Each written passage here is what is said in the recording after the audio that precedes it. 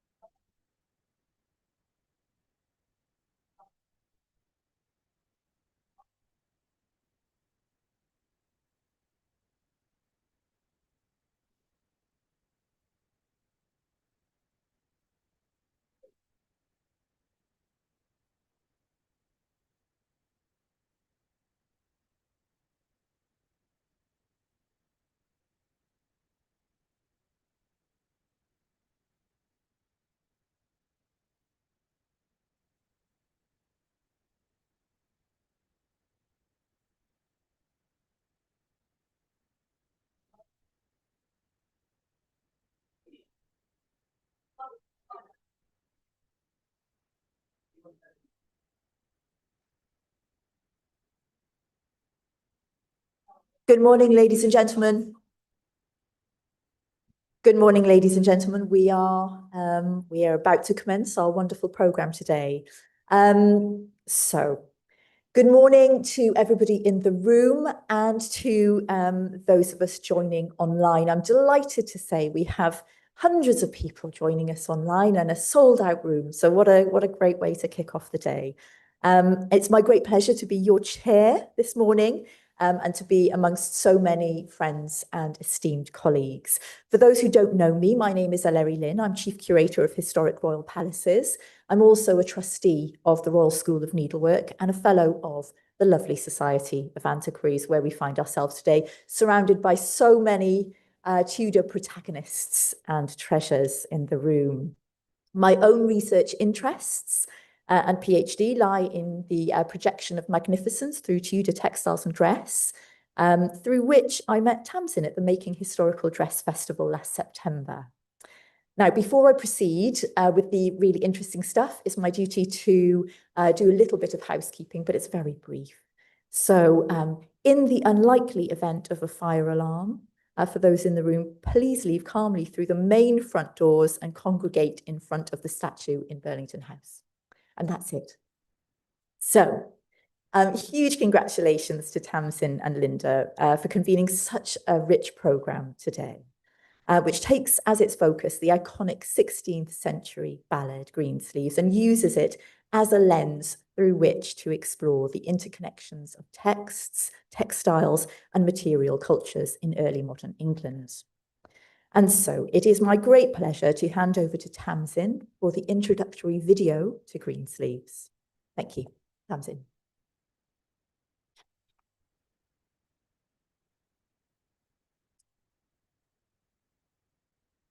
Thank you so much for coming to this. It's really exciting to see everything coming together.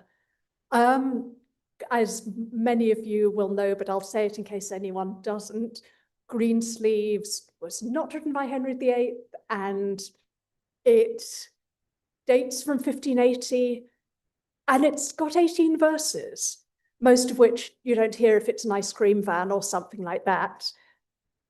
But I, in my madness, had a look at the verses, realized quite what they were saying, and decided that we needed to make everything in it and bring it to life. So I'm going to show you a video. We reconstructed all the clothes and many of the accessories too that are described in the song. And then I'll talk more about this in my paper. I also wanted to look at how it would feel to be showered with gifts that you might not have asked for, that are steadily more and more expensive. And so I got two wonderful actors, Callum Coates and Eloise Pennicott, to be the lover and Greensleeves. And I'm going to show you now all 18 verses so that you can see the story. Now I'll see if I can make it. Cat food. I also Arriving today with price. That's off your mind. So now you can worry about something else, like, can Xavier read minds? Again, I've tried.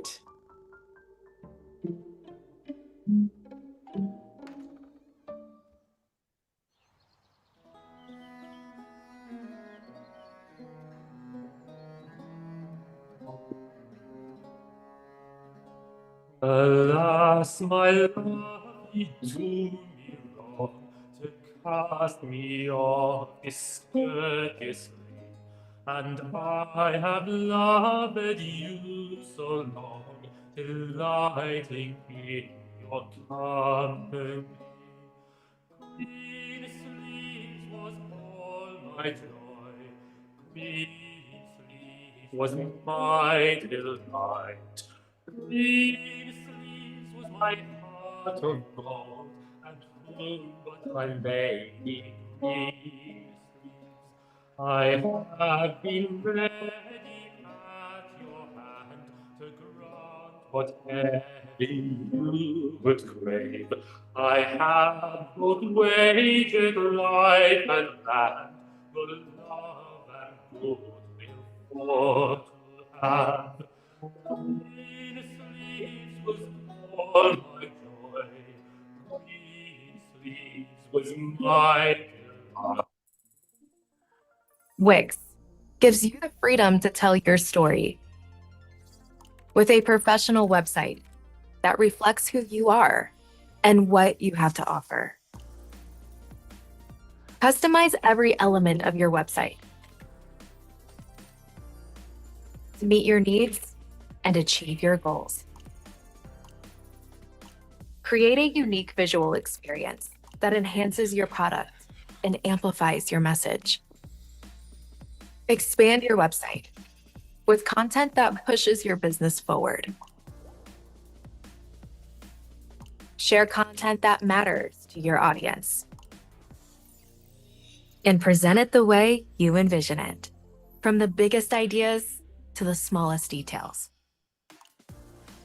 Your website, your voice, your platform.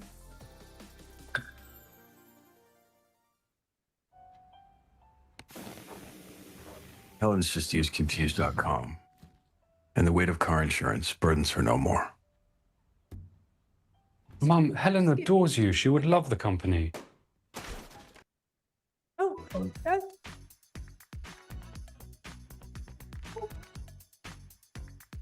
Oh. No, that. Oh, no, just.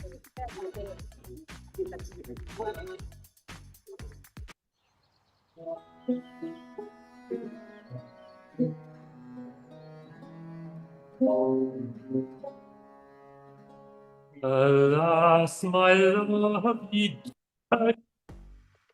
The future of your business is here. With Wix, you get advanced AI. Just should I had that were both fine and gallant. I kept thee both board and bed, which caused my purse well favouredly. Green sleeves was all my joy, green sleeves was my delight. Green sleeves was my heart of gold, and full was my lady green sleeves. I bought the petticoats of the best, the cloth so fine as my. I gave thee jewels for thy chest, and all this cost I spent on thee. Green sleeves was all my joy, green sleeves was my delight. Green sleeves was my heart of gold, and full was my lady green sleeves. Thy smock of silk, both fair and white, with gold embroidered gorgeously. This petticoat to sandal right, and this I bought thee gladly. Green sleeves was all my joy, green sleeves was my delight. Green sleeves was my heart of gold, and full was my lady green sleeves. Thy girdle of gold so red, with pearls bedecked sumptuously, the like no other lass's had, and yet thou wouldst not love me. Green sleeves was all my joy, green sleeves was my delight. Green sleeves was my heart of gold, and full was my lady green sleeves. Thy purse and feet, thy gay gilt vibes, thy pink is gallant to thee high. Though better wore the purchase wise, and yet thou wouldst not love me. Green sleeves was all my joy, green sleeves was my delight. Green sleeves was my heart of gold, and full was my lady green sleeves. Thy crimson stockings all of silk, with gold all wrought above the knee. Thy pumps as white as was the milk, and yet thou wouldst not love me. Green sleeves was all my joy, green sleeves was my delight. Green sleeves was my heart of gold, and full was my lady green sleeves. Thy gown was of the grassy green, thy sleeves of satin and pearl, which made thee be a harvest queen, and yet thou wouldst not love me. Green sleeves was all my joy, green sleeves was my delight. Green sleeves was my heart of gold, and full was my lady green sleeves. Thy garters fringed with the gold, and still the ageless hanging by, which made thee blithe for to behold, yet thou wouldst not love me. I gazed, gilding I began, the right wherever lighted me. No lady ever was so brave, and yet thou wouldst not love me. My men were clothed all in green, and they did never wait for me. For this was gallantly seen, and yet thou wouldst not love me. They set thee up, they took thee down, they served thee with humility. Thy foot might not once touch the ground, and yet thou wouldst not love me. For every morning when thou rose, I sent thee dainties orderly, to cheer thy stomach from all woes, and yet thou wouldst not love me. Thou couldst desire no earthly thing, but still hadst ready thy music still to play and sing, and yet thou wouldst not love me. And who did pay for all this year that thou didst spend when pleased? I that am rejected here, and thou disdainst to love me.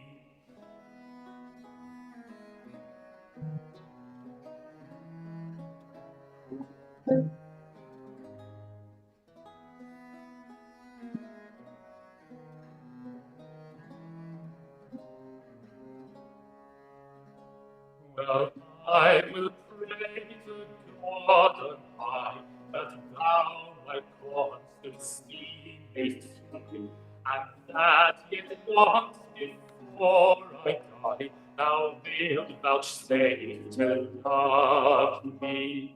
Greensleeves was all my joy, Greensleeves was my delight, Greensleeves was my heart of gold, and who but my lady Greensleeves? Greensleeves now farewell, adieu. God, I pray to prosper thee, for I am still thy lover true. Come once again and love me. Greensleeves was all my joy, Greensleeves was my delight, Greensleeves was my heart of gold, and who but my lady Greensleeves?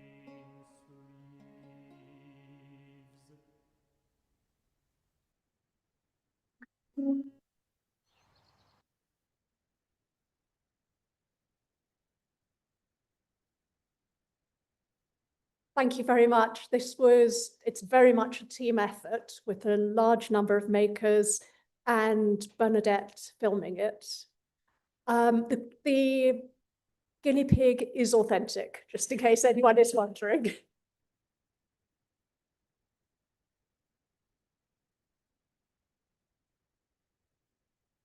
Thanks very much, Tamsin. What a brilliant video. What a joy to watch. And Tamsin is speaking later, so you'll receive a full biography of her many skills and qualifications before her paper. But just to move swiftly into panel one. So our first session of the day is Love, Lament and Law, Greensleeves in Literary and Legal Contexts. And our first speaker of the day is Linda Grant, who is going to present a paper entitled And Yet Thou Wouldst Not Love Me, Reading Greensleeves Through the Poetics of Erotic Complaint. So Dr. Linda Grant, FSA, works on early modern literature and literary culture with special interest in discourses of love and the erotic, representations of gender and the body, and receptions of Latin and Greek poetry in the Renaissance. She has published on topics such as impotence poetry, 16th century pornography, Latin erotic elegy, and 16th century receptions in England and France, and representations of rape in poetry, with forthcoming articles on George Herbert's Lucretian materialism and the architecture of intimacy in the verse of Lady Margaret Douglas and Queen Mary of Scots. She has taught in both classics and English departments at Birkbeck, Queen Mary University of London, and Royal Holloway. She is co-convening this conference with Tamsin, and will be presenting this paper looking at Greensleeves as erotic complaint that continues a genre that can be traced back to Greek classical lyric. So without further ado, please welcome Linda to the podium. Thanks very much.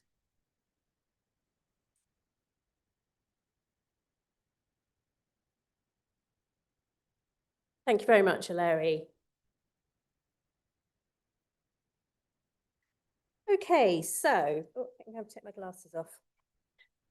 So in this paper, I want to think about what happens to the ballad Greensleeves if we read it not just as a song, but as a poem, and specifically as a poem within the genre of erotic complaint. We'll also be thinking about the representation of dress and bodies, and how gifts of costume inscribe dynamics of power and gender in the text. And you may have some hints about that already from that fantastic video we've just.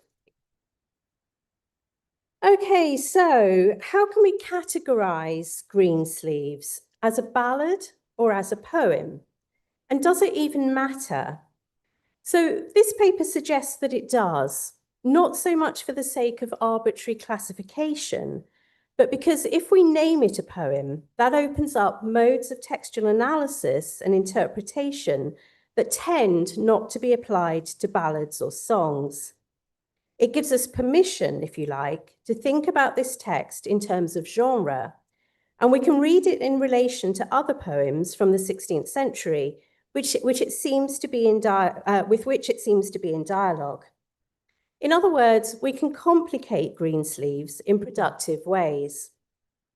Before moving on to doing some of this work, let's just see how contemporary printers and publishers frame this song.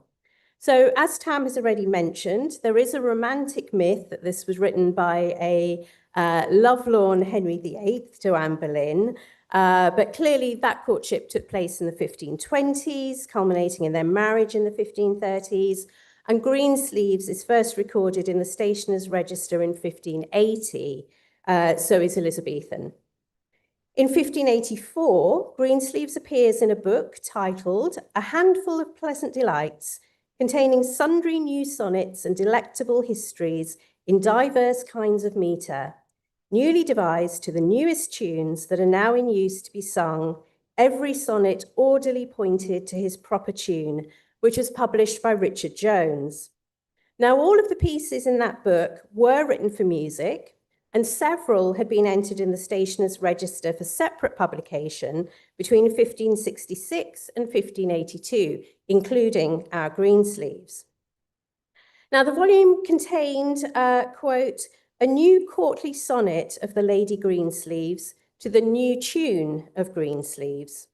And it's also worth noting here a line from Shakespeare's Merry Wives of Windsor from 1597, where the line goes, let the sky rain potatoes, let it thunder to the tune of Greensleeves. So there's a testament here to the popularity of the tune of Greensleeves, which gets linked to this text. Okay, so what can we make of this? A Handful of Pleasant Delights talks about sundry new sonnets in diverse kinds of metre, and also this newly devised to the newest tunes. It goes on, as we've seen, to specify a new courtly sonnet to the Lady Greensleeves. So the published book erases any easy distinction between poem and ballad, implying this is both poetry in the form of a sonnet and also to be sung to music. But this is complicated by the fact that Greensleeves is not a sonnet, a 14-line verse. It follows instead a typical ballad form of quatrains or 4-line verses in a simple A-B scheme where alternate lines rhyme, followed by the chorus. The specific designation of this being a courtly sonnet is also important, as this places the verse into a specific poetic tradition of the 16th century love sonnet, often, though not exclusively, associated with the court or elite and aristocratic cultural circles, and frequently, though again not exclusively, associated with erotic love and masculine complaint. So famous examples here would include Thomas Wyatt, who's writing at the court of Henry VIII, and is one of the first adopters of the European sonnet form into vernacular English, and Philip Sidney, whose Elizabethan sonnet sequence, Astrophel and Stella, was hugely fashionable as it circulated in manuscript in 1580. So again, very close to the date of Greensleeves. Now, interestingly for our discussion, both Wyatt and Sidney, amongst others, also embraced the ideas of songs within their poetry. So Wyatt, for example, wrote poems called Blame Not My Lute and also My Lute Awake, poems which again use a ballad format and use the metaphor of a lute as a stand-in for the poetic voice of both the poet and the narrator, but which also seem to have been literally sung or possibly kind of chanted to the accompaniment of a lute. In Sidney's sonnet sequence, Astrophel and Stella, the sonnets are interspersed by what he calls songs. And again, these break the format of the sonnet and also, interestingly, introduce a female voice, whereas all of the sonnets are narrated through the male narrator, the male lover. Importantly, too, both Wyatt and Sidney are writing erotic complaint from the viewpoint of a male narrator. However, before picking up on that, I just want to think briefly about the classical origins of poetry and music and the relationship between them. So the term lyric first appears in Greek in the 2nd century BCE and indicates poetry that's sung or chanted to the accompaniment of a lyre. And I've just put an image on here of a Hellenistic Greek vase showing a singer with the lyre. It's a stringed instrument, like a kind of mini harp. And they are, reciting or chanting their poetry to the accompaniment of that. So for the ancient Greeks and Romans, lyric was both a form and a genre. It was seen as the opposite to epic, for example, where epic was grandiose and dealt with matters of public and national import, such as the Trojan War in the Iliad, or the establishment of the settlement that is to become Rome in the Aeneid. Lyric, on the other hand, was associated with the personal, with expressions of subjectivity and individuality, even issues of self-presentation, which is kind of quite interesting, I think, for Greensleeves. Now, that isn't to say that lyric couldn't also be political. So Latin love elegy or erotic elegy was a form of lyric that engaged profoundly with issues of masculinity, power and powerlessness, and what it might mean to ideas of manhood if one lived under an authoritarian political regime. So for classical elegists like Catullus, who's really a kind of proto-elegist, or Tibullus, Propertius, Ovid, poems of erotic love served as a lexicon and a vocabulary for thinking about the circulation of power in society. So who had it, who didn't, how to articulate, in the latter two cases of poets, what it felt like to live under the increasingly repressive rule of Augustus after the Roman civil wars, his defeat of Mark Antony, and his accession as emperor in what was to be a hereditary monarchy. So that loss of masculine power under the empire gets translated into love lyric.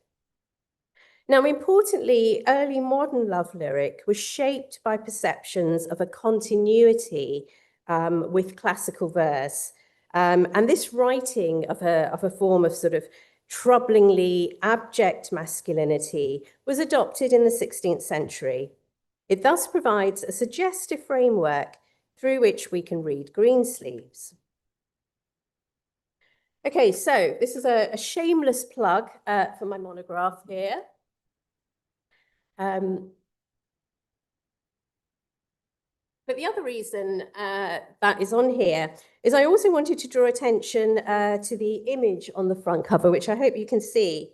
So what we have here is an image of the subservience of Mars, the Roman god of warfare, so the kind of ultimate masculine god, to Venus, the goddess of erotic love. And that dynamic and that supposed subservience is very much a part of the dynamic of this poetic tradition. But also what this image, I think, draws attention to is that contrast of nakedness and clothing. And that's something that, that we're going to come to presently again in this paper in relation to Greensleeves. Now, just to talk a little bit about the characteristics of Latin erotic elegy, because there's quite a kind of systematic way in which the poetry works. So it figures a poet narrator in pursuit of an aloof lady or mistress who may be sexually available. So sometimes in Latin verse, she may be a courtesan, so a high-class, very cultured prostitute, but who is also unfaithful and dismissive. The poetry is always circular and it's always unsatisfied. And this is interesting because if the lover were ever to actually catch his mistress, then the dynamics of both the pursuit and also complaint would be brought to an end. So the poetic project would be brought to an end and therefore is reliant upon the male narrator never actually being able to, to pin down his mistress. Now, the lover in this genre is almost always male, with the female as the object of both his pursuit and his unrequited desire. And so the dynamics of erotic elegy transfer relatively easily into the 16th century, which is full of lyrics voiced by male narrators decrying their love for uninterested mistresses to such an extent that they're given their own subgenre of erotic complaint, which brings us neatly back to Greensleeves. So Greensleeves opens with this love complaint. Alas, my love, ye do me wrong to cast me off so discourteously. It opens in media res, right in the middle of this ongoing unhappy love situation, and the asymmetry of the affair is made clear. He is the lover, she is the disdaining object of his attentions. Now, it's interesting here that one of the complaints is that she casts him off discourteously. To be discourteous at this time is not merely to be rude or uncivil, but quite specifically not to have the manners befitting of a court, as defined particularly by Castiglione in his courtesy manual, The Courtier. So what's interesting about this is that the narrator manages to subtly insult his lady as being unsophisticated in not playing the courtier's game, even while he actually needs her to reject him in order to give material to his poetry. The poem goes on with extravagant declamations of fidelity on his side and adoration. I have both waged life and land, your love and goodwill for to have. And his grievance, and again, I think we see this very much in Tamsin's wonderful film, his grievance gets a bit resentful at times. I kept thee both board and bed, which cost my purse well favouredly. But still the lady refuses to succumb to all this throwing around of his wealth.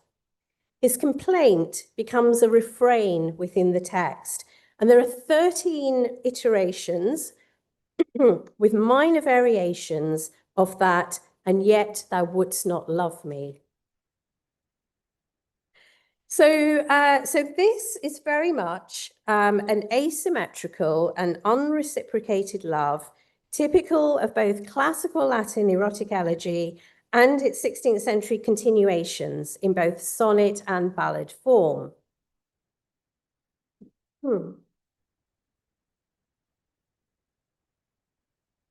And this form of love can be codified by gender as a male pursuit of a reluctant woman. And his is the I voice of the poem, while she is muted, actually silent completely in Greensleeves. We never get to hear her speak. He performs as an abject lover, while he allocates her the role of the rejecting beloved. Now, that's nominally a position of power, except I think we have to ask, how much power does she have over behavior, which in modern terms we might see as quite stalkerish? Again, we've seen that. He's certainly obsessive, as not even her discourteous behavior has put him off. He's not a man, we might say in a very modern vernacular, who takes no to mean no. More seriously, though, within the text, it's his voice we hear. It's always his side of the story, which makes up the matter of the poem. And the music, with its slow and melancholy strains and beautifully simple flow of repetition, serves to wring our pity, while also indicating the circular, unfinished nature of both the text and the pursuit. For there is no end, even when the ballad or poem ends. Even while the lover states, now farewell, adieu, the text finishes on his unending desire. But I am still thy lover true, come once again and love me. On the surface, then, this text performs a case of male subservience to an unfeeling would-be mistress. But as we've been exploring, the dynamics are more troubling than that. Not only does the male lover control the chase, but he equally controls the text, filling it with his voice while his mistress is muted other than through his representation of her. She is the object of the text with no subjectivity of her own. And I think one of the things that's really interesting for me about that film is that the visuals actually allocate a subjectivity, to the mistress, that if we're reading the ballad or listening it to as a song, we don't necessarily have. So within this context, what does it mean that almost all his gifts are of clothing, accessory, and dress? Now, one of the characteristics of erotic love poetry in this period is what is called the blazon. Now, this is an itemized and detailed description by the male poet of the female beloved's physical characteristics, both face and body. And it's so prevalent in the period, and particularly within the genre of erotic complaint, that Shakespeare actually makes a joke of it in Twelfth Night. Now, Twelfth Night is dated to about 1601, 1602, so kind of at the end of this fashion, which really peaks in the 1580s. So in that play, Olivia sardonically describes her own face to Viola, who at that moment is cross-dressed as male and is representing Orsino, who is the suitor to Olivia. So Olivia says, item, 2 lips in different red. Item, 2 grey eyes with lids attached.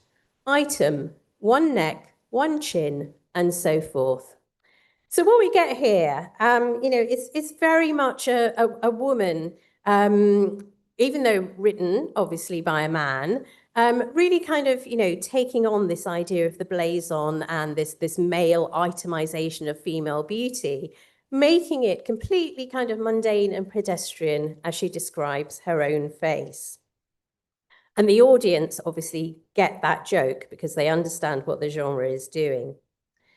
Now, feminist scholars have generally read the blazon as a quasi-violent textual dismembering of the female body, as individual body parts are held up for admiration, dislocated from the woman as a whole, who remains usually voiceless and also personality-free.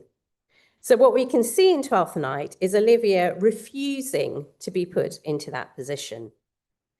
Now, Greensleeves focuses on items of clothing, dress, and accessories rather than direct body parts.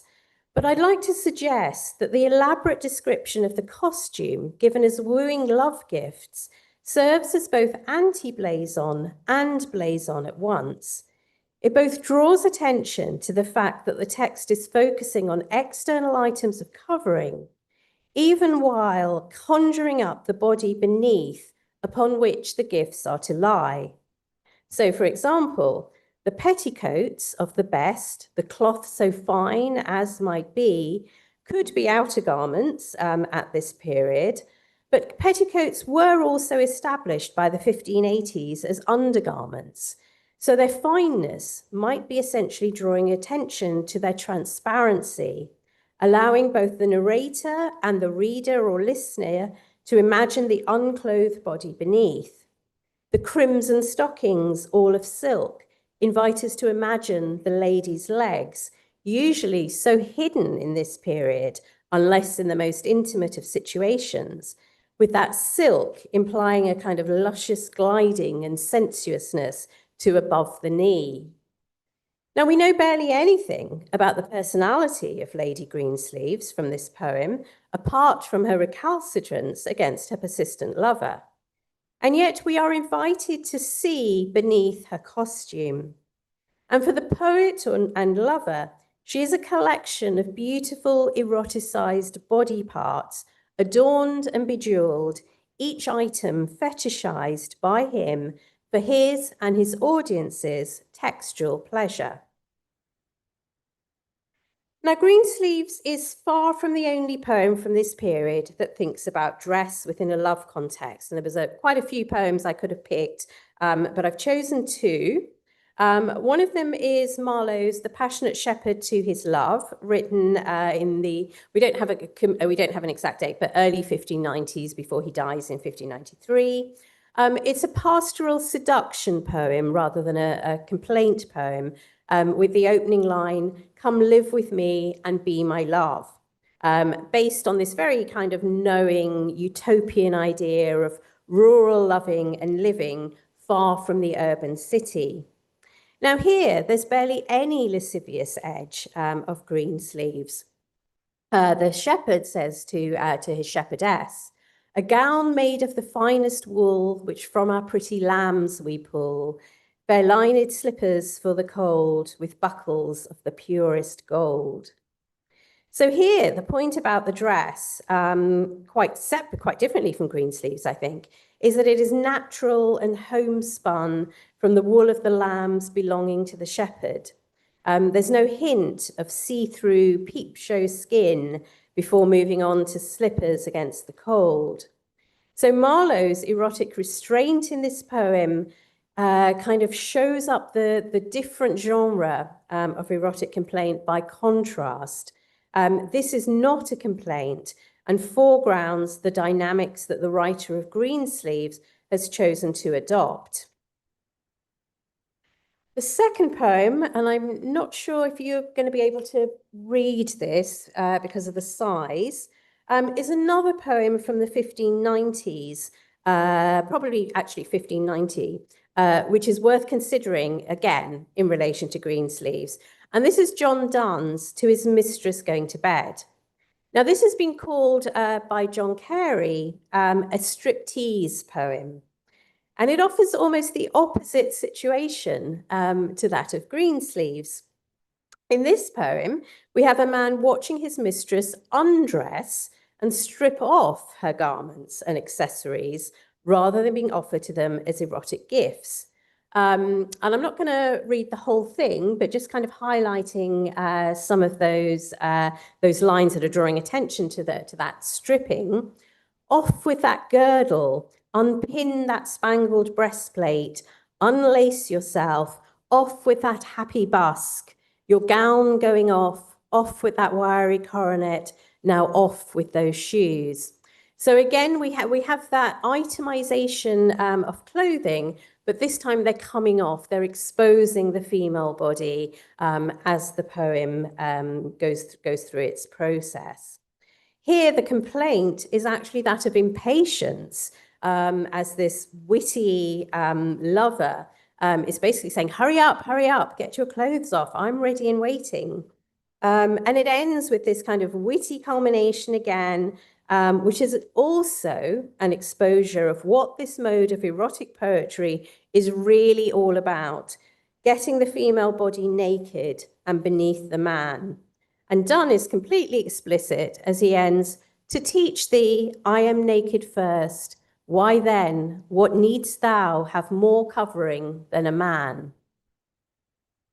So to conclude then, by treating Greensleeves as a poem, we can place it in dialogue with a literary tradition that the 16th century revived from their understanding of classical Latin erotic verse.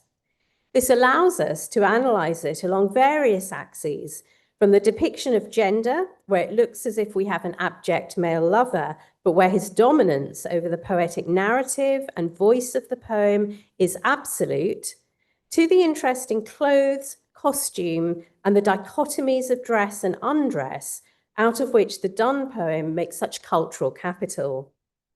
Importantly, I would say this approach is complementary to, rather than instead of, regarding this verse as a ballad. As we've seen, both the classical period and 16th century was completely relaxed about this classification, where both poetry and song could be defined as lyric. Thank you.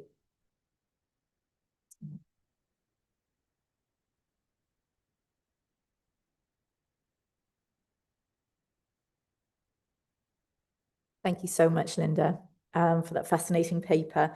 We're going to move on to the second paper in this session before we come to questions and discussions at the end. So our second paper of this session is by Judith Hudson, who is going to give us a paper on Greensleeves, Sumptuary laws and the representation of rank. Judith works on early modern drama and law, with associated interest in women's writing, paleography, and social history. Her monograph, Crime and Consequence in Early Modern Literature and Law, was published by Edinburgh University Press in 2022. She has published on a wide range of topics, including early modern ideas of perjury, the evolution of bigamy laws, and the use of evidence in 17th century closet drama. She holds a PhD from the University of London and has taught at Birkbeck College. And she's going to be presenting a paper that examines Greensleeves through the lens of Tudor sumptuary law. So please welcome Judith. Thanks very much.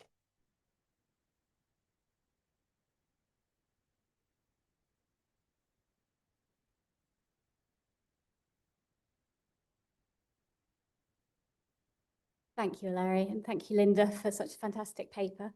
Can everyone hear me? Okay, all good? Great. So as Larry mentioned, I'm going to look at Greensleeves through the lens of Elizabethan sumptuary law. I'm going to start off with some context on sumptuary law, and then I'm going to put my deer stalker on, my detective hat, and have a look at Greensleeves and what sumptuary law can tell us about the poem and about its protagonists. So, great. In the court leet records of 16th century Southampton, we find the case of diverse women in this town brought in front of the justices for a very particular offence.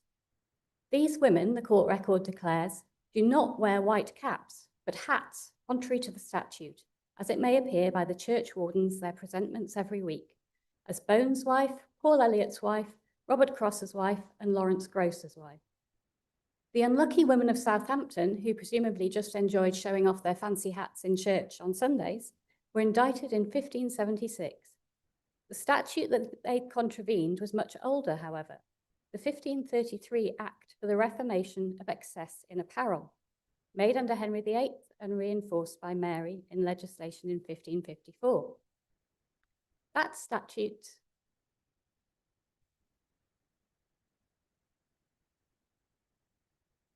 Okay, you hear me? Yeah, right. That statute remained in force in the 1580s when Greensleeves was first published, and indeed throughout the remainder of the 16th century. If we read the ballad through the lens of the Acts of Apparel, what do we learn? And specifically, what can sumptuary legislation tell us about the mysterious woman at the centre of Greensleeves? So some background. The so-called Acts of Apparel were part of a tradition of English sumptuary legislation stretching back to the early 14th century under Edward III. Now, in fact, Linda might be pleased to learn that scholars have identified sumptuary laws existing as early as classical Greek and Rome, but today we're going to focus on its English manifestation. Such legislation, which also regulated food, drink, and the playing of certain games, had a number of objectives.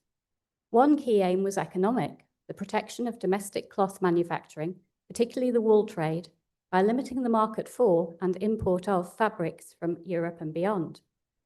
But the accompanying and often more explicit goal of the Acts of Apparel was social control, the reinforcement of strict distinctions between the social classes, the avoidance of what Elizabeth I described as the confusion of degrees of all estates. The 1533 Act, as its predecessors, set out in considerable detail the types of fabric, cuts and colours of cloth, trimmings and decorations that the English people were permitted to wear, according to their social status and annual income. No one except the monarch could wear purple, for example, or gold tissue, and the prescriptions became more specific as they passed down the social order. Punishments for contravening the statute included confiscation of the so-called obnoxious items, heavy and cumulative fines, and in some cases, particularly for lower class offenders, the stocks or imprisonment.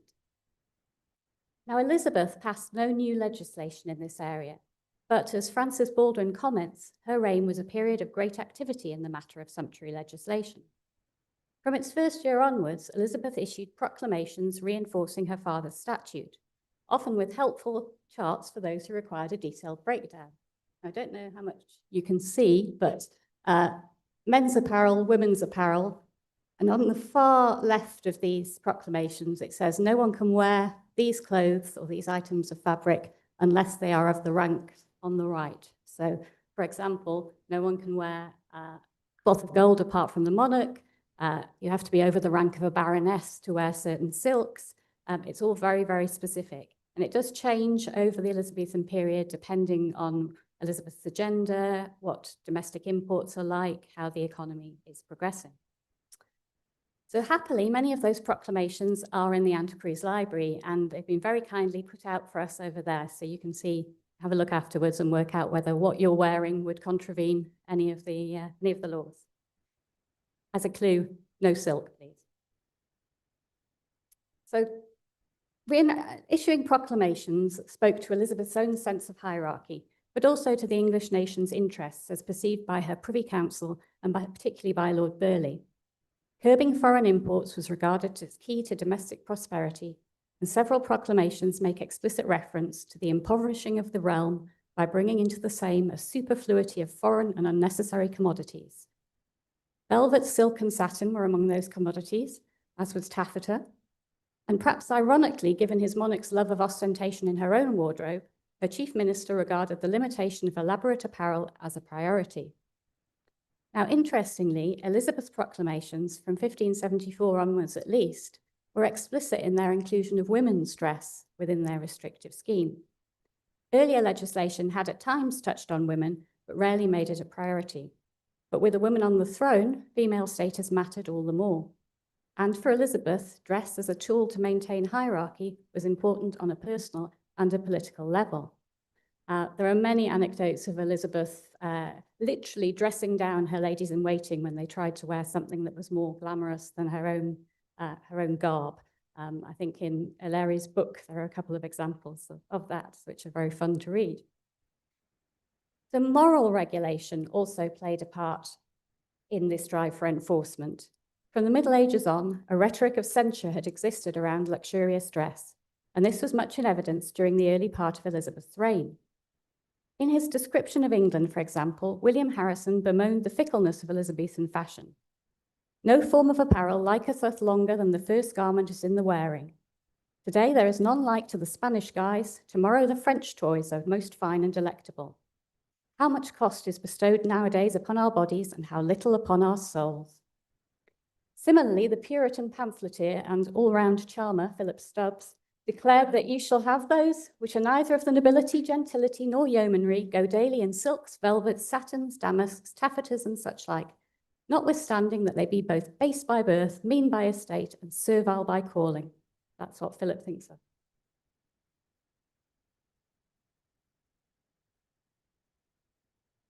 At least 9 proclamations touching the acts of apparel were issued during Elizabeth's reign, lamenting not only the great excesses of apparel in all states, but the inadequacy of enforcement of the statutes as well, the lack of dutiful care in those to whom the authority to see due execution of the laws was committed.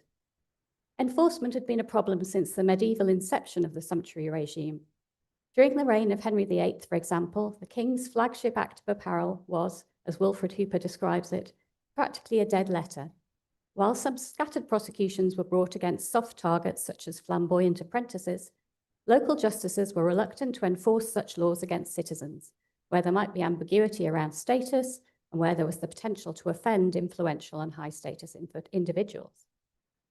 But Elizabeth and her government were determined, and her proclamations proposed schemes to ensure enforcement, including setting groups of so-called watchers to be appointed to each parish to monitor conformity with the statute. So in the City of London, these watchers manned the city gates from 7 a.m. to 11 a.m. in the morning and 1 p.m. to 6 p.m. in the afternoon, so presumably early modern rush hour, looking for offenders who were entering and leaving its parishes using or wearing any silk, velvet, or weapons prohibited. And in a display no doubt intended to counter judicial squeamishness about enforcement, a number of gentlemen were indicted and prosecuted for apparel offences in the Star Chamber in the 1560s. And sermons addressing the wickedness of breaching sumptuary laws were now required to be read during church services. So the increasing flamboyance of Elizabethan dress created plenty of opportunities for abuses to arise. As we know, ruffs were becoming ever more ostentatious, to the point where a 1580 proclamation includes a special amendment against wearing obnoxious ruffs of excessive length and depth. A particular crisis seems to have arisen in the 1560s, centering somewhat improbably on giant trousers, or monstrous hose, as they're described in the statute. In May 1562, an apparel proclamation was issued decrying the use of the monstrous and outrageous greatness of hosen, which has crept of late into the realm, to the great slander thereof, and the undoing of a number using the same, being driven for maintenance thereof to seek such unlawful ways, as by their own confession brought them to destruction.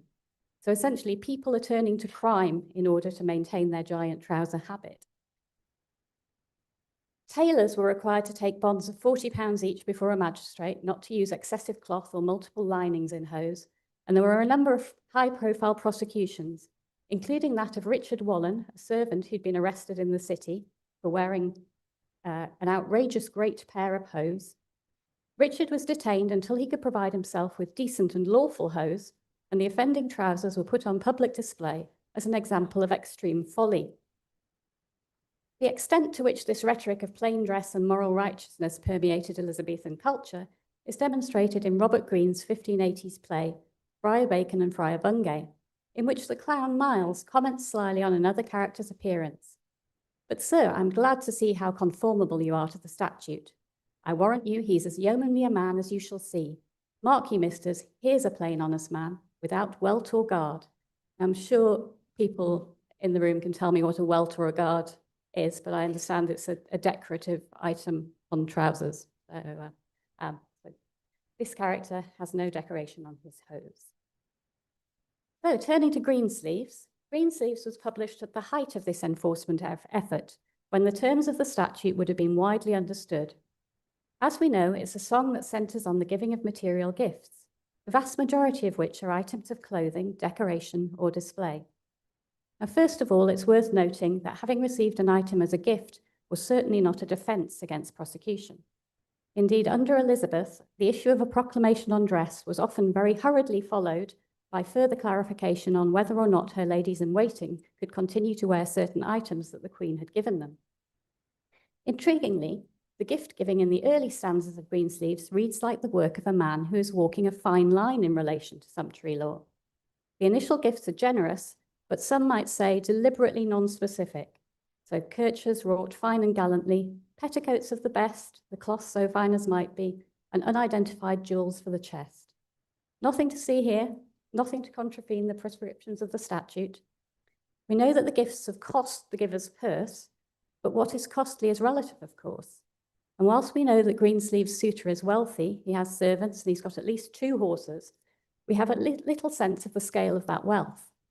And understanding annual income was a problem for the Elizabethan authorities too. As Wilfred Hooper comments, the proclamation of 1577 refers to the difficulty that had been experienced in ascertaining the value of a person's estate, in the absence of which it was often impossible to tell whether he was keeping within the law or not. Now, the suggested solution for this was that those accused of or suspected of dressing beyond their rank and income should receive judgment based on how that income had been assessed in the subsidy books, that is, the tax record. This created a clever double bind whereby, to defend his right to wear the accoutrements of status, the accused might have to prove that he was, in fact, richer than his tax assessment suggested, thus presumably exposing him to higher tax in future. As the song progresses, however, caution is thrown to the winds and the lover's gifts to his lady become more opulent, more specific, and more interesting for our purposes. So the smock of silk, both fair and white, embroidered with gold, is particularly interesting. Silk was very high up on the list of restricted fabrics, and according to one schedule of women's apparel, silk or cloth mixed or embroidered with pearl, gold or silver might only be worn by baronesses and all above that rank. In general, any embroideries of gold or silver could only be worn by wives of barons, eldest sons, and all above that rank, barons' daughters, wives of knights, maids of honour, or ladies of the Privy Chamber. Now, it seems improbable that Lady Greensleeves is a baroness, but on the face of it, this gift suggests she has the high status necessary to legitimise the wearing of gold. Until that is, we notice that it is her smock that is so gorgeously appointed. Now, as Linda discussed, this is an item of underwear. It wouldn't be seen in public. The gift of a smock is entirely appropriate in the taxonomy of courtship or erotic intimacy. It also neatly walks the line between lavish generosity and public observance of the sumptuary laws. When we look further, this same strategy seems to play out. Greensleeves' petticoat, which might be on display, is made of sendal. Sendal was a fabric often used to make ceremonial clothing, including vestments for members of the church hierarchy. It's described as a fine linen or a raw kind of silk, and as such would probably be okay, probably wouldn't explicitly contravene any restriction. So as such, is the singer's reference to sendal right something more than just a useful rhyming device? Could it be a sly nod to the legitimacy of his gift? Although, on the other hand, sendal is sometimes used to describe a fabric woven of a linen warp and a silk weft. So perhaps we might suggest that there is an element of transgression woven into this particular offering. Now, as the song progresses further, the lover's gifts become still more overtly ostentatious, further complicating our picture of their recipient. Girdles and garters are not explicitly touched upon in the proclamations, though the references to gold and pearls would suggest that these gifts might be open to some scrutiny, if Lady Greensleeves isn't of high rank. Stockings, however, are addressed in later proclamations. Silk nether stocks or stockings for the lower calf became more affordable in the latter years of Elizabeth's reign, and were hastily prohibited for those below the rank of a knight's wife, or those with income of £200 a year. Greensleeves stockings are made from crimson silk, and although their gold embroidery, as we've seen, is hidden above the knee, they would most likely fall under the terms of the Act, but presumably she would have to keep them well hidden. And even if those stockings did remain hidden from view, certainly the satin sleeves of her gown would be forbidden unless she was the wife or perhaps the daughter of a gentleman bearing arms. Of course, all this becomes irrelevant if Lady Greensleeves isn't claiming status but only performing it, as some popular theories have proposed. In fact, suggestions that Greensleeves may have been a courtesan or prostitute, her sexual availability signalled by her gown of green, have been largely dismissed by recent scholars. nor was green a colour that was restricted under the Tudor sumptuary laws, unlike purple or gold. But interestingly, one of the provisions of earlier sumptuary legislation was an attempt to identify prostitutes by means of their dress. John Stowe quotes it thus: "In 1350, an ordinance was made at the insistence of the Londoners that no known whore should wear from thenceforth any hood except rayed or striped of divers colours, nor fur, but garments reversed or turned the wrong side outward, upon pain to forfeit the same." A very similar provision exists in a statute of Henry VI's reign, made around 1487, in which it was ordained that all the common strumpets should wear ray hoods and white rods in their hands, so stripy hoods to identify themselves. Although there's very little evidence of enforcement of this, it appears that prostitutes were among the earliest women to be targeted by the sumptuary regime. So if she's not a common strumpet then, Greensleeves status does still remain ambiguous. Our next clue is in the reference to the burgesses' wives in verse 7. The gifts in this verse, while inherently practical objects, a purse, knives, and pin case, are very much designed to be displayed and used in public. So if Greensleeves should be pleased that the burgesses' wives wear no better purses than she does, where does that position her in the social order? Would being a burgess wife be aspirational for Greensleeves? Burgesses, it's a very hard word to say, burgesses were generally office holders in their borough or district and might even be parliamentary representatives. They were clearly men of a certain status and income, and as the song indicates, well able to provide expensive items for their wives, but they generally ranked below the true nobility. Seems unlikely that a baron's daughter would see a burgess's wife as her peer, but the daughter or widow of a gentleman bearing arms might. If Greensleeves is indeed of this latter status, then to wear some of the more intimate gifts she receives from her lover would be most definitely transgressive, but perhaps no more so than the good women of Southampton wearing their fancy hats to church. Sumptuary laws didn't merely extend to the dress of individuals, of course. Masters were accountable for the dress of their apprentices, and those who retained servants took responsibility for their charges' adherence to the terms of the statute. At court, this could mean the dress of gentlemen of the Privy Chamber, or for Elizabeth, her ladies-in-waiting. And clothing or livery might form part of a high-status servant's salary. The Elizabethan proclamations do allude to liveries, as we see here. Very small print, but on the left there. Item that it shall be lawful to wear in liveries, silk buttons, taffeta, grosgrain, velvet, or any other silk in the facing of coats. Yet liveries occupied a complex place in the regimes of apparel, for they were intended to denote the status of the master or mistress rather than the individual servant. They signalled rank, but at a remove, and the gap that created could be a source of conflict. Specifically, as Hilary Lynn comments, livery added to the court's appearance of wealth and magnificence, and its use outside the court was carefully monitored and discouraged. But in the final verses of the song, Greensleeves' lover effectively creates a livery for his lady by clothing his men in green, in tribute to her. In a climate where even the Queen felt it necessary to license her own household to wear the apparel of her choice, this is quite a bold, almost a provocative move. So, reading Greensleeves through the lens of the sumptuary laws is an intriguing, if slightly frustrating project. We can certainly trace an awareness of those laws in the song's approach to gift-giving, a playful, knowing tone, but equally it's tricky to establish a clear link between dress and status for the elusive Lady Greensleeves. In many ways, this speaks to the tenuous nature of the Tudor sumptuary regime itself, which was complex in interpretation, poorly enforced, and frequently flouted.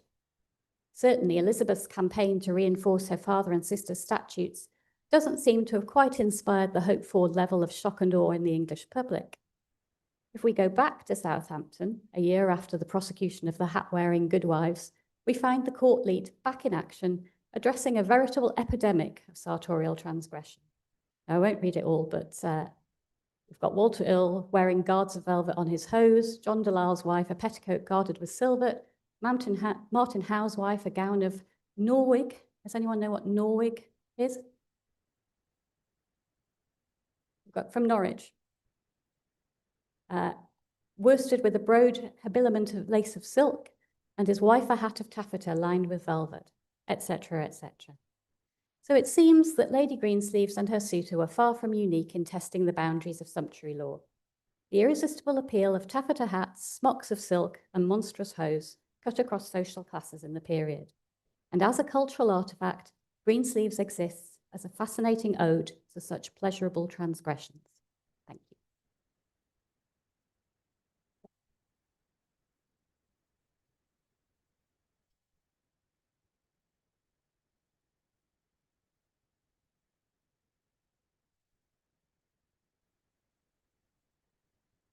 Brilliant. Is this working? Great. Thank you. So, Linda and Judith, thank you so much for those incredible papers and that very rich information that's kicked us off brilliantly for the day ahead. So we're going to have open to the floor now for questions and a discussion about the papers we've heard so far. So there is a roving mic that will come around when you put your hand up. So do we have any questions? Yes, over here. Oh, can you wait for the microphone and then speak into the mic? Brilliant. Thank you so much. Hi, Linda, I was wondering whether we have any idea how Greensleeves is received contemporarily in terms of that sort of reluctance that you spoke of in terms of Greensleeves. So is that idea of the lover being persistent kind of intellectualized contemporarily, or are we not really sure? Yeah, it is. And I think that goes back to that very much the recognition of where that whole dynamic is coming from. You know, I mean, everybody has got a kind of, you know, a Latin education. So that idea of love poetry, and it very much gets transferred into, you know, into the early modern period via France and Italy. So particularly Petrarch, you know, who again reuses that dynamic. Dante, to some extent, does slightly earlier, although he gives it that kind of religious overlay, so slightly kind of changes it. But yeah, I mean, it's absolutely a kind of a well-recognized kind of dynamic, even if people are kind of calling it different names, which is exactly why somebody like Shakespeare can, you know, can make a joke out of it, because people recognize, you know, what it's kind of responding to. I haven't seen anybody you really kind of thinking about that in relation to Greensleeves, though, and I think that's the whole thing about you know, what makes it so interesting if we think about it as poetry and put it in relation to poetry rather than just simply seeing it as a song or ballad. And I think that's exactly why it's so useful to think about it like that, because it opens up those sort of relationships. Thank you.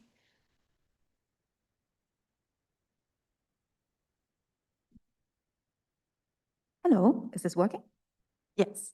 I was wondering, with the statutes, was it, because of course, like nobody can dress above their station, and it doesn't matter if it was a gift to them. Was it a thing already in the 16th century, of like passing dresses on, sort of like as we do now in charity shops? I know it was in the 19th century. Yes, so I mean, the classic example is Elizabeth does pass on some of her gowns to her ladies, if she's happy for them to, you know, to look quite as nice as her, usually in a slightly downgraded way. But certainly mistresses to servants, passing, there wouldn't be I'm not aware of any kind of public market for secondhand clothes, although others may be, it may be, I think, yeah. Yeah. In the theatres as well, yeah. That's fascinating. So, so yes, clothes would be in circulation, but you have to be very aware that you're observing your status. I say that, but as we see, most people were slightly pushing the boundaries of what they were allowed to wear, and you can understand it if goods are in circulation. Dress around the cold.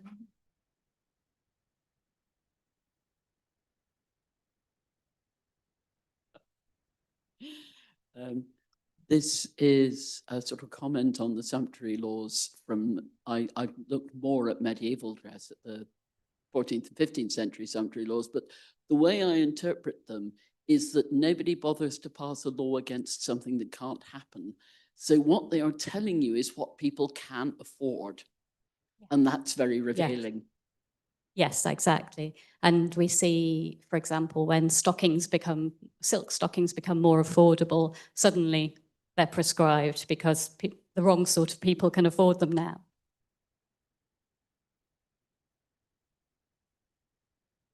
Sorry, one thing that probably is worth noting, you mentioned sumptuary laws going back to Roman times, and also the thing about the prostitutes. And one thing about classical Rome is that prostitutes were the only women who wore togas. So normal Roman women were forbidden to wear togas, but prostitutes, as in streetwalkers, would wear togas, and particularly yellow togas. So again, we have there is some poetry, and it's quite rare, but it's fantastic, of a Roman poet, female poet, who inserts herself into this genre, which is very much voiced as a male, and she talks about herself as being togaed, to kind of put herself into that position of the beloved. So there is a long tradition of that sumptuary thing. And is that almost is that a sort of empowered thing? Is that a form of advertising, or is that we're confining you to yellow togas because you are prostitutes? I think it's a way of advertising who they are. I mean, I think the law is supposed to separate, proper Roman ladies from prostitutes, but I think the prostitutes kind of turn it on its head as a way of advertising. And so when Sulpicia writes about it, she's clearly not a prostitute, but she's using it as a way to kind of turn the tables, on this very kind of male-authored genre. So again, I think it goes back to what you were saying about the transgression that you can choose to display by your clothing or your dress. Oh, there's a question over here at the back, and then right at the back. Thank you. My question's for Linda, and it's actually about the John Donne sort of striptease poem you had at the end, because there was a strange duality in that last couplet. The speaker says he is a teacher and he is naked first, and what covering does she need more than a man? And in your discussion, you sort of imply what covering does she need more than a man would need. But when I first read it, I sort of saw it as what covering would she need more than to have a man physically covering her body. And I was wondering if that double entendre was really intentional at the time to kind of frame the attitude towards women's bodies. I think absolutely. I mean, John Donne is absolutely famous for, his kind of witty and sexualized, eroticized conceits.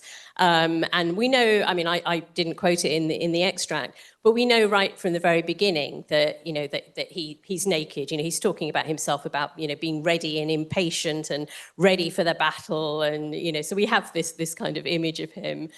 So I think, the kind of, the second reading, the idea of like, yeah, you don't need all your clothes as a woman because men will cover you is very much the image that, the sexual image that he wants to leave us with at the end of that poem, definitely. And then a question right at the back. Thank you. Passing the microphone back. I have some online questions. One comment for Judith: Norwich does get used as a descriptor elsewhere. The city was noted for its fine worsted cloth. And the question is, 2 thoughts from the first talk. Can the erotic complaint be seen as a last fling of the medieval tradition of courtly love? And about Greensleeves in particular, given that she has cast him off and also been the recipient of bed and board, is this actually the end of the affair rather than it never having started? Interesting. Interesting question. I guess I tend to be one of those people who's quite skeptical about that idea of courtly love. I think there are sort of certain points in history where that became the way of understanding kind of love dynamics.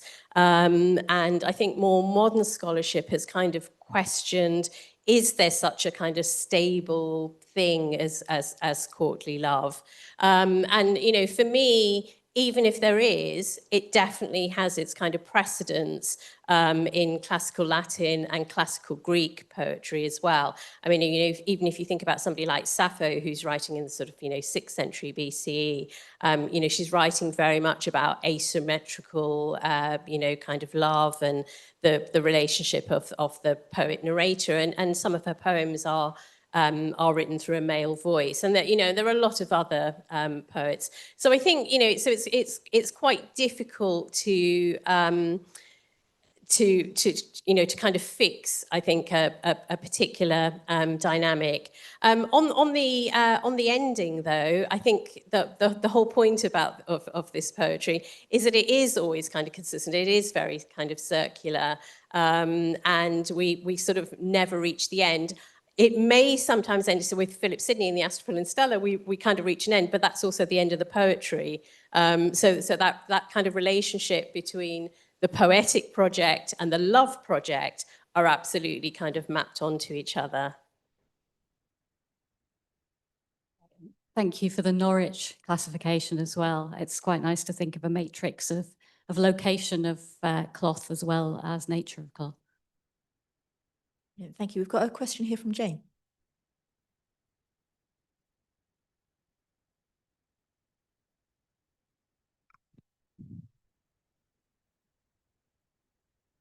You. So I was thinking, with my detective hat on, about the reference to bed and board, and also the recent question sort of brought it to my mind again. Is it possible maybe that this man has been the guardian of a ward? And so he's been paying for her household expenses. And as often happens in these situations, the man fears the loss of the income that comes with the ward. And so he's trying to persuade her to become his wife, so he doesn't lose her. And he is considerably older than her in that situation. It makes it slightly less creepy.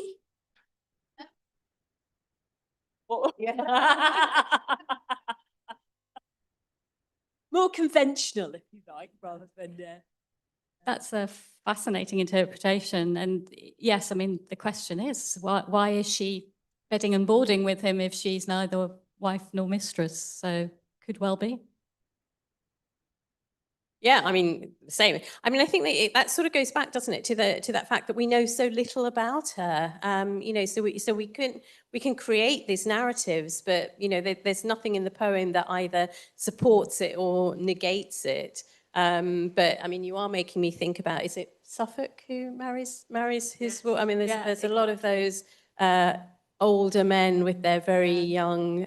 Yeah, for me, that's creepier, to be honest. But hey, but it was a conventional relationship for a man to be a ward of a much younger woman, and clearly they're living in their household, and you know, there could be mutual affection between them that resulted in a perhaps happy marriage. So I mean, I guess the only to paint it as a nice story.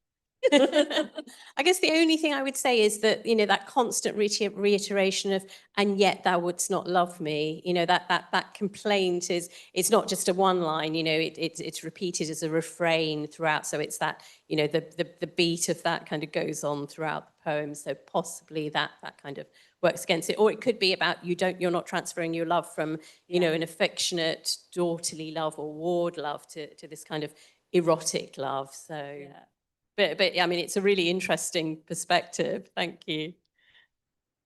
Just a quick one in that if she is a ward, she may have independent wealth of her own, which would completely transform the dynamic. And potentially, I was thinking he'd spent her money because he has control of her income while she's his ward. I'm getting a novel here now. Brilliant. And on that note, which completely appends where we started from, I'm afraid we've got to move to it's tea break now. So if there are any further questions, please feel free to take them through to tea and continue the conversation there. I believe tea is directly across the hall. So, and we have we have 25 minutes now. So please reconvene back in here in time for our next session, So session 2 will begin at 11:20. Thank you very much.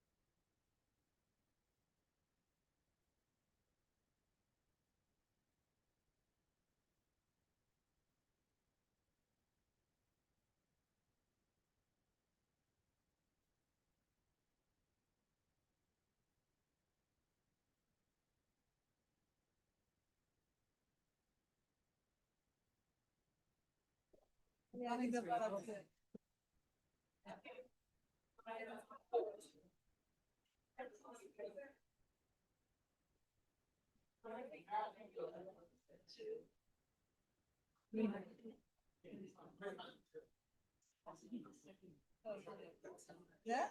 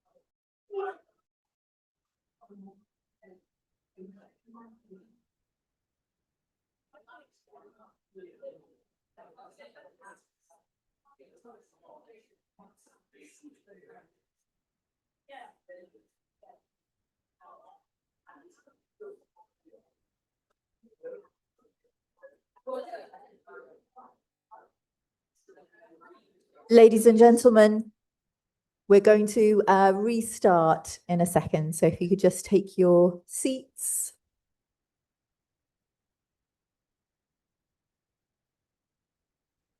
Thanks very much. I've been a little bit flexible with our start time because apparently our lunch may be ever so slightly delayed on delivery by about 5 minutes or so. So we will, if that is the case, we have some time to look at the collections and the objects around the room and go to the loo, etc. before lunch is served. On that note, given that we do have objects, collections and historic artifacts in the room, please could you refrain from eating and drinking in the space? Sealed water bottles are fine, but please, everything else, wait until it's lunchtime and we're out of the room. Thanks very much. Great. So, right. So welcome to session 2, to panel 2 of the day, entitled Song and Sweetmeats, Greensleeves in the Merry Wives of Windsor. And we have 2 speakers. We're going to start with Simon Smith, whose paper is entitled Ballads and Song in Shakespeare, Music and Performance on the Early Modern Stage. Simon is an early modernist with particular interest in drama, music, playhouse culture, and historical sense-scapes. He is Associate Professor at the Shakespeare Institute, Stratford-upon-Avon. His monograph, Musical Response in the Early Modern Playhouse, 1603 to 1625, published by Cambridge University Press in 2017, won the Shakespeare's Globe Book Awards and the University English Book Prize, and he is currently editing Shakespeare's Twelfth Night for Cambridge University Press. He's worked as a consultant for Shakespeare's Globe, the BBC, the Independent and the RSC. So please join me in welcoming Simon to the lectern. Thanks ever so much.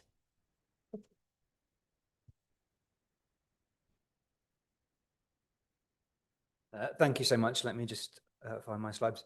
I think the first thing I need to say is that my talk has no guinea pigs, no pornography, and no monstrous trousers. So if you can adjust your expectations accordingly, I think that's probably for the best. But what I do want to talk about is ballads and songs in Shakespeare and in early modern drama. Merry Wives of Windsor is the example that I'm going to kind of trace through here, and we're going to I'll kind of think through the kind of enormous amount of music and balladry in the play. It's partly my example because it's the Shakespeare play that mentions Greensleeves. It's not the only play that mentions Greensleeves in the period. It's mentioned in other texts as well. But it's also, I think, a really illustrative example of the different ways in which music and ballads can kind of function and exist on the commercial stage in the period. So even if we had no Greensleeves as an anchor here, I think Merry Wives is a great example. Another thing I just wanted to say before I start as well is that it's just so wonderful to be part of such an interdisciplinary conversation today. And so I hope that what I say is framed in such a way that makes sense if you're not knee-deep in the kind of arcane criticism of early modern drama like me. But if you have any questions or have not been kind of clear about any aspects of those, please let me know. Today is about text and textiles. And the final thing I'll just kind of leave as a thought for us to kind of follow through in this paper is the idea of ballads as kind of material texts as well as sound and performance that kind of move through plays. Ballads can be everything in plays, from the mention of a title to a little snatch to a full performance, but also to a physical object as well, a material ballad sheet. That's the one thing that Merry Wives of Windsor doesn't have, I'm afraid. But of course, The Winter's Tale does have physical ballads on the stage in Act 4 when Autolycus brings his satchel of ballads. So I would refer you to the production that will be opening at Shakespeare's Globe quite soon for some material ballad texts. But we will begin, as I say, with Greensleeves and the Merry Wives of Windsor. Greensleeves is actually mentioned twice in the Merry Wives of Windsor, a line that we've heard already, which is towards the end of the play. If you don't know the play, its structure is fairly straightforward. It's essentially about Falstaff pestering various women for their love and affection, and then being ritually shamed rather than achieving his aims. And this happens in the rule of three. So there's a shaming with a laundry basket, a shaming with him having to run out disguised as a woman, and then the final shaming where he is pinched by fairies. And this is from the third of those patterns when he's in the woods at the end, and he thinks he's finally about to achieve what he is after. So this kind of expression, let the sky rain potatoes, let it thunder to the tune of Greensleeves, is a way of saying, let everything be resounding with feelings of love. Let me put it that way. So the potatoes are signifying in that way. I've heard them switched out for oysters in a contemporary context, which I think does kind of similar work in a contemporary way. But here, the tune of Greensleeves itself is enough to evoke the idea of love, amorousness, and perhaps also, if we're thinking about Shakespeare's perspective in giving Falstaff that line, maybe it's also making us think about a kind of a man pestering somebody in a fairly kind of persistent way, because that's exactly what Falstaff is doing at this point. So here, simply the tune of Greensleeves, not even the words, but the tune itself is carrying enough cultural recognition, enough kind of symbolic meaning to be a way of indicating something to do with that ballad and what's going on within it. Even just the sound of those notes would be enough to evoke the contents of the ballad and what the song might be about, in the same way that we'd only have to hear the tune of Happy Birthday Today to understand the kind of playful context that might relate to. The other mention of Greensleeves in Merry Wives happens much earlier, and this is the point when the two women who Falstaff is simultaneously trying to persuade to basically have an affair with him, and he sent them exactly the same love letter, just with the names changed. Unfortunately for Falstaff, Mistress Ford and Mistress Page consult on this, and they compare their letters and discover exactly this. And so really what they're talking about here is Falstaff's incredible kind of duplicity in presenting himself one way with all these kind of declarations of love and fidelity, but in fact, really he is being incredibly deceptive. And the way for Mistress Ford to express this is that I would have sworn his disposition, the way he presents himself would have gone to the truth of his words, but they do no more adhere and keep place together than the 100 psalms to the tune of Greensleeves. So here the contrast between kind of two things that could go together is expressed musically. The tune of Greensleeves with all those associations I've just mentioned of amorousness, love pursuits, with the 100 psalms being framed here as a different kind of song, a different kind of music, because the psalms were of course sung in the period, but with very much a devotional context. And so the tune would be a very mismatched thing to put with the psalms. Of course, we know that the psalms were sung to all kinds of tunes, including ballad tunes in the period. So there's a kind of a second irony there, possibly.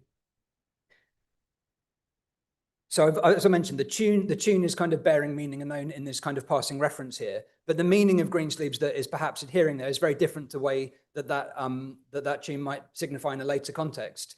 Flanders and Swan put it much better than me when they kind of think about the way that it can broadly signal Elizabethan when it's used as kind of incidental music. And in fact, part of that later signification is precisely because of the Merry Wives of Windsor. I'm sure some of you will know the piece we call Ralph Vaughan Williams' Fantasia on Greensleeves. That's in fact an arrangement of a duet from an opera of the Merry Wives of Windsor, Sir John in Love, by Vaughan Williams. And it was partly that kind of arrangement from the opera which became this very popular kind of concert piece that is one of the ways in which it kind of came to bear its later signification. So tunes can carry meaning and Greensleeves can carry meaning, but the meaning that it carried in the Merry Wives of Windsor and for Shakespeare's audience is perhaps slightly different to the kind of work it might do for us today. So embedding ballads in plays in all kinds of ways is very common, and Merry Wives of Windsor is no exception. There's lots and lots and lots of balladry and song in the Merry Wives. And we sometimes just get these passing references just to a tune in this case. Okay. That was the Fantasia on Greensleeves. That's probably all of that we need to hear for now. Sorry. Another very well-known ballad is, of course, Fortune, My Foe. This is an incredibly popular ballad tune that has a number of different associations. It's associated with criminality ballads. It's associated with female despair and complaint as well in other contexts too. And once again, all Falstaff has to do is mention the name of this ballad or ballad tune, Fortune, Thy Foe. I'll see what thou wert if Fortune, thy foe, when nature thy friend. This can partly just be, I think, a kind of a simple recognition gag, just by saying a phrase which we all know is taken from somewhere can become a kind of a little kind of joke itself, but it can also bring the meanings of that tune along with it. My second example here, which is only from the early text of Merry Wives of Windsor, is from ballad Constance Susanna, which I will show you in just a minute. This is helpful because it brings in another aspect of songs on the early modern stage and the way that ballads turn up, which is that there were definitely more of them than we always quite see. Early modern printed texts are not very good at preserving music. They're particularly bad at preserving the words of songs. But Merry Wives is quite a nice kind of counterfactual here, because we have two early versions of the play. There's the version in the folio published in 1623, which all editions are based on. And then there's an earlier quarto printed in 1600, which is what used to be referred to as a bad quarto, a quarto that's not particularly reliable textually. But there is an enormous amount of music in that early quarto, which we miss and we forget about if we only look at the folio text. And this is an example that only in the first quarto of Merry Wives do we get this little reference here to Constance Susanna. A very popular ballad, and here's a reproduction of the ballad sheet. And I think we will just listen to a verse of this just so we've got the soundscape of it. You see. There dwelt a man in Babylon, of reputation great, by fame he took to wife a fair woman. Susanna she was called by name, a woman fair and virtuous. Lady, lady, why should we not of her learn thus to live godly? virtue. We'll put there because just like Greensleeves, we do have about 18 verses.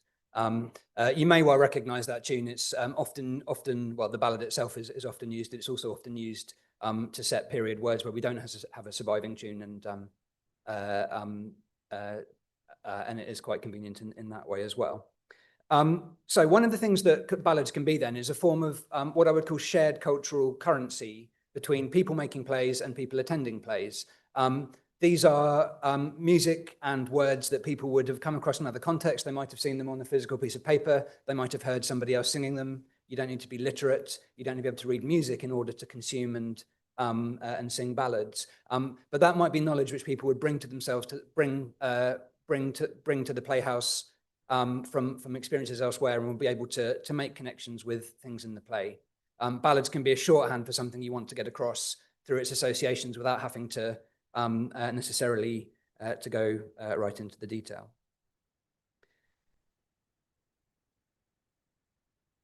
No surprise music this time, that's good.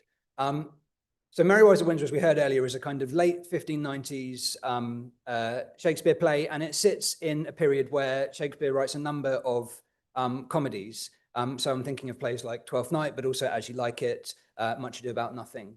I think one of the things that really helps open up what Merry Wives of Windsor is doing with its ballads and its music is to think of it in dialogue and as an example of this cluster of early modern comedies. I think if we think of the play in relation to the Henry IV plays, where Falstaff first appears, we sometimes end up with a kind of Merry Wives of Windsor that just feels like a less effective Henry IV. Actually, I think what's going on here is he's writing a different kind of play. Falstaff is a different character to the Falstaff of the Henry IV plays, originally named Sir John Oldcastle, until Sir John Oldcastle's descendants got upset about that. But in fact, I think what we have here in Merry Wives is a character and a play that's doing a different kind of work that relates to late Elizabethan comic practice. And actually, Sir Toby Belch from Twelfth Night, who we have here, I think is a very helpful character to think of in relation to Falstaff, partly because he engages with ballad culture in exactly the same way as we just saw Falstaff doing. He is constantly dropping in little bits of ballads, whether those are burdens, whether those are refrains, or whether those are titles. And there's a moment here where he really is kind of laying it on quite thick. This is the revelry scene, for those of you who know the play, where he's drinking at night and he gets into a very big fight with Malvolio. So we have Three Merry Men Are We have There Dwelt a Man in Babylon Lady, that's Constance Susanna again, and we have On the 12th Day of December. So he's dropping in all these little bits of ballads.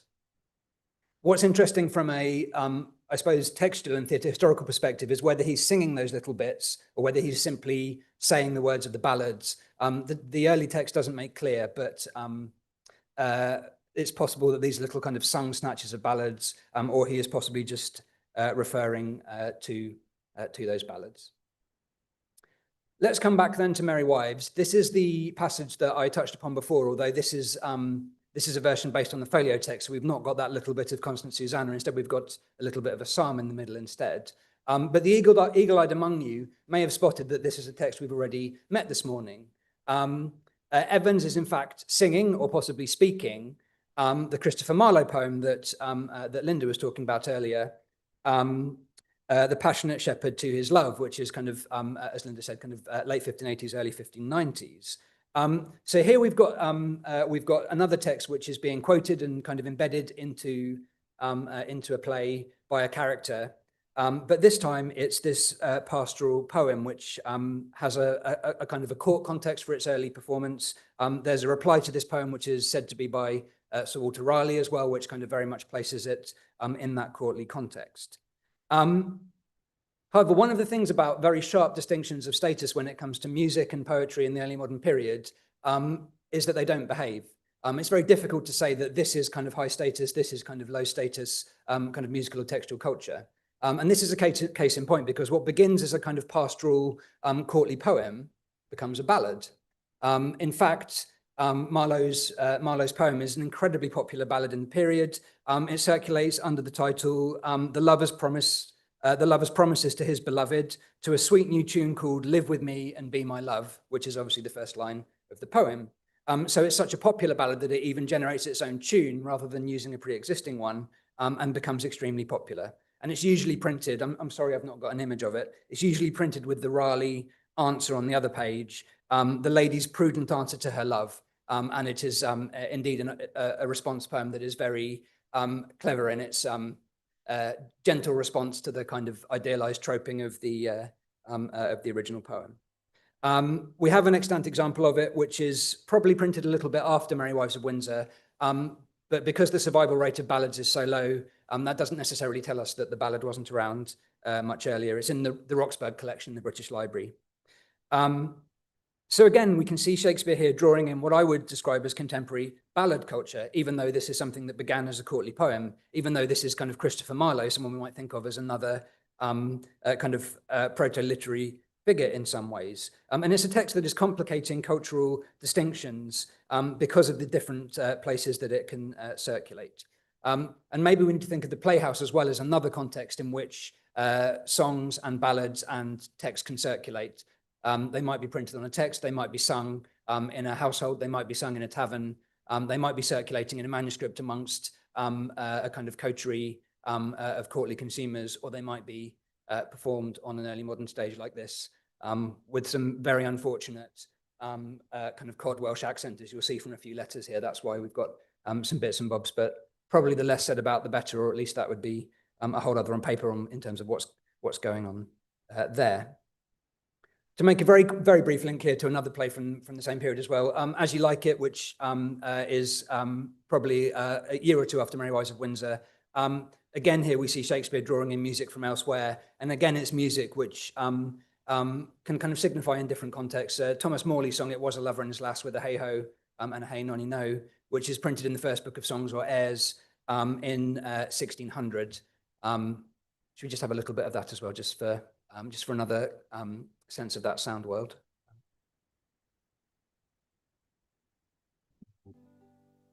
It was a lover and his lass with a hey, the ho, and a hey, nonny no, with a hey, nonny nonny no.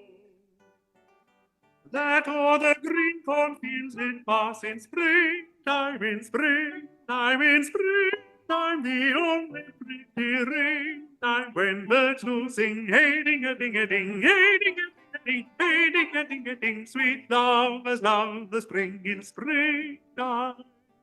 I'm sorry, I hate to pause in the middle of a phrase, but I will stop it there. As you may have recognized, that was Peter Pears and Julian Bream on the lute performing that.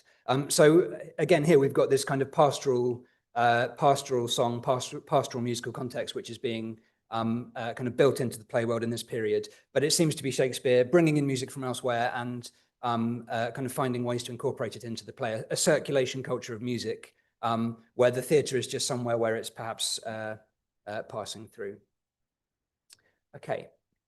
I want to come to the fairy pinching then finally at the end, and this will be our final ballad that I can draw into Merry Wives of Windsor. So as I mentioned, there's 3 shaming rituals in the play, and the final one is that he thinks he's going to the woods for a liaison, but in fact he's going to the woods so that the community of Windsor can sort of shame him collectively, and the boys of the school dressed as fairies can dance around him and pinch him as a punishment, and everyone can say to him, this is all very bad behavior. There's also some incredibly complex things going on within the fairy dance to do with different couples running off together and thinking they're running off with different people, which is fascinating and also varies between the early texts, but I won't get bogged down in that now.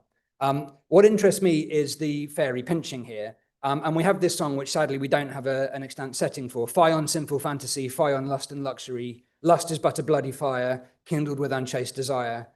Fed in heart whose flames aspire. Bearing in mind then that Falstaff has just been referencing Greensleeves and all the things we've been talking about today in terms of how that song is coded, that kind of male, frustrated, kind of pursuant lover. And this song is a kind of response to that. And then we get the fairy pinching. Pinch him, fairies, mutually, pinch him for his villainy, pinch him and burn him and turn him about till candles and starlight and moonshine be out.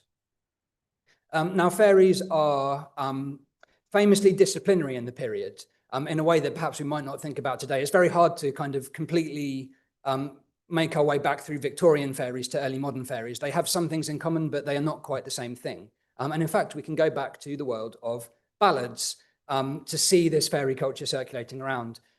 This is a fantastic ballad called The Fairy Queen. We have a few extant texts of it here, there, and everywhere. And this kind of gives us the basic idea about what fairies do. So basically, when you're asleep at night, they sneak in through the keyhole and they look around the house. If the house be foul, if it's not tidy, then they go upstairs and they pinch the maids.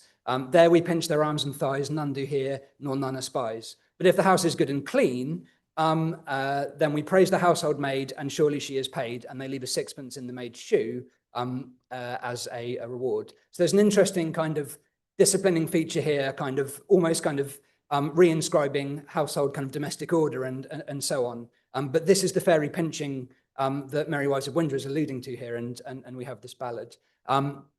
We do have the tune for this ballad, which I'll just give you a little clip of. This is sung by the wonderful Maeve Campbell, who recorded it for a project on this ballad tune we were doing a couple of years ago. When mortals are at rest and snorting in their nest,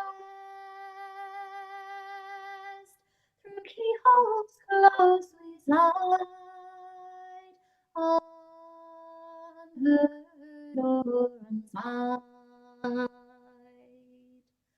So over tables, stools, and shelves we trip it with our fairy elves. Was it there? The circulation of this tune is another nice illustration as well of what we saw with Greensleeves. And this is a slightly unusual example in that normally ballads make their way into the theatre. This one began in the theatre, it seems, and made its way out, because The Spanish Gypsy is a play.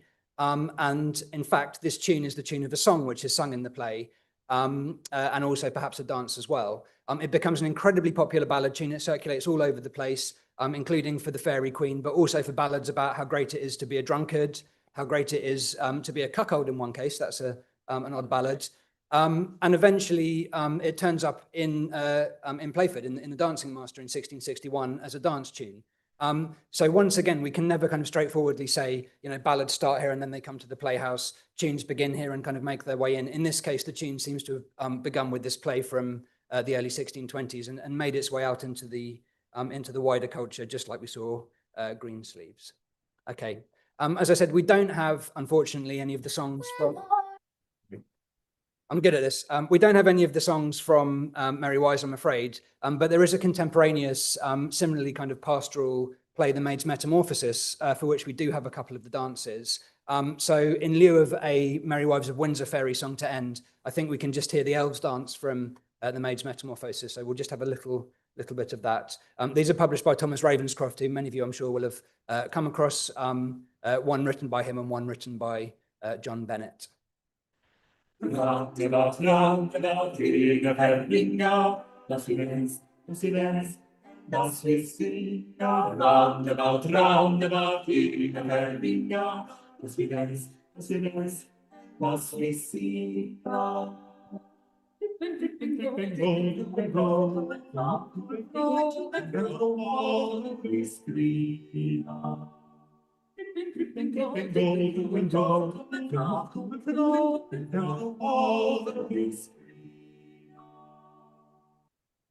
I hope that gives a little bit of sense there of the possible sound words for these fairies and other kind of similar imagined supernatural kind of beings. So just to draw things together, it's going to do it again, isn't it? Sorry. Just to draw things together then, I hope this journey through Merry Wives of Windsor gives us a bit of a sense of all the different things that ballads can do in plays, including Greensleeves. Something as small as a mention of the tune can be carrying all kinds of kind of symbolic and cultural meanings in ways that can act as shorthands, but it can also be a way of kind of building in musical performance into a play as well, whether that's singing or dancing or anything else. But I think really the most important thing is that the theatre is one more cultural context in which we can find the ballad culture intersecting and moving across status boundaries in various ways. The final thing I'll say is that there's been some really wonderful work on ballads and plays recently, which I haven't been loading up my talk with too much here, but if you're interested, Bruce Smith's work on ballads is absolutely fantastic, and I can give you some references. And Tiffany Stern's new book, Ballad Business, which is all about Shakespeare and ballads, will appear later this year. So there's some further reading, and thank you so much for listening.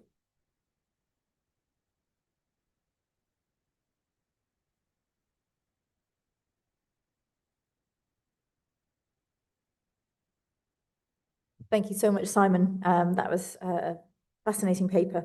I'm sure there'll be lots of questions. So next up is Ivan Day, whose paper is Dainties Orderly, Gifts of Food for Greensleeves. So Ivan is an independent social historian of food culture, broadcaster and curator who specializes in the reconstruction of period kitchens and historic table displays. He is also a professional chef and confectioner and runs practical courses on all aspects of food, of British and Italian food history at his home in the English Lake District and for the School of Artisan Food. He is also the author of a number of books and many papers on the history of food. Ivan has curated many exhibitions on food history in the UK, US and Europe, including the Museum of London, the Metropolitan Museum of Art in New York and the Getty Research Institute in LA. Please join me in welcoming Ivan. Thank you, Ivan.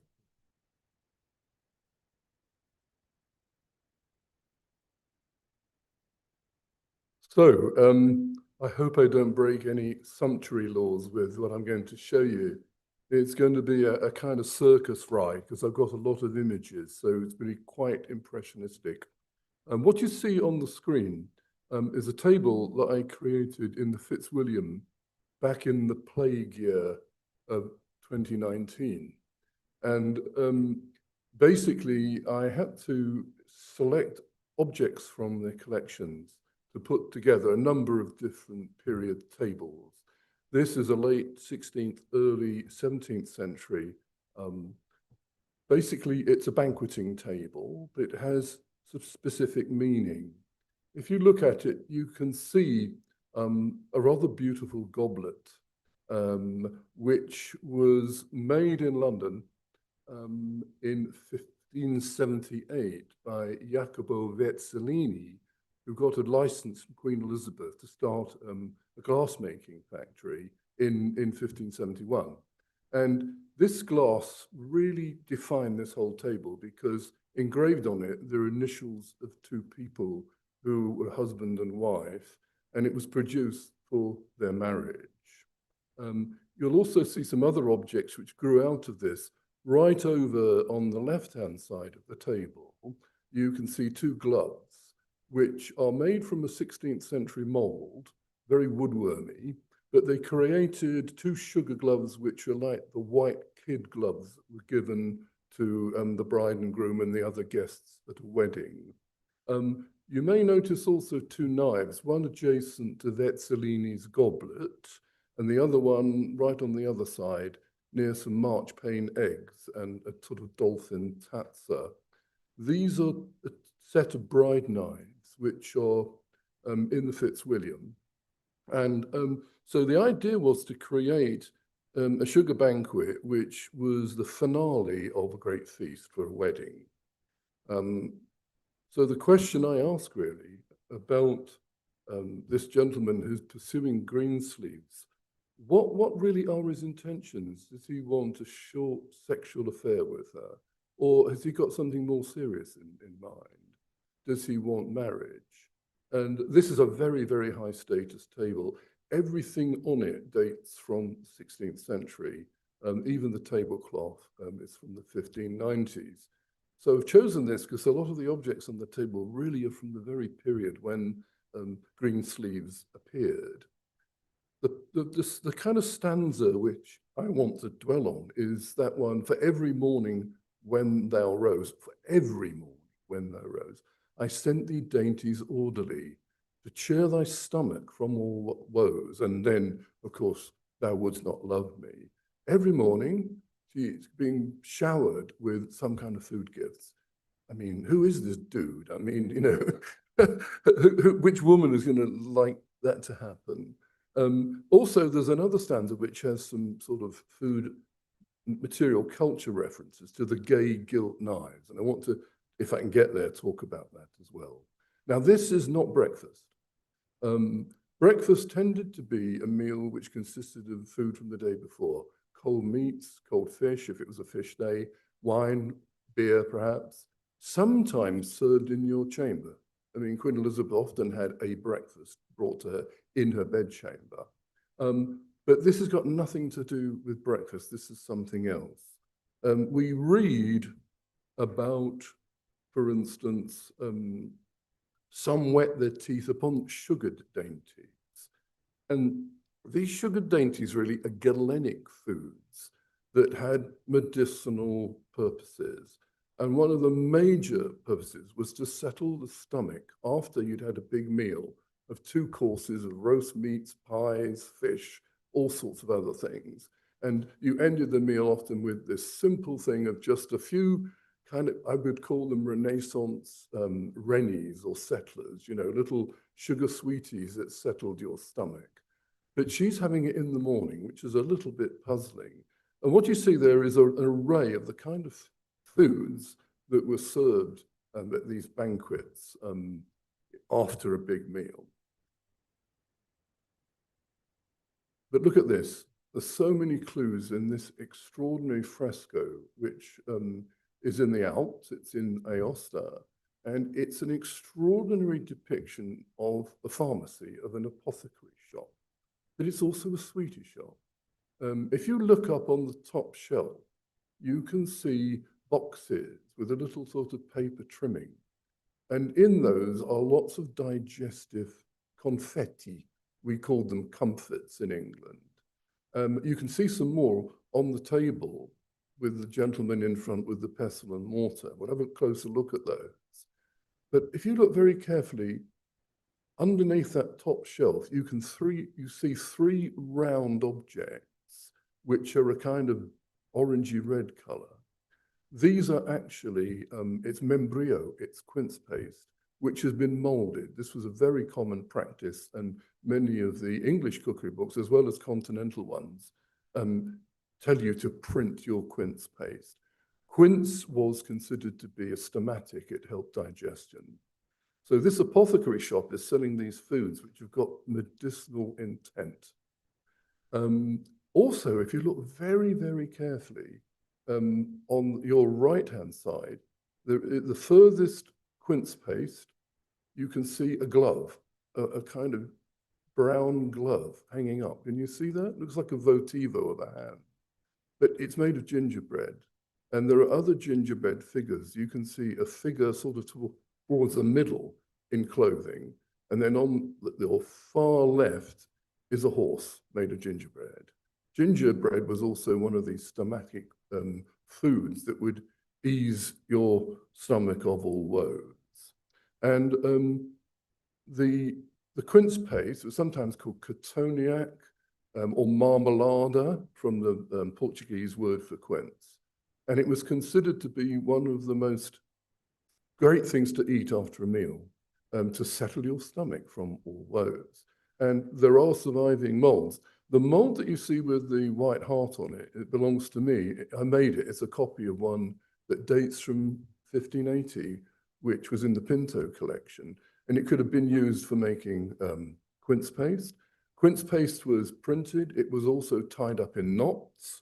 You don't try tying your own breakfast marmalade up in knots, but they certainly did it. You often see it studded with these white comforts, which have got a tiny slither of cinnamon in, which was also a digestive. But you can see here how this quince in this Franz Franken painting has actually been printed in a mold. Can you see it's got a knot design on it? So a lot of this food is very decorative. Here's one I made actually for the work that was done at Athelhampton. This is a marmalade or cotoniac made of quinces. And it's good and profitable to strengthen the stomach. It may retain and keep the meat therein until it be perfectly digested. Sometimes called cotoniac or marmalade. Let's have a quick look at the man down in the bottom of the apothecary shop. You can now see very clearly these wooden boxes in which all confections were sold. They were called Bain boxes. And you can see they're lined with paper, which has been cut in these little frills. And there are different sorts of confetti in different flavors. Some of them, the long ones, were usually made with a very thin strip of cinnamon in, which you probably spat out when you sucked it. good for your digestion. Some have fennel seeds, some caraway seeds, some even candied peels. And again, there's a nice Netherlandish painting there by Flegel showing you some inner Oriental pot. So these are ones from Athelhampton that I made, and we put them in a Bain box, which is how they would have been given as a gift. And these, if you like, are dainties orderly. They're laid out in a neat way, organized as a gift. Of course, one of the plants that was grown in this country to make these things was caraway. And here from John Gerard's Herbal, we're told basically that they are very good for the stomach. They help digestion, provoke urine, etc. And they answer the same purpose as aniseeds do. And we get some wonderful paintings of these things. Some of those big things on are actually candied peels that you can see on that Tatzer in this George Flegel painting. In the same collection in Munich, there is this, which is one of my favorite images of one of these large confetti made with cinnamon in it. I couldn't find a George Flegel that had a guinea pig in, but you have a nice mouth. And these are some that I made. They were sometimes called ragged or pearled comforts. You soaked the cinnamon in water until it went soft, and then you coated it with some syrup in a big pan which had a charcoal brazier underneath it, and it dries it out, and the sugar crystallizes into these little pearls or little ragged knobbles, and you see them all the time. But there were many other foods that had these stomachic or carminative, which is to stop you getting gas, or somatic properties. They're all kind of galenical. And the favorite one were various things made with the roses. Rose water distilled from this is a damask rose. You know, there's a wonderful sonnet about that by Shakespeare. I have seen roses damasked, both red and white, but no such roses see I in your cheeks. There is in perfumes more delight than in the breath that from my mistress reeks. You know, he's not being insulting. He's not comparing her to an idealized goddess. So rose water and other rose medicines, and that's what they were really important. They're mentioned by all the great 16th and early 17th century authors of books on diet. People like Andrew Board in the early 16th century, and then a couple of people like Logan and some of the other, Kogan and a few other people. This is in fact Tobias Venner's book. And he says that the conserve of red roses comforteth the heart and the liver, strengtheneth a weak stomach that is moist and raw. And this was really well known at the time. You know, people talked about these natural medicines. They weren't just written about in the herbals. You get recipes to make things like conserve of roses. This is a later one from the 17th century, which I made, and I couldn't resist putting it on this early 1600s charger with this wonderful dedication to Queen Elizabeth, the rose is red, with a medicine spoon there. But these kind of medical foods grew out of the custom of having a voide or a void or an issue de la table in continental Europe, particularly in Italy, after all the big meats and fish to settle your stomach. And there were three elements to it. One was a spiced wine called Hippocras, which I'm sure you will all know about, which contained lots of spices, warming spices, which settled the stomach.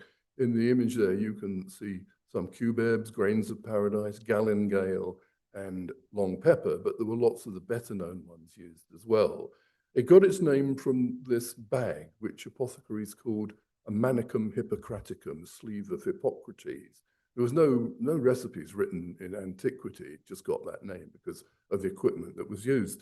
The other element, which is not so medicinal, is a kind of echo of Thanksgiving, because at the end of the meal, you washed your hands and the table was voided, and you were given Hippocras and wafers. It was a medieval construct. It's very common in most European courts. But these were not Eucharistic religious wafers, but you get images on them that echo the cross. So it's a kind of, if you like, a memory. They're more likely to have designs like this on them. And this little, if you like, ritual at the end of meal of comfits, hippocras, and wafers, as sugar became more available during the course of the 16th century, it turned into this, into the sugar banquet, where you had a huge array of these sweet foods, many of which had believed medicinal properties. And there's a material culture that went with it, which is really important. These little sweeties were served on their own little trenchers, which were made out of wood, and the back of them, or the front of them, is blank. That's what you have on the table. You serve your little sweeties or eat them, and then everyone would turn them over, and they would find on the back a little verse like this one. This is a wonderful one, which is in Norfolk Museum Services collection. I used it in an exhibition back in 2000. It's in a set, and all of the little poems got to do with the sin of gluttony. So you've eaten this enormous meal, and then you turn your thing over and you read, "The laser poor on earth had pain, but after death have joy and rest. The glutton rich had pleasures vain, and after death hath hell possessed." And if you look very carefully, you can see that Lazarus is in heaven with Jesus, and the burning fire of hell, which you can see, is where Dives, the rich glutton, is. And there's a nice little detail of that there. You can see the rich and vain around the table. Whereas the other image shows a much more rural scene, which is quite extraordinary. This is in Kingsland Farm near South Mimms, just off the north, the M25. And it shows an outdoor kind of wonderful thing, which I recreated. And, you know, here, there's a lot of flirtation going on. You know, it's not just, this is low life, really. It's meant to be the parable of the prodigal son. But look at the lady with the tally board, with the bill. It constantly saying, "Oh, you've got to pay for this stuff." And look at them. If you look at the lovers, there are tongues involved in the kissing there, you know. So there's this other side of this, which is was attacked by the Puritans. I reconstructed that for an exhibition back in 2000. So we made the whole bower of bliss and then covered it with a table with a wonderful cloth and some other things on it. But of course, you know, people like Philip Stubbs, he thought that this idea of having these little houses out in the countryside or these bowers of bliss encouraged, you know, lasciviousness. And he says, you know, the people who have food in them play the filthy persons. Truly, I think some of these places are a little better than the stews and brothel houses were in times past. Not surprising. I mean, he was a member of the English Taliban, I think, back in the 16th century. But I mean, a lot of the large estates had these small buildings down the bottom of the garden, which were called banqueting houses, where you could get your choice guests. They were very tiny often. There might be a table in them. This one at Laycock. The previous one is at Long Melford. And I've actually used that as a centerpiece on some tables. You'll recognize it. And then finally, this is one Laycock, Chipping Camden, which I actually used for the first time as a banqueting house about 15 years ago. First time it was used as a banquet house since the Civil War. But the kind of material culture of this food is absolutely fascinating because this, I'm sure that some of you will be aware of this book, which is by William Putnam, The Art of English Poesy. And in it, he discusses these little trenches, which I showed you. He says, there be also another like epigrams that were sent for New Year's gifts, or to be printed or put upon banqueting dishes of sugar plate or of marchpanes, etc. We call them posies and do paint them on the back sides of our fruit trenchers of wood. This is a lovely box of them in the British Museum collection. And it's quite interesting. Here's one of those that's in there. And they have these little 4-line poems. There is no sweet within our power that is not sauced with sour. for so it falls out now and then, the worse luck, the wiser men. But what he does say, Putnam also mentions these. He said they were printed and you could colour them in and stick them on your own little wooden circle and make your own, or they were made from sugar as well. This is one of mine, which is, there's two of them there that I copied from ones in the collection in Norwich, in Strangers' Hall. Here is something else. I brought along with me this wooden mold here, which makes two little gingerbreads. These are white gingerbreads made of almond paste, flavored with ginger and a few other spices. But this mold is probably the oldest surviving English gingerbread mold. I'm sure it was carved when Shakespeare was still alive in the very early 17th century. And these two I know are Tam's favourites, the harpist, and these are a bit later. This is really Charles I. But ginger, we discover when we look at the herbals, ginger is Dioscorides reported is right good with meat in sauces. And it goes on to say how it's another one of these somatic, gently looseth the belly and is profitable for the stomach.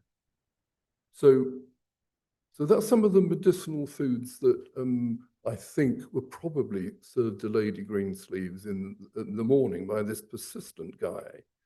But now this is the much reduced Shakespeare company in the form of gingerbread folk.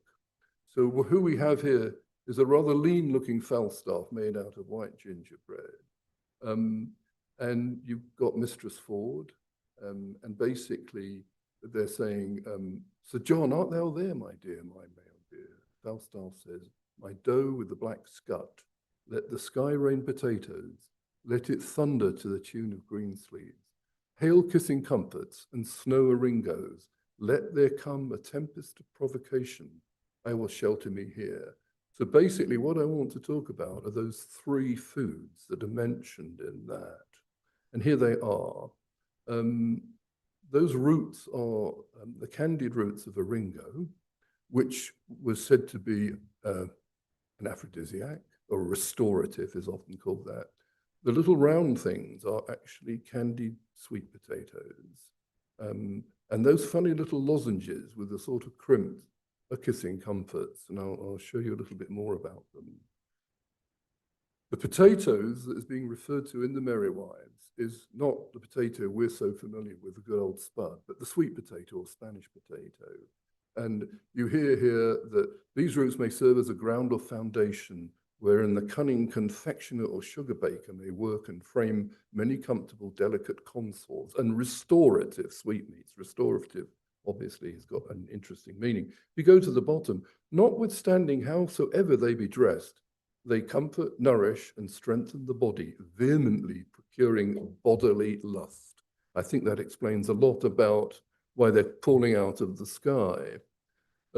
This is a wonderful little book which came out in 1617, and it actually has in it a recipe to make kissing comforts. These were called muscadine, and this man,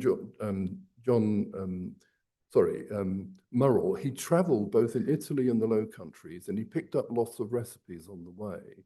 So you can see here that it's really a lozenge to sweeten the breath, and that's why it's associated with kissing. It's got musk and ambergris in it. Some of them have got rosewater as well. So it's a sweet scented lozenge, and you make it with a roll.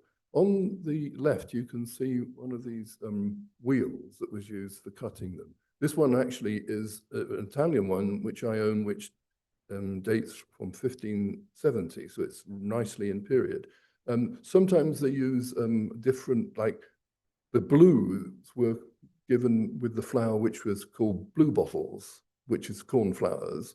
And you can see some red Sanders, which was used to make a kind of funny brownie red. But in another one of his books, he actually mentions them. These are plans for banquet tables. They're all sweet foods. You'll see a marchpane as a principal thing. But if you go down towards the bottom, you can see muscadines called kissing comforts. And another one here, you can see where are we? Are Candied Ringo roots, top right-hand side of the first page. Candied Ringo roots was an industry in the town of Colchester. And in the 16th century, there was an apothecary shop called the Old Twisted Posts and Pots. And the family who had it, they had it for about 300 years. And this is actually a label of an 18th century box of them. And the Eringo roots are still in the box. If you go to the Holly Trees Museum, you can actually see it. And these were the roots of the sea holly, Eryngium maritimum. And they are mentioned in antiquity as being a provocative. There was something.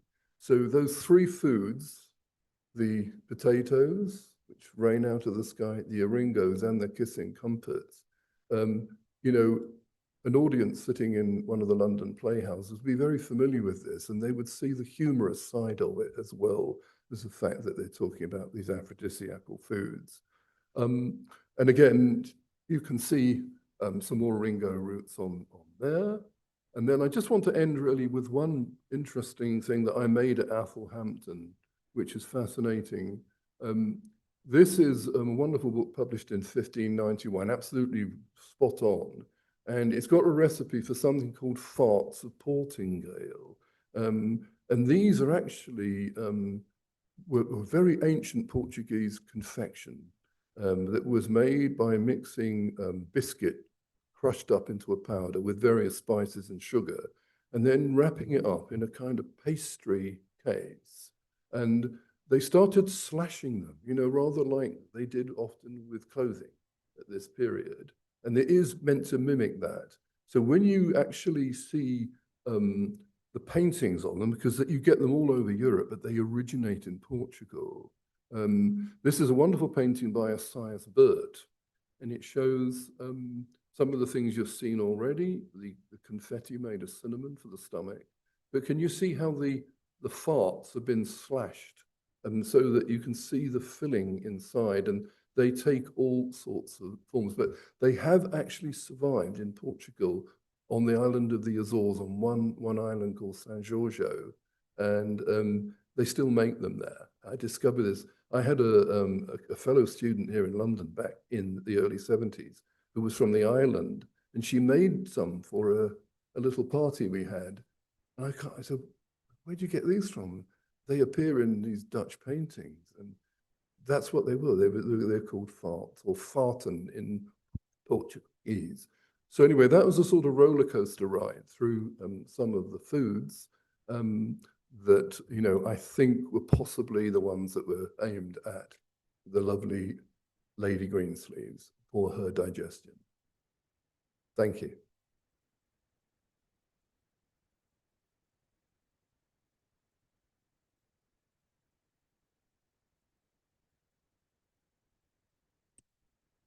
Brilliant. If I could invite Simon and Ivan to stay up here for some questions, please.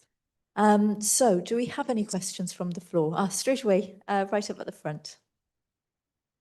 Oh, would you mind waiting for the microphone, and then the room can hear? Thank you. This is a question for Ivan.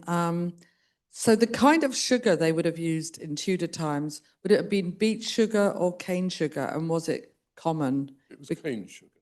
From the New World? No, well, later on, yes, at this period it just started actually. But the thing is, you must understand that most of the sugar that came into Northern Europe came from the Mediterranean via the Venetians. They had a complete, and the Genovese to a lesser extent. They brought it basically originally from Byzantium, from Constantinopolis. When the Ottomans took over, there was a little bit of a break, but they were buying Arab sugar. One of the popes actually banned Muslim sugar at one point, but it was cane sugar. The cane is actually native to New Guinea, and it came up into the Indian subcontinent well before Christ. And it was coming into the Mediterranean in the 1st century. The Oscarides in his Materia Medica describes something called zaccharon, which is a little crystalline substance, which is very sweet like honey. It doesn't give any kind of physical attributes to it, so it's probably quite rare. It's a very brief mention, but that increases, but it's always made with cane. And the Venetians were growing sugar on the island of Cyprus. You can actually visit some of the refineries there, and to a lesser extent on the island of Crete. And then, of course, the Portuguese and the British decided to take sugarcane from their subcontinent colonies like Goa to, first of all, the Portuguese took it to the Azores, and they couldn't grow it. It wasn't tropical enough. Then it went to Brazil. And then, of course, the British started planting them in the Leeward Islands of Barbados and Jamaica. And that's when you start getting sugar from. And that actually happens in the late 16th century. They're also importing ginger from Far East and growing them in some of the colonies in the Mediterranean, like Jamaica. So it's not, beet sugar doesn't come till much, much later on. Well, one London brewer, Sir Hugh Platt, actually describes a way of making sugar from parsnips, which is quite interesting. Sorry, a long answer. No, no. Fascinating, thank you. Any other questions? Yes, just there, thank you. Hi, I was wondering whether, Ivan, you think the value of these sweets, in effect, being given to Lady Greensleeves is more lying in the sort of luxury and delicacy of these things, purely as being, I guess, frivolous? Or do you think the value lies more in the luxury of being able to have these as potentially medicinal and kind of the value of comfort? Do you think one or the other has more value, or is it a myth? I think both are really relevant to that question. The thing is, these were luxury objects, and they're just like the clothing. All of the apparel is top of the line almost. It's not quite court level, but it's getting there. And it was the royal courts, really, that first had these kind of foods. I mean, in most of the royal palaces had a comfort maker who used to make them. But there were shops as well who sold them to sort of, not lesser mortals, but people who had the money. And they were incredibly expensive. Mm-hmm. So they were status symbols. But what you start to get in late 16th century and in the 17th century are little books of secrets where you have recipes which are aimed at women. Like two books I showed you. One is called The Delightful Daily Exercise for Ladies and Gentlewomen.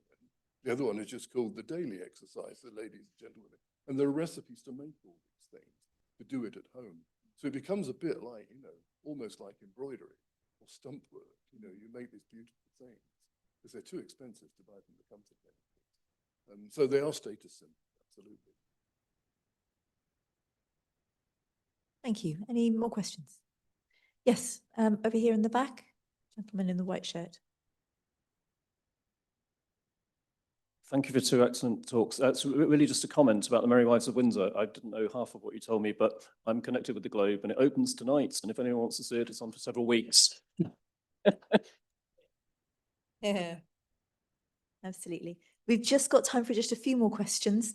So if we go here and then over here, this lady here. I was just going to say I'm organising a group trip to the Merry Wives of Windsor on the 3rd of August, and there are 3 spaces still available.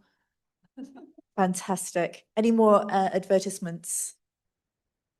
Yes, lady over here.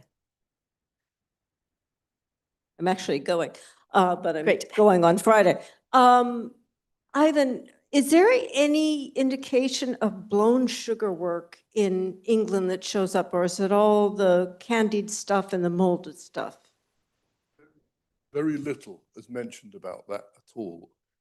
Certainly it was happening in Italy, but I've never come across any reference to it at all in any of the English literature. And I've read probably most of what is printed and a lot of the manuscripts. Never come across it at all.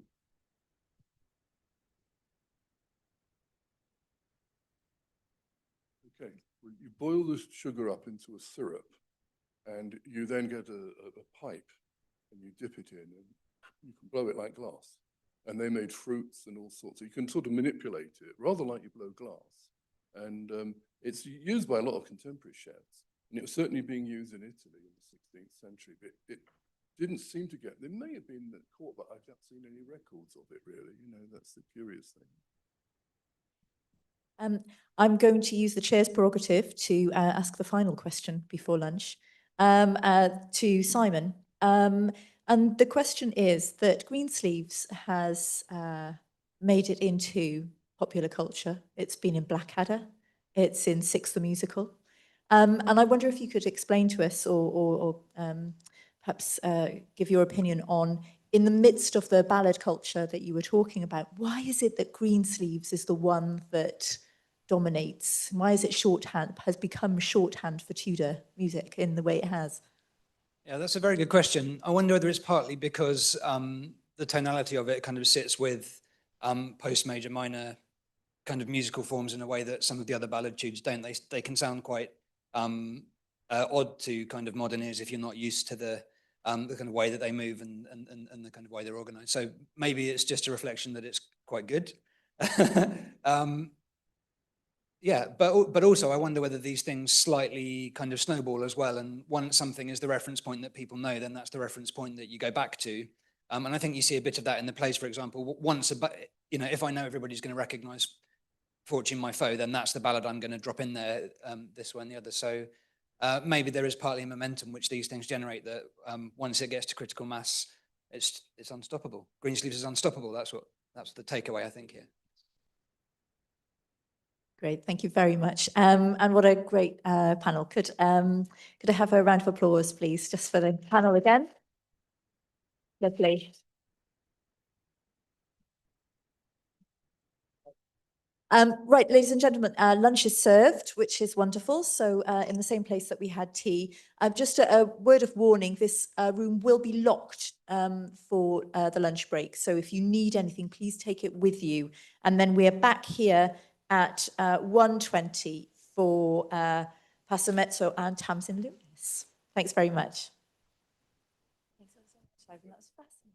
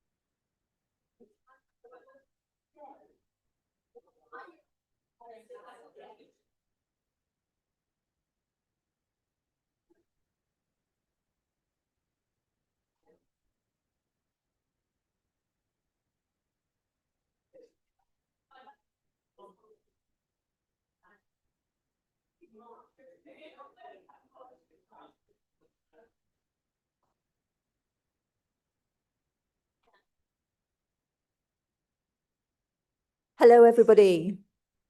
Hi. I hope everybody had a lovely lunch. Thank you ever so much for putting on such a lovely sandwich spread. And now we have some beautiful music to help us settle our lunches. So I'm delighted to introduce Passamezzo and Tamsin Lewis, who are going to perform this section, Ye Lady Greensleeves Answer, Responses to Gifts of Clothing in Early Modern Song.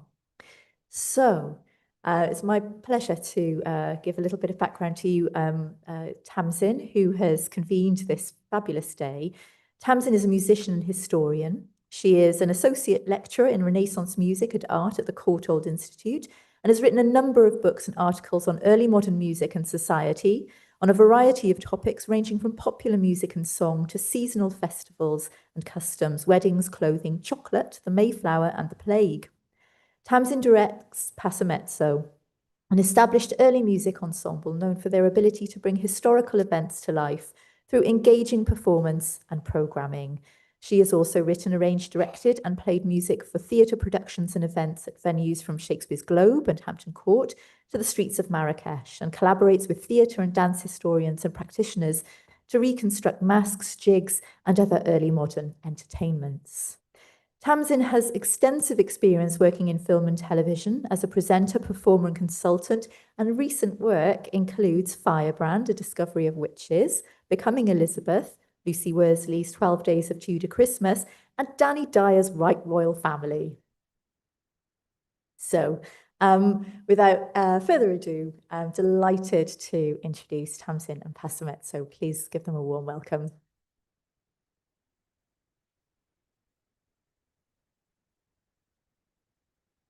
Thank you so much, Larry. Oh, and I've already pressed the wrong button. I might need help. This was not quite what I planned, but I'm now going through Sarah's files instead of my own. Is there any technical help available? Otherwise, I shall just talk and we will. There were a load of slides that I had, but if the slides didn't get on, then we can let them be.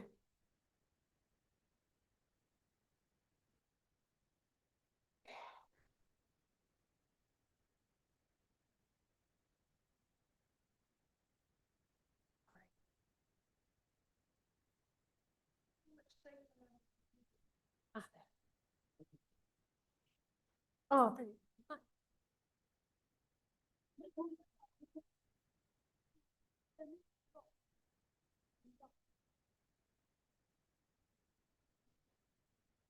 Okay, then in which case I will talk without slides because I think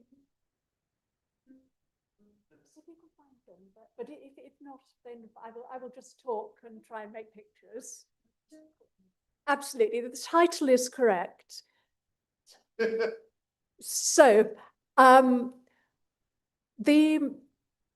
with my talk, I wanted to talk about another ballad. So we know that on the 3rd of September, 1580, a ballad, the New Northern Song of Greensleeves, was issued. And on the same day, another ballad by a different printer was issued, and it was the Lady Greensleeves, her answer to her friend Donkin. Now, both of these ballads are lost.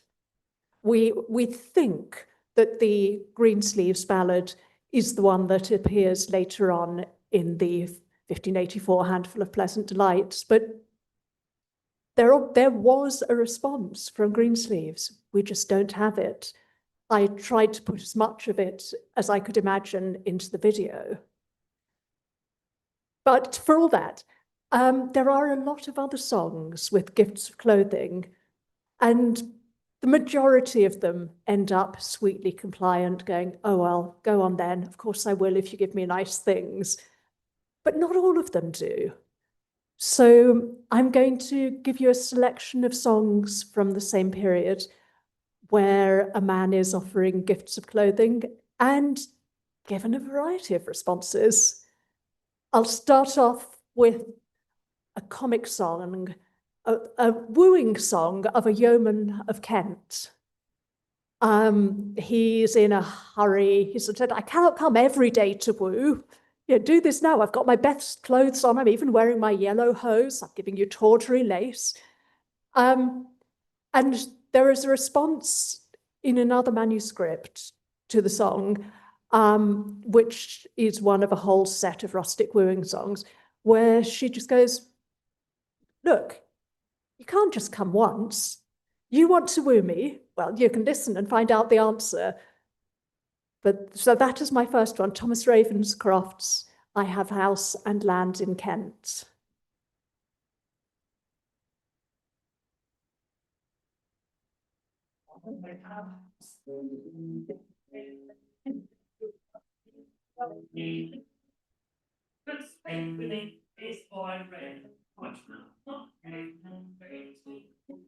Tower Saintpenny is his rent. He cannot come every day to woo.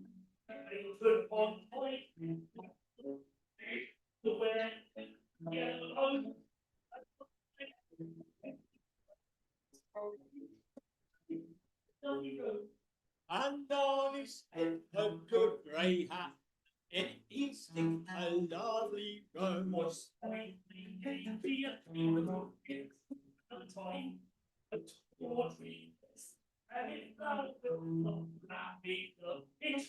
Each died before thy face. And if thou wilt look round him, love, truth he'll die before thy face. I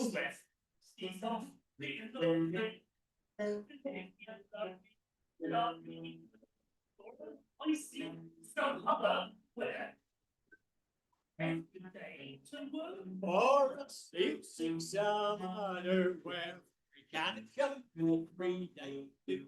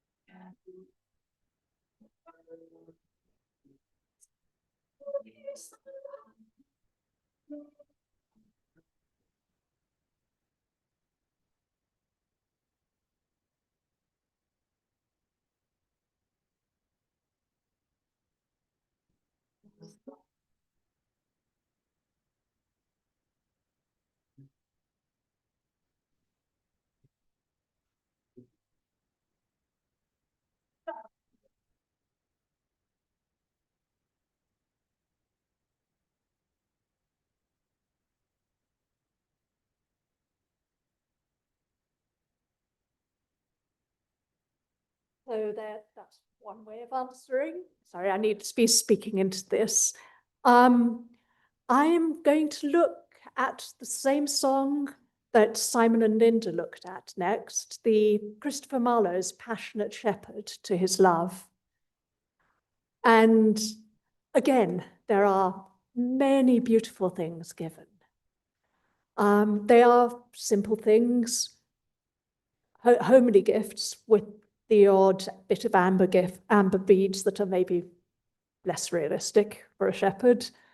And there are, over the years, a number of responses written to this. But the response that I'm going to use is the one that's attributed to Walter Raleigh, which is a very world-weary, cynical response.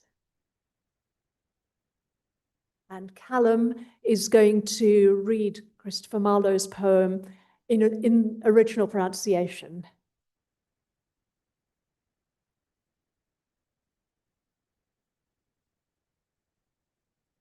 Come, live with me and be me love. And we will all the places prove, the valleys, groves, hills and fields, woods, or steepy mountains yields. And I will make thee beds of roses, and 1,000 fragrant poses, a cap of flowers, and a kirtle, embroidered all with leaves of myrtle. A gown made of the finest wool, which from our pretty lands we pull. Fair loined slippers for the cold, with buckles of the purest gold. A belt of straw and ivy buds, with coral clasps and amber studs. If these places made thee move, come live with me and be me love. Shepherd swains shall dance and sing, for thy delight each May morning. If these delights thy mind may move, then live with me and be me love.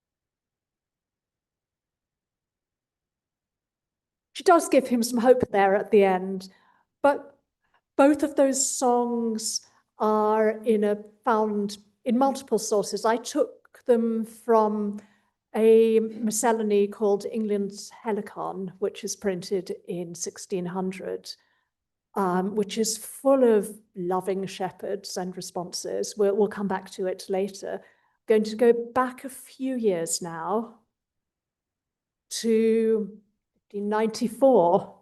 And this is a slightly puritanical text, I suppose. It is Willoughby, his Avisa, or the true picture of a modest maid and a constant wife. And in this song, a very virtuous maid is wooed by all sorts of people offering her all sorts of things. And as a virtuous woman would do, she rejects them all until she finds a good, honest husband. Then other people try to tempt her away, but that's not part of today's story. So here, Avisa is being wooed by a gentleman, a nobleman. This particular set of words interested me because it's very similar to Greensleeves. Not only does it offer her a wide range of clothing, also offers her horses and servants. So it is like that. And I will now pass you over to Passamezzo.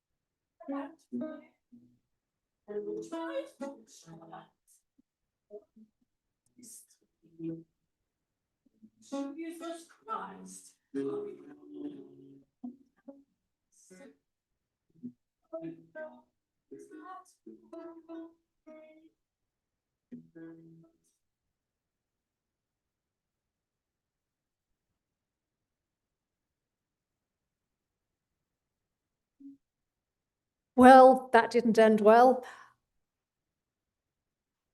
And so far, all the songs that I've given you have been very one way. They're a man offering something to the woman, expecting something in return. The next song I'm going to give you comes also from England's Helicon, and it's much more equal. It's a reciprocal song between a shepherd and a shepherdess, where they both make gifts of clothing for each other, and then they talk about what they would buy. So I find this interesting, both in thinking about what could be made easily at home and what you have to go and spend money on. But this one's really sweet. It is Phillida's love call to her Corydon and his replying.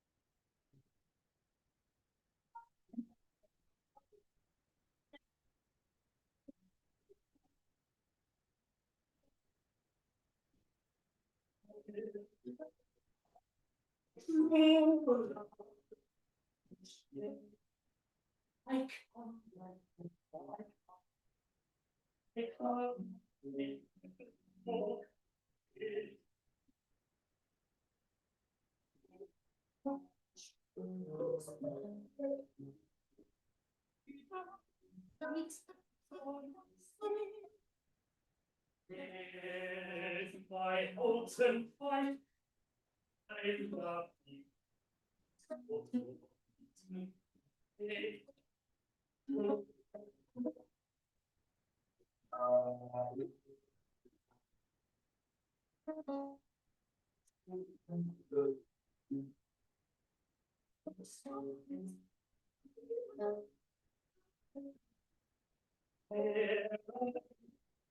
My true love, my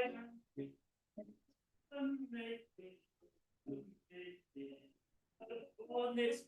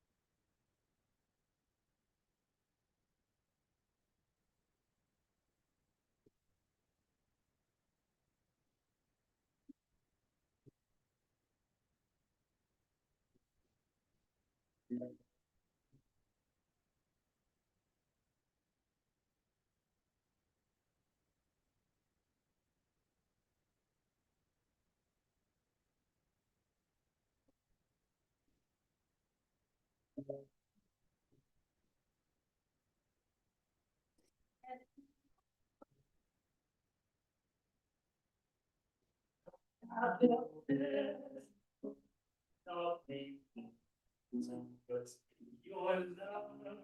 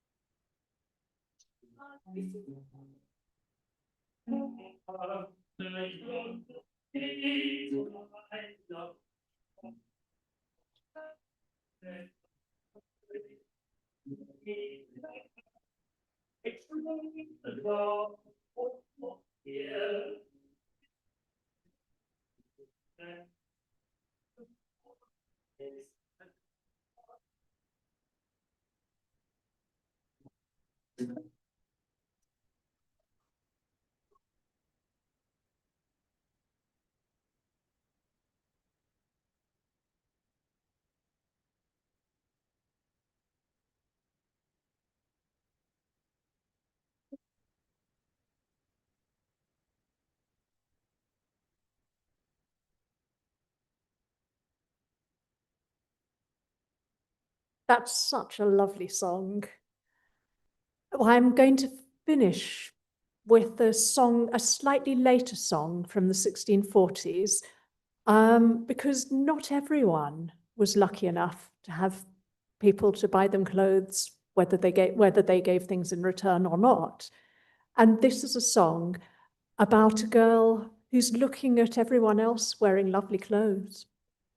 And she's still in her old market shoes and her woolen stockings, yearning for something more. Comes from Gamble's Commonplace book.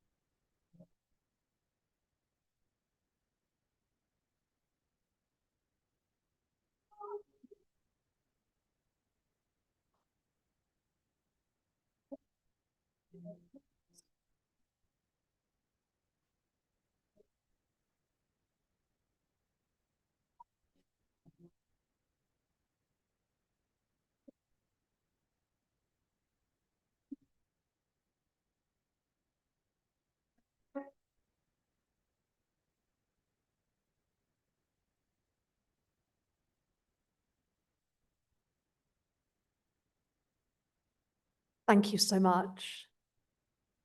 Yes. You heard Emily Atkinson, soprano, Callum Coates, actor, Richard De Winter, tenor, Robin Jeffrey, lute, and Linda Sace, viol and flute and recorder.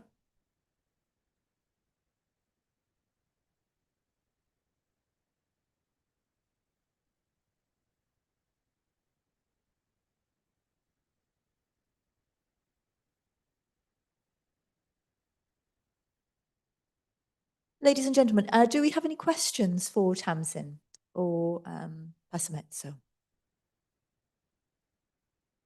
We're all stunned by the beautiful experience we've just had. Thank you so much. That was just absolutely fabulous in so many ways. Tamsin, I'm really interested in the different kind of dynamics of the kind of answers that you trace there in the poems. And we've got the kind of the layering up of the gifts and then the kind of nice forms of retort.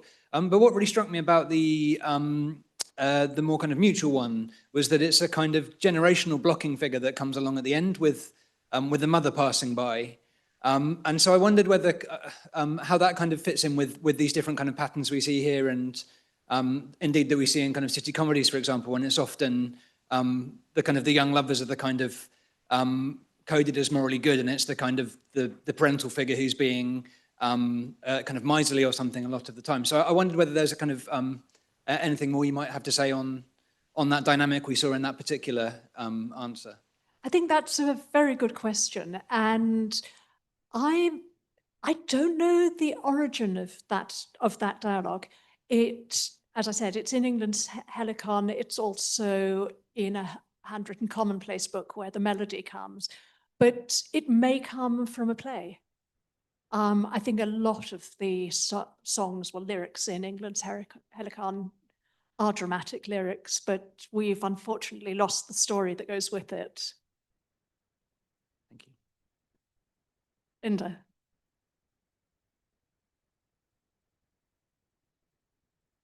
Just on that, I think England's Helicon is looking back to classical literature, and one thing, and I'm sure there's lots of different sort of routes into this, but certain Roman comedy is very much about those young lovers and particularly father figures who want to kind of upset that love dynamic. So that might be one of the models that is kind of feeding it through into that, perhaps.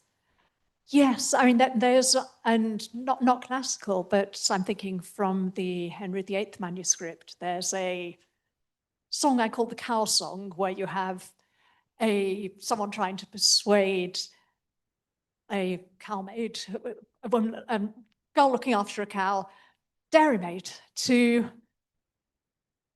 go with him, and she keeps saying, no, we can't. I've got to milk my cow, and my mother might see us. As the refrain to the song, so very much the same feel. One further back.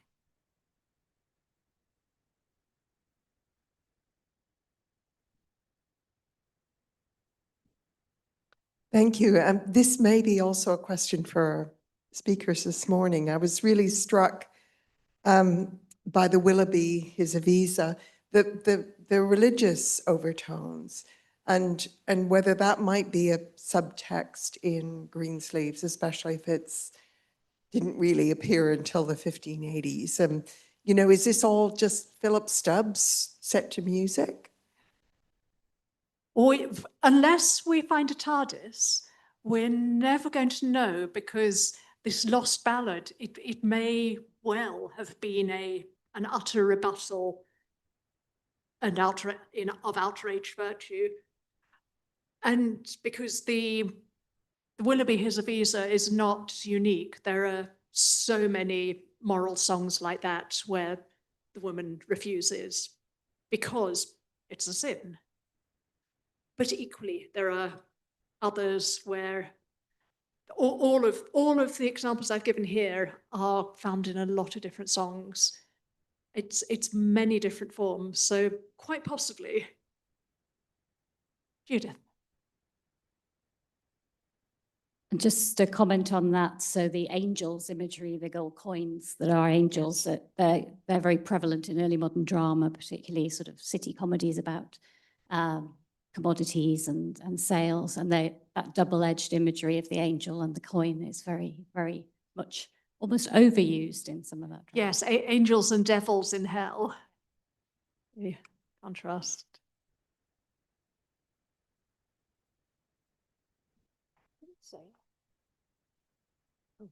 One last question that's crept in there at the back. Anya. This is actually, maybe it's a question for Tamsin and Callum. I love that you read the poem in original pronunciation. And as an American, I don't know much about original pronunciation, so I was wondering if the two of you could just kind of talk about how that's determined, how that's used, and just give us a little context on it, because it was beautiful. 20 years ago, I did the first production of Romeo and Juliet at the Globe. And Mark Rylance said, we have the clothes, we have the building, we've got the music. What are we missing? And he said, it's the sound of the actors. And then he came across David Crystal and his son Ben, who had been studying, or at least David had been studying the English language from Old English through Middle English through to early modern English, and made a very, very detailed study of how English was being pronounced in the various different regions, largely looking at poems, because poems are meant to rhyme, and they don't. And I'm originally from Canterbury, Marlowe's hometown. So I grew up in his hometown, and I thought, why doesn't he ever rhyme properly? And it annoyed me. And it's just something that I've found very interesting, and I've been looking at it for the last 20 years, because it completely removes early modern poetry from the posh, and it makes it sound rooted and earthy. And Bet Bourne, who played the nurse in our production, he's an East Ender, and he was playing the nurse as a geezer, really. And then when we started doing it in original pronunciation, he was really angry. He said, I don't want to waste all my time. I have to relearn it like this. And then he suddenly said, actually, I really like it now. It's like chewing on bran ale. And it completely changed the audience's response to my character. I played Paris, and we'd gone to some extent to make me visibly the second most important person on stage. So I was in quite overtly fancy clothes. And because I tend to normally speak in RP, a lot of people took against me. They thought, oh, there he is, posh twit. When we did it in RP, in OP, everyone was more sympathetic to Paris. Completely. And we had tried to make him a sympathetic character from the outset, because everyone in the play says Paris is a lovely, lovely man. He's the one that Juliet is meant to marry. But most actors play him as an idiot, and he shouldn't be. He should be completely likable. And when we did it in OP, suddenly the audience was sympathetic. And that led me just to continue to be interested in it. And I prefer reading texts in original spelling than any modern editor. Sorry to those who edit plays. I don't like modern spelling when reading early modern text, because I think that spelling itself is indicative as to how it should be spoken. So that's where my interest in it came from. And just the fact that you can't really do that poem, rhyming love with prove and move, easily. So I just said to Tamsin yesterday, I'm going to do it in OP because it's the only way it works.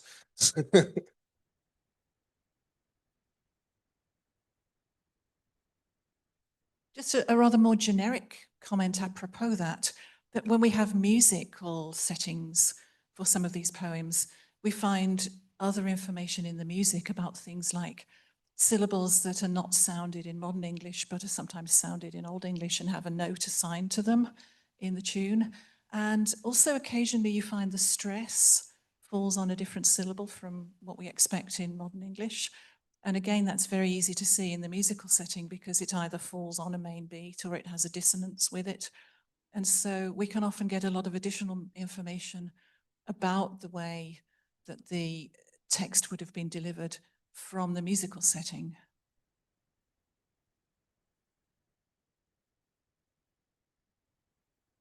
Thank you very much, everybody.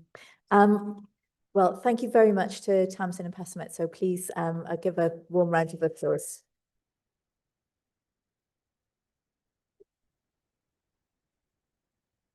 Great. So now we move into this afternoon's sessions.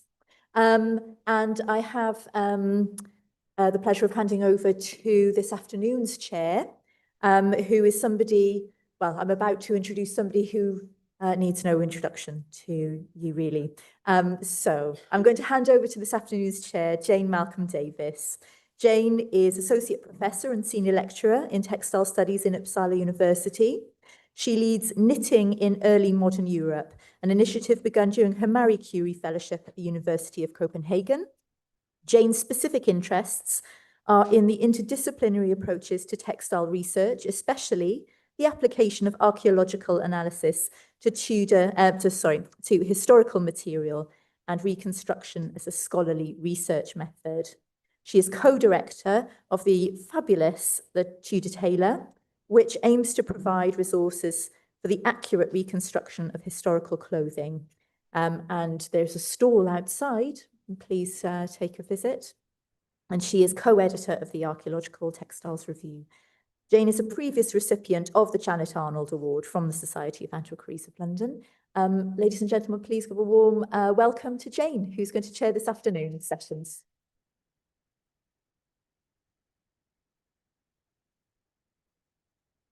Thanks very much, Hilary, my countrywoman. Diolch. It's my great pleasure to now introduce the afternoon's panels of speakers. I don't envy panel 3, who are coming next, because they have now got a hard act to follow. But I'm sure we're all over our food coma now, and we'll be able to show our enthusiasm for the panel about gifts of clothing, linens, and underpinnings. And to start that panel off, I have great pleasure in introducing Sarah Thursfield, who I've probably known for about 500 years. And it feels funny saying this because I'm sure everybody knows Sarah is a historical dressmaker, demonstrator, and teacher with a particular interest in the long tradition of plain and not so plain linen sewing done by women to produce domestic items, underwear, and accessories. She learned to sew from her grandmothers in the 1960s, almost Tudor times. And she gained a distinction in City and Guilds fashion in 1985.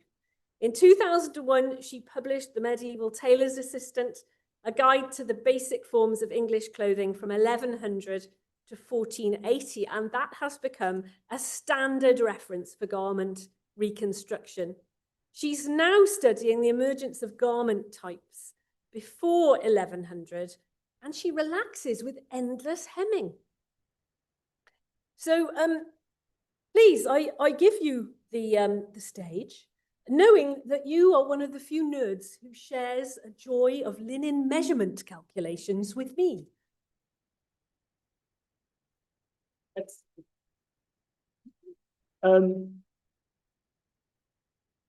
And I completely forgot when sending in the biography note some months or weeks ago that my greatest claim to fame is yet to come, because I've got an article appearing in the next issue of the Costume Society Journal on the technical origins of the smock frock, which is also very nerdy about the cut of yokes. This is the sort of thing that turns me on. Would someone like to give me a clue about how I advance the slides? Do I just arrow down? Yes, that works. It's very reassuring that other people have problems with technology too. Now, the video you saw this morning of the Greensleeves clothing going on to our lovely actress will have made everybody aware who wasn't already that to dress fashionably in the 16th century required the expertise of a range of skilled workers. The most prominent is the tailor, who contrived the main garments, but no lady or gentleman was adequately clothed without the work of the linen seamstress. She made the shirt or smock which formed the hygienic barrier between the body and the outer garments, but she also made the highly visible and increasingly elaborate ruffled collars and cuffs and various other accessories, including headwear. Because they were linen, they were washable, and clean, freshly smoothed or starched linens were as visible an indicator of wealth and status as green satin and white leather pumps. And my real objective in life is to convince reenactors that their linens matter as much as their suit. Much of the seamstress's work was plain sewing, that endless hemming we mentioned, seams, hems, and gathers. But decorative work grows like moss along the edges and seams of fine linens, and sometimes, like moss, it spreads all the way across the surface. This had to stand up to laundering, so the decoration was very often done in white linen thread. And the term wrought work is a nice distinction from the grander embroidered, which describes decoration in silk and gold. Now, I enjoy plain sewing, and I don't consider myself an embroiderer, but a kerchief wrought fine and gallantly felt within my range. So that's the bit I got. Now, I was a little strapped about exactly what I was going to say, because I'm aware that there are people in the audience who know more than I do about the technical aspects of this.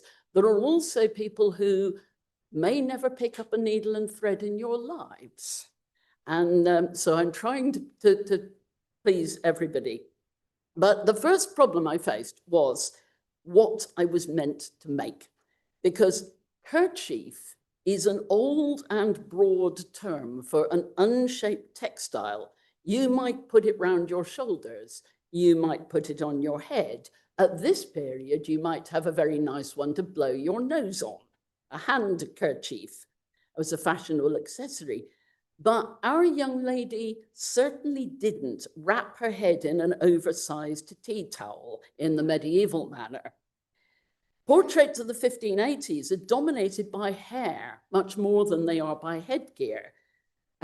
So working out what she might have on her head and when she might wear her kerchief was the problem. And I referred, as we do, to that go-to book, The Typical Tudor, which lists simple items described as corner kerchers and cap kerchers, where the old word kerchief is combined with a form of headgear of some kind.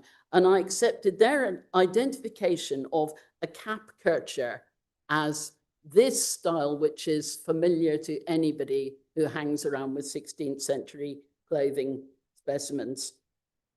This is more likely now to be called a coif, but at the time that word doesn't seem to have been used for it. Every major museum has examples of these embroidered coifs, and they date from the 1550s through to the 1630s. You very rarely see them in portraits. Our Greensleeves wore hers to show it off with her finery, but it seems quite possible that they were commonly for informal or undress wear. So every woman had them, but she didn't wear them to parties. These two examples feature silk embroidery, one with this lovely repeated spray motif in red and green, and one in a very typical scrolling stem pattern, which you'll see on the smock sleeves later. This one is actually quite crude. I'm happy to think that this was someone's homemade embroidery. I mean, by the standards of professional embroidery, it's crude. These things are relative. The designs are very varied, but my personal favorite is this one from the Shakespeare Birthplace Trust, because if you look closely, what it has is crescent moons and little smiling fish, which were originally sparkling silver when they were worked. Now, these coifs or kerchiefs are made from a single piece of linen, very, very simple cut. It is hemmed round the edges and sometimes shaped in to make, when it's joined along the top, to make a sort of point, and then curved pieces over the cheeks, and sometimes not. And then the bottom edge has a casing for a drawstring, which actually pulls it up and fastens it round your head. This one shows that limiting the decoration to white linen thread leaves you quite a lot of scope for technical virtuosity.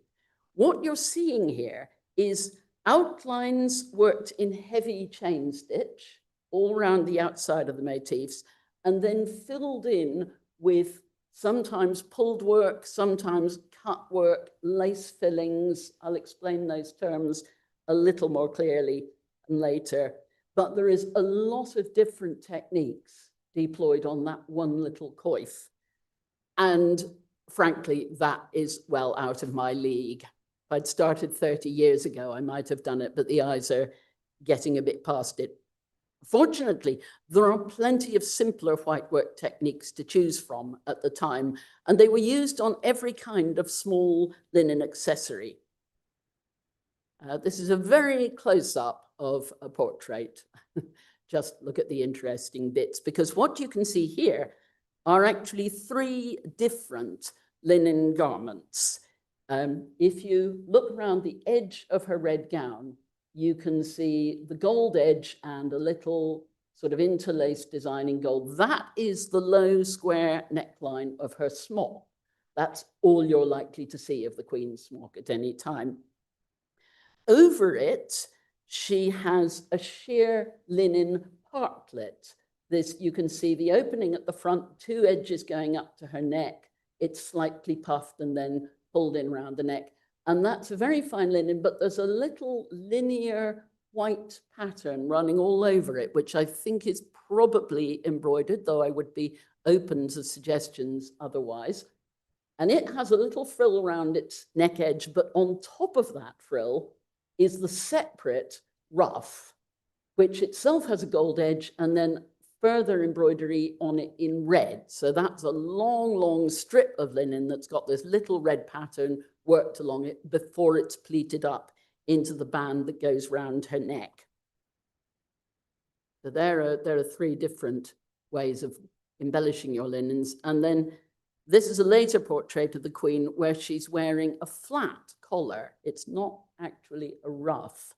And it has cut out shapes, which are simply edged around with some little thread fillings going across them. Rather simpler to do. And then this coif, which doesn't have that shaping on the front edges, it's just squared off. This has a mixture of surface stitching, pulled work, and cutouts with some needle lace fillings. And I decided to copy this straight edge as the likely earlier version. So just to clarify some of those terms qualify them by my own experiments here. The surface stitch is usually a linear, a flowing stitch, and chain stitch is easy and quick to work. It follows the patterns round. There is chain stitch on the top right motif there, coming out in little sprays. It's just a series of loops. It's mostly on the surface, and it curves and changes easily. Pulled work, there's a little diagonal block of pulled work to the left of the square, which is where you don't take any threads out. You use your working thread to pull the threads of the ground fabric and thereby create a pattern. But you need quite a loosely woven linen to do that. And it turned out that my choice didn't. So instead I used drawn work, where you take a few threads out, and that's how that square is formed. You cut at the corners, pull some threads out, and then use a stitch to bunch them together. So there's a very simple hem stitching which bunches those threads. And then finally, cut work is fairly obviously where you actually take bits out of the fabric and then overcast the edges to stop them falling apart. And then you put in some very often filling stitches, either to make sure that the corners don't flap about loose if you've taken out a large shape, or just to fill in the hole with a pretty pattern. So the final design I went for uses drawn thread squares and cut work flower shapes with surface chain detail. Now, it's a sobering fact that we cannot buy the quality of fine but densely woven linen that was available 500 years ago. I have a drawer full of antique tray cloths and pillowcases, and so this piece was selected for its balanced weave. That is very much the same number of threads going across it and along it, which makes it easier to form those squares actually square. And then you need different weights of linen thread, finer for going around the edges and thicker for the chain stitch to give it more oomph. Those come from lace making suppliers, but selecting the right threads for the linen makes you realize just how many shades of white there are. The 32 drawn thread squares, which make up the design, line up as exactly as possible to the grain of the cloth. And this is the sort of thing where you think it's simple, and then you're scratching a line down the grain, trying to make sure that they all line up exactly in both planes. It started from the middle and worked out. It was easier like that. They were completed first together with the flower fillings. You do a square and then relax with the chain stitch. For the 27 cutwork motifs, I made, as you can see, a little card stencil. And I used some modern alchemy because I don't mind cheating so long as the result comes out looking right. That blue marker is one of those glorious modern inventions which disappears under a hot iron when you've finished with it. Great deal quicker than pricking and pouncing. So once all the motifs were worked, I added a border, single drawn thread, and a sort of pulled hem stitch round 3 of the edges to define where the edge was going to be, and then block the linen. This is an essential step in the process. Wash it and stretch it to dry before turning it into a coif.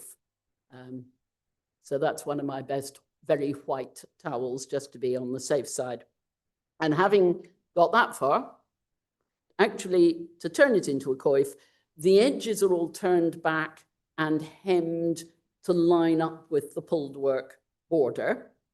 And the long top edge is doubled together and held together with a little knotted insertion stitch, which appears on a late 16th century jacket in silk. So many of the coifs are unpicked. We don't know exactly how they may have been joined together. And then the narrow bobbin lace, which again came out of the stock, was added around the front. The draw tape, which holds it on, is threaded through that casing round the back of the neck along the lower edge. The tape and the lace, they both came out of the sort of store that we all have. You buy old workbox contents at car boot sales. You never pass by a box in an antique market labeled everything 50 pence, because you never know what there might be in there.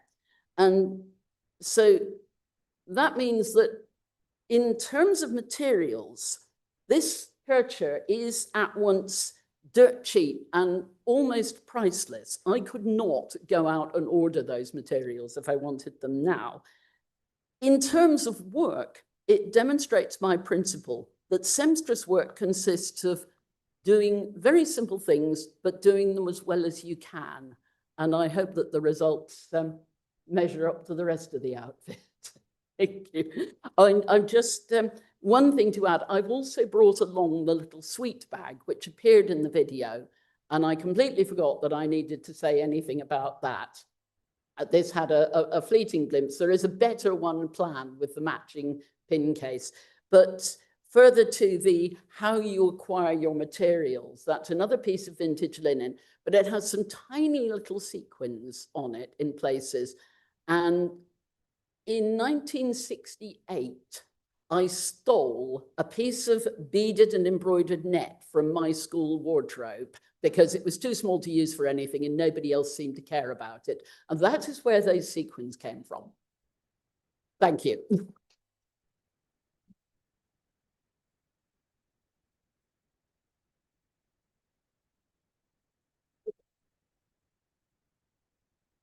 Thank you, Sarah.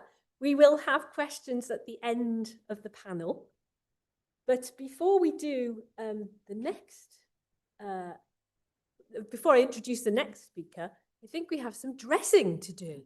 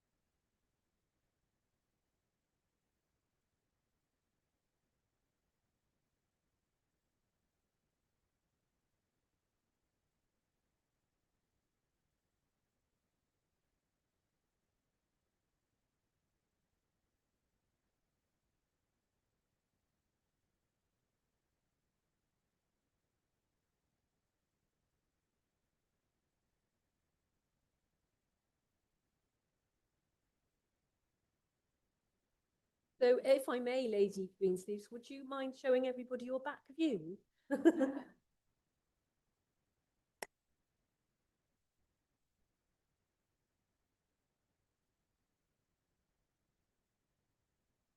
So I know it's a warm day, but you've got a few more garments to come. And the next person who will inform us of what you're wearing now is Juliet Braidwood, who's going to talk to us about the smock. Juliet has a history degree from Royal Holloway, University of London, specialising in early modern history. Her main interest has always been in 16th century English women's dress, lucky for us. And she works as a living historian at Kentwell Hall, the National Horse Racing Museum, Basing House and Athelhampton House, which we heard about this morning. She organises and runs events to bring history to life and visits schools to spark children's interest in history. Her main sewing project currently is a recreation of the early 16th century embroidered waistcoat in the Burrell collection, which has a very similar embroidery to another one at Bath Fashion Museum. So that's something we can look forward to hearing more about in the future. Juliet, can I invite you to come and tell us about your work on this smock?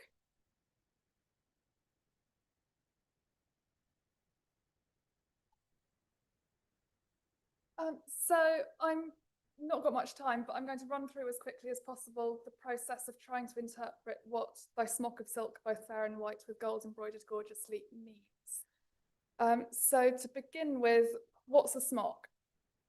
In the 16th century, a smock is a woman's undergarment. They tend to be quite loosely cut, and you can see from this one, admittedly it's early 17th century, but it's constructed from squares, rectangles and triangles. They tend to be made by women either in the home or seamstresses rather than being made by tailors. And because of the fact that they're worn next to the skin to protect the unwashable outer garments from oils and excretions of the body, they are made of linen, which is hard wearing and it's washable and antimicrobial. So it's the ideal choice for this layer. Linen is the material that we see in all surviving 16th century smocks. And it's the material that we tend to see as well in written sources that discuss smocks. The first part was to find some smocks for this project. So in portraits, it's quite difficult to see what you're looking at because of course you can't tell what's underneath and where the garments join up. So looking at things like Elizabeth here, you can see that she's got this black embroidery on her arms and around her neck. This might be a high-necked smock with the arms and the square, as it was called, embroidered with black silk and with these ouches as well. But equally, it could be separate sleeves and a partlet. We don't know for certain. Looking at Elizabeth I's wardrobe accounts, we know that she's buying both types of things. We've got smocks recorded being of fine Holland cloth with black silk, edged with black and white silk bone lace, but we've also got sleeves. So there's a pair of black stitched lawn sleeves flourished with silk and edged at the hands and sides with black silk bone lace. Generally, these embroidered smocks are the work, again, of silk men and women rather than professional male embroiderers. You do get other white sleeves showing up as well. So this unknown lady here also has white sleeves. They are probably of silk. They are probably not smock sleeves. So it's quite hard to see in this picture, but when you start looking closely at the material here, it seems to be a woven pattern, most of which isn't very visible. You can just sort of see the black rectangles here. Surviving smocks, there's a surprising number of them compared to other bits of surviving 16th century clothing. Lots of them are kept because of the embroidery on them. We don't have very many plain smocks. Some, like the one on the left here, has huge amounts of embroidery. Others on the right have relatively little. We know, looking at the one on the left, from surviving strips of linen on it, that it was made of a much coarser linen from the waist down. So that smock on the left is likely more sort of semi-formal wear. It's for wearing while you're sitting up in bed rather than being worn with clothing. Because of course, as soon as you put clothing over the top of it, most of that embroidery is going to disappear. On the other hand, the smock on the right-hand side, it's possibly more for day-to-day wear. The embroidery is only along the sleeves and it's around the neckline, but very little around the neckline. There's nothing on the body, so it should be easier to see that embroidery when it's worn. The other thing that I will say from experience, and I can wave samples of embroidery from the smock on the right at you later as well if you want, but that embroidery holds up to quite hard washing even though it's made of silk, just because of the nature of the design of it, whereas the smock on the left, that embroidery would take much more delicate laundering. Something else in terms of the separate sleeves, separate partlets, we do, and again, these are slightly later on in the 17th century, but you get similar things earlier on where you've got these panels that are designed to be inserted into dresses. So it looks like you've got lots and lots of embroidery in your clothing, but in reality, it's only on the visible parts.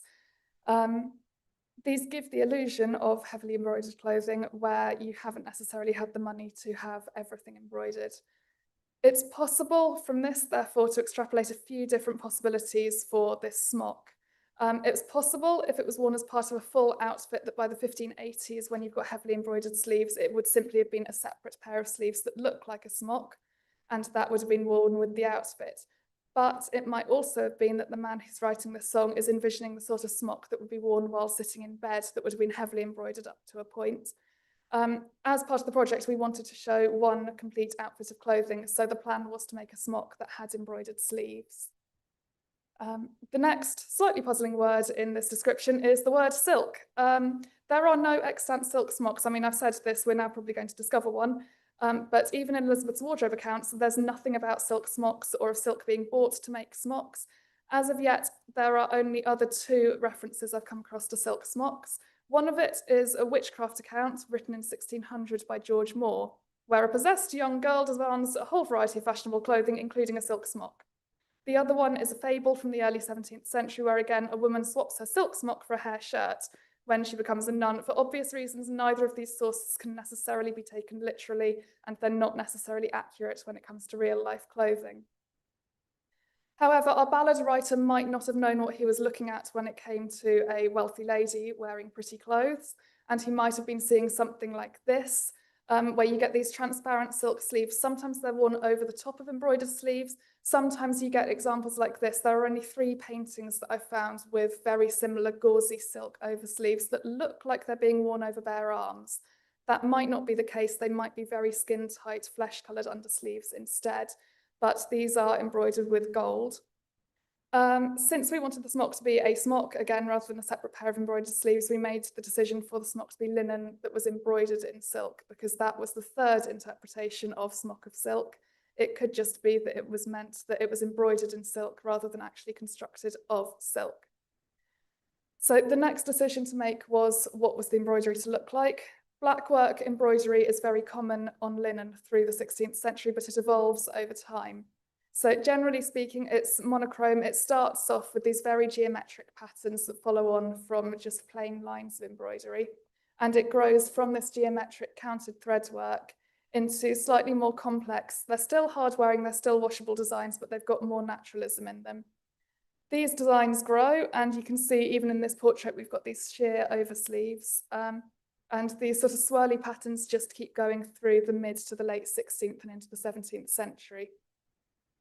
These patterns are more free-form, so they're not reliant on counting the threads in the cloth to achieve the pattern, and they tend to be executed in backstitch, stem stitch, or chain stitch. Again, I can elaborate later if you want these more detailed descriptions of these stitches, but they don't, to begin with, have any filling stitches to provide shading. Then the sleeves get bigger, because if you've got a bigger sleeve, it makes your waist look smaller, and so the patterns on the sleeves and the embroidery grow bigger as well. And you can see even by the 1580s, there's filling stitches creeping in. So some of those leaves have a lattice work pattern on them. And there's a little bit of speckling, and some of the petals on the flowers are filled in solid black. But they are still quite plain compared to a lot of the filling stitches that you see into the 1590s. The design for the embroidery for Greensleeves needed to be large, swirly, naturalistic, and not have too many filling stitches. So as you may have seen in almost all of these portraits so far, all of the women have bent arms. It's really difficult to tell exactly what the pattern is going all the way down the sleeve. So instead of trying to directly recreate a pattern from a portrait, I went with amalgamating designs from several portraits. These two are both from the 1570s, so I took the roses, rosebuds, and a funny sort of artichoke thing from Nicholas Hilliard's Pelican portrait. And then possibly Lady Anne Paget at Laycock Abbey, I used possibly a carnation. It's really hard to tell what some of these flowers are in the portraits. And then, so I took these different designs and amalgamated them all using the swirly pattern on this pillowcase that's in the V&A to create a new pattern, which was done in something of a rush. So you can see that was drawing it out. That's an in progress picture of trying to get to the different patterns of the portraits. And we had quite limited time. I mean, it's months, but still for this much embroidery, it was limited time.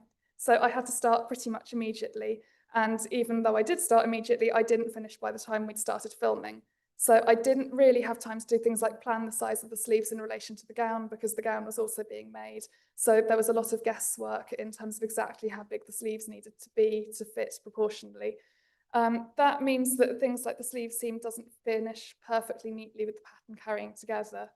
But when it's worn, you can't really see that. The other thing is when we unpick that smock that I showed earlier from the V&A, you can see that even with this, the pattern won't line up perfectly when it's sewn back together. The pattern repeat isn't actually close to perfect on these, but that's quite reassuring.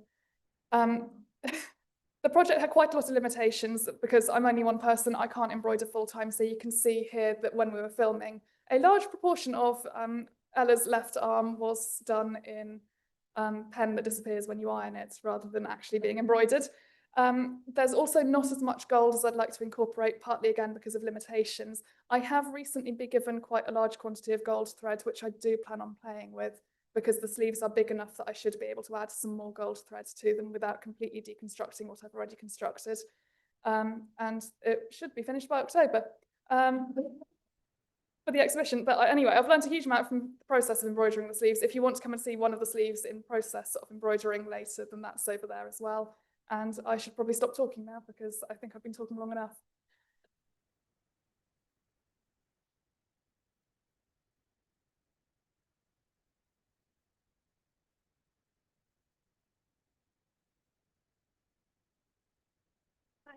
Thank you, Juliet, for that.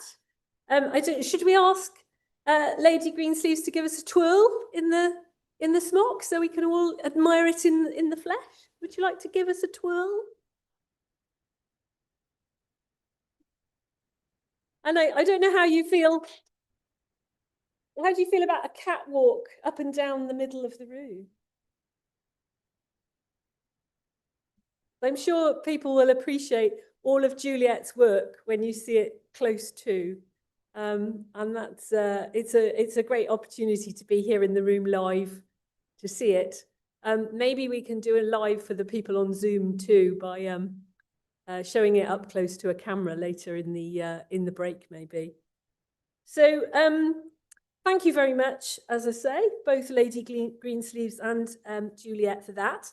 The last person on our panel before the tea break is Constance Mackenzie, who's another person I think I've known for nearly 500 years. I'm very good you're looking on it too, if I may say so. Constance is a professional costume maker working in the film industry.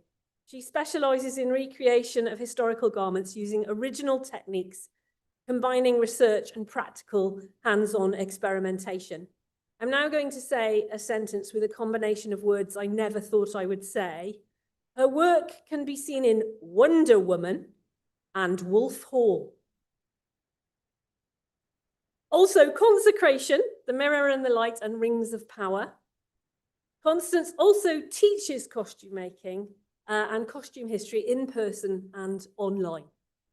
So, Constance, if you would like to give us petticoats of the best. So, what is the petticoat?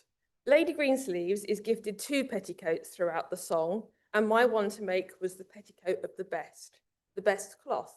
And that was obviously going to be wool. It was a beautiful broadcloth wool dyed to a strong madder red, and as a garment, it is her supportive underlayer.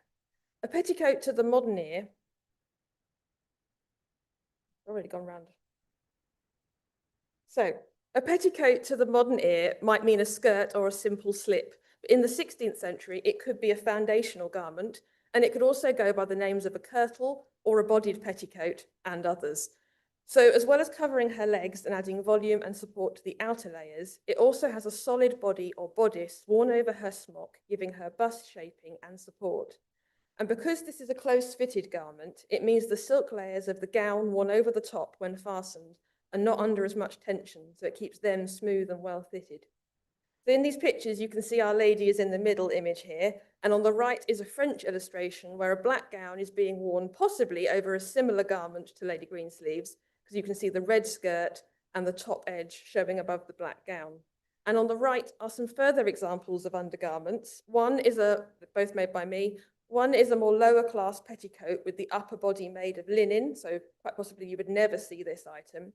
And the other is a later example copying the 1603 effigy stays or pair of bodies and a silk petticoat pointed to them. So although they are separate garments, they are created into one that you wear together. So it was very important to narrow down what Lady Greensleeves' petticoat was going to be. One of the ways of doing that was looking at inventories, records of clothing, accounts, and tailors' bills to find the names of the garments used to describe women's clothing and the materials that we went into making them. I was curious to see if I could make her petticoat without the use of whalebone as a stiffening, which although records of it can be found in the 1580s, it does not appear in every garment worn by women and was very unlikely to be worn by those of a lower status. This example of a tailor's account from the Bacon family mention many, many items of clothing, but do mention whalebone for stiffening some of the garments. But there are also accounts there of petticoats that have an upper body, but only canvas and buckram are mentioned as their source of stiffening. So this was the challenge I set myself, but now I'd like to talk a little bit about patterns. The 16th century tailors' drafting methods relied on geometry, mathematics, and the customer's body measurements. This is a pattern taken from the Spanish tailor book by Arcega from the 1590s, and in a modern English translation of this pattern, it is described as a kirtle and a low-cut bodice of silk. At this point, the kirtle is referring to just the skirt part. And this is my pattern inspiration. For drafting this pattern, I use a translated and updated system based on another 16th century tailor's cutting instructions, and the draft was for a pair of bodies. This produced a very beautiful but quite Spanish shape that I then altered to a more English style, which was mostly just rising that incredibly long peak at the front and lifting the neckline a little. Once I had it on paper, which is what you can see in the middle, and then the final pattern is the brown version overlaid over the white one after the first fitting.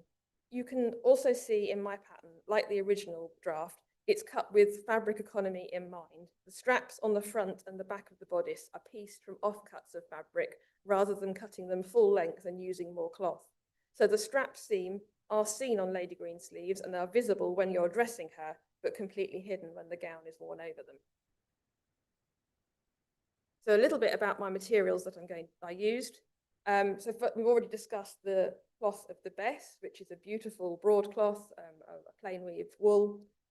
I included a linen interlining, paste buckram, which was made of linen and glue, a white wool flannel to smooth out those buckram layers, fustian lining, in this case a linen and cotton mix, black silk taffeta guards for the hem, and linen and silk threads for construction.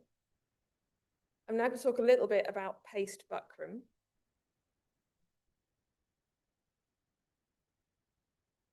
So my choice of stiffening was buckram, and it was made by painting hide or rabbit skin glue onto a plain weave linen, building up in layers to create a stiff but still flexible material. It was a staple in hat and headdress and garment making in the 16th and 17th century, and modern equivalents are still available. But I wanted to make my own rather than buying one to control the level of structure and the materials used to make it. So I used a tailoring red edge linen canvas as my base and painted it with rabbit skin glue or artist glue. It's not actually made from rabbits, but it is made from animal hide or animal leftovers. And there is a veggie alternative that works almost as well from gum tragacan. But amazingly, this smells actually far worse than the animal-based glue in the process of making it. And although I used a new linen here for my reconstruction, there is historical evidence quoted in Patterns of Fashion 5 that old linens such as sails or bed sheets, when they were finished with, were used to make buckram.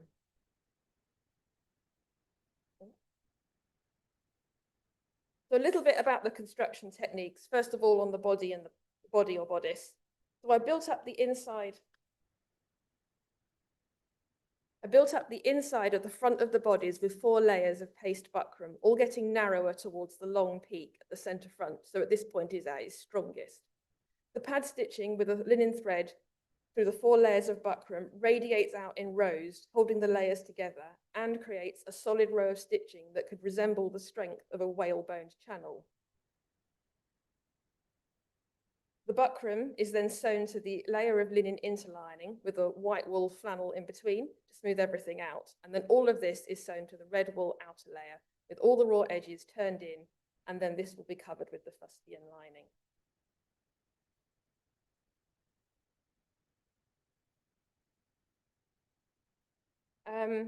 For the kirtle or skirt, as I have made the bodice by hand, it seemed only right to do the same with the skirt part. All the seams were backstitched with linen thread, and the seam allowances are trimmed and folded over to create a neat finish and felled in place with the same thread. In the images here, you can see that the petticoat skirt pattern is laid out on the wool cloth, and it's slightly wider, so the triangular pieces from the top will be taken and pieced into the bottom to create that full hem width. And I'm, of course, using the typical Tudor petticoat pattern, also inspired by the Alsager book, because it just creates a beautiful shape.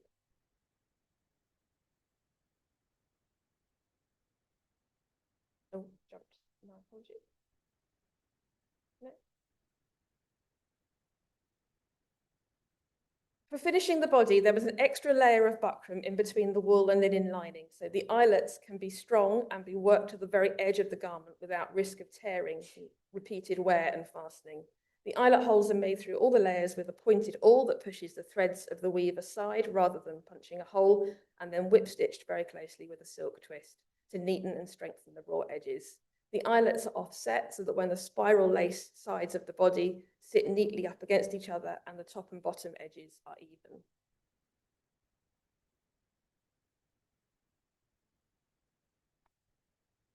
As both the body and skirt of the petticoat are neatly finished as separate items but worn as one garment, the two are whip stitched together at the waistline, where both have openings for ease of dressing, and the garment will then be flexible to wear under different outer layers and to accommodate size fluctuations.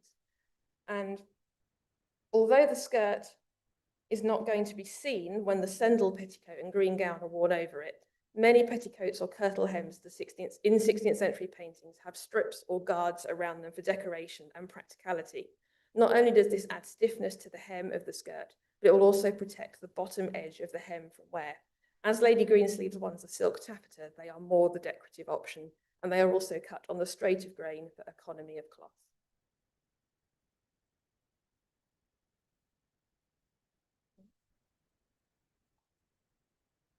And finally, I'd like to talk a little bit about wooden busks for extra support. One of the surviving pairs of bodies from the 1590s, documented by Janet Arnold in Patterns of Fashion, has a wide channel in the front of the body that once held a busk. Only the channel in the garment remains, but other busks have been preserved from the 16th, 17th, and 18th century, made from a variety of flexible and inflexible materials. As well as performing a practical function of holding the long front peak of the bodice in place, busks were also given as decorated love tokens between couples. Although not mentioned as an item in Greensleeves, I chose to add a busk to keep the petticoat bodice looking smooth and straight by protecting the buckram from being bent or broken from repetitive movements such as sitting, bending, or dancing.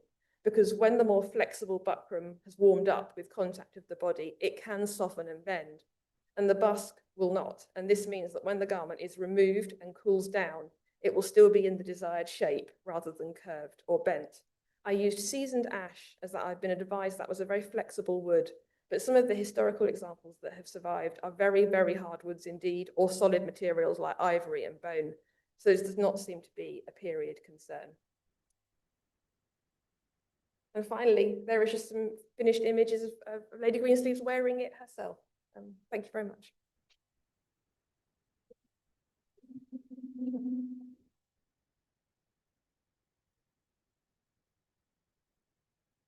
So I think we've got time, have we not, for the petticoat to go on the body, which I'm sure everyone will be very interested to see how it's done. And after we've done this, we've got enough time for a few questions. So be prepared and maybe put your hand up so the person with the microphone can know where she's heading. Okay, there's one there. Yeah, if that's acceptable. I can see the microphones being readied now. There's a lady here who put her hand up first. And we have all three speakers available to answer questions. Maybe we'll let Constance finish what she's doing before she tries to speak. What's your question? Well, I was wondering, this also goes into is it called sumptuary laws this morning? Were there any restrictions, laws about these like lavishly embroidered sleeves or like undergarments? Juliet, do you want to answer that? Okay, come to the microphone if you would like to say a few words about that.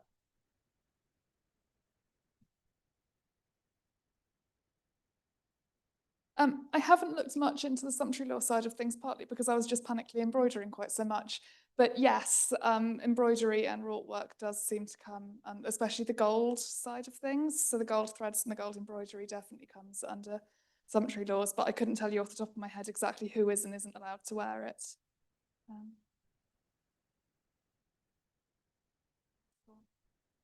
Yes, exactly right. The gold embroidery would be a problem if it was on display. Of course, we don't know. I mean, Juliet spoke very eloquently about the sleeves that might or might not be on display. So we don't know whether the Greensleeves smock was, but certainly if it was on display, then I think it's pretty baronesses and above, essentially, or baronesses' wives, or maybe the wife of the son of a baronet might be allowed it. Thanks very much. Do we have any more questions? Everybody's so busy watching the action. I can see a hand up, in fact, two hands going up over there. So if one of you could take the microphone first. Hi, this is a specific question about the construction of the petticoat. When you sew the skirt to the bodice, how does that work with the point at the front of the bodice? You see her from, can you see her from here? Yes. So this bit I can actually lift up and get my hand under there, and the busk is coming all the way down there, but this is whip stitched here, these are whip stitched together to this point, and then this skirt is still straight across, and I've whip stitched that to the inside of the lining, rather than shaping the skirt down in that great point like that, because we need this accessible when you see the next bit of the dressing. So this is my interpretation of how to achieve that shape. I don't have an evidence of that. It just seemed the logical way of achieving what we wanted. So can I maybe ask Elle to do another catwalk once Nina's put the cap back on? And I think there was another question in the same direction over there. Thank you. Thank you. This is, I guess, a point for Juliet, and just that I think it's so wise that you're looking at surviving garments and surviving embroidery, because the whole question of using painted portraits as evidence is such a complex one, because they are not photographs, they are complete constructs, and so many things can have happened. For instance, pigments can change color, but also you have artists. You showed the George Gower of Lady Kitson, and George Gower's not really interested in showing the embroidery in detail. They're just swirly black lines. Whereas an artist like Marcus Gerrits the Younger, very slightly later, is interested in literally showing stitching. That's what he's offering his clients, you know, a very faithful representation. So painted portraits are, of course, fantastic for evidence, but they're complicated to use. Yes, and the extant embroidery also shows you more in the way of the smaller stitches and the filling stitches, and even just the size of the stitches used and what sort of thread is used and things. Because even Holbein, who's wonderful, and you can count his stitches individually on some of the cuffs that he's painted, but even that isn't necessarily giving you as much information as an extant piece of clothing would. Even though the problem, of course, with extant smocks is that we can't see what they're being worn with or how exactly they're being worn. So it's a case of taking all of the evidence and combining it to try and work out what might have been going on. Even though it's still all conjecture, we don't know for certain. Thanks. I think we've got another question. Lisa has the microphone. This question actually is for our lovely model. I've made one of these kirtles with hide glue. I just used a single layer of linen, and I had put hide glue on both the front and the back. And I found it very stiff, but then I was able to also steam it with an iron, and I found when I wore it, it softened. And I just wondered how it was to wear this, and if over the length of you wearing it, if it became more comfortable. Thanks. I think the more you, like, kind of the longer amount of time you spend in it, the more comfortable it does become. So like at the moment, if you look at the cuffs, how well they're starched, and the sleeves themselves stick out a bit. But I was really waiting for the kirtle to be put on, or the petticoat to be put on even. So once that's on, then you feel like you're wearing more real clothes, then you can move more naturally. And so there's a certain amount of, you need to keep on your guard and make sure that you don't mess up the starching, which really gives you an insight into how wealthy you would have to be to wear clothes like this, to have someone pick things up for you and all that. But at the same time, there's a point when you make a conscious decision to wear the clothes as a person as well, which is part of the reason why I love being Greensleeves so much, because I've been wearing historical costumes since I was born, essentially. So through reenacting living history, there is a certain amount of, you sort of learn where the flexibility is, where you can wear it as a person versus where I need to keep my neck straight to keep the starch in and keep my wrists up to preserve the cuffs. Yeah, it's that balance. Thank you. Can I just ask if anyone has a question for Sarah before we go to tea? Ivan. Microphone coming. Question for you, Sarah. A few minutes into your presentation, you showed two historical kirtures. One on the left had an ornament of like berries and leaves, and one on the right was a blackwork one. Yes. It's just looking at that with my botanical hat on. The berries look like barberry berries, the berberis, which was very commonly used as a garnish in Tudor food. Do you know what I mean by that? I do. Now, Nina and I are looking at each other because she has actually examined that item. Yeah. It's in the Middleton collection, isn't it? So have you done a botanical analysis of it? I have not done it. Ivan is not the first person suggesting like Barbary. Right, yeah. I was convinced you were about, sorry, can you say? I have never studied the botanical nature of the embroidery, but I have heard other people refer to them as being Barbaries. Almost certainly. But I was convinced you were about to say, because Barbaries are an aphrodisiac. Well, what a They- perfect note on which to have tea. But Yeah. before we do, can I just ask everyone to give Sarah, Juliet and Constance a round of applause for their wonderful presentations.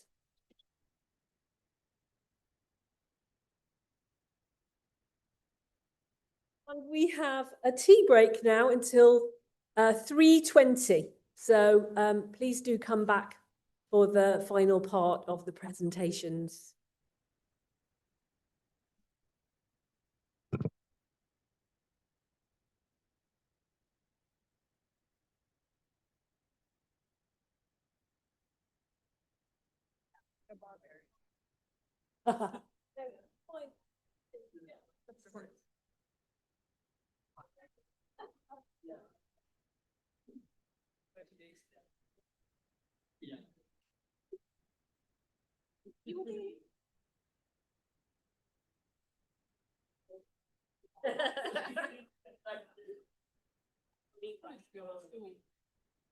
Don't know though.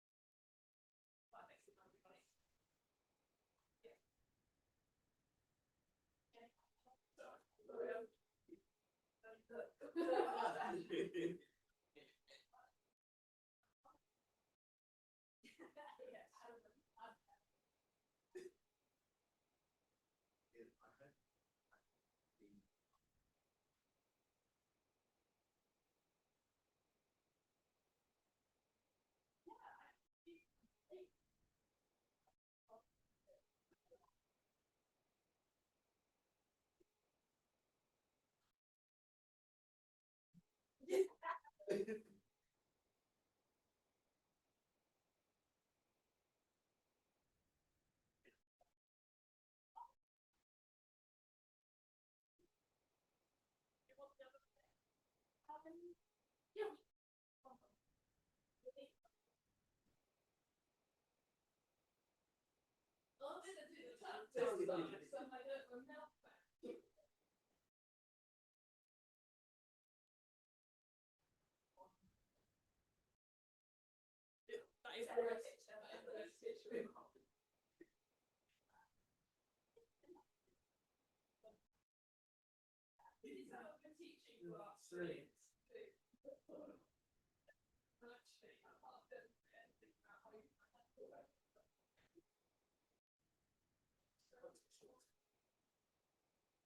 that didn't happen.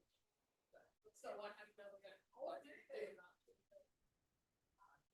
I'll do that.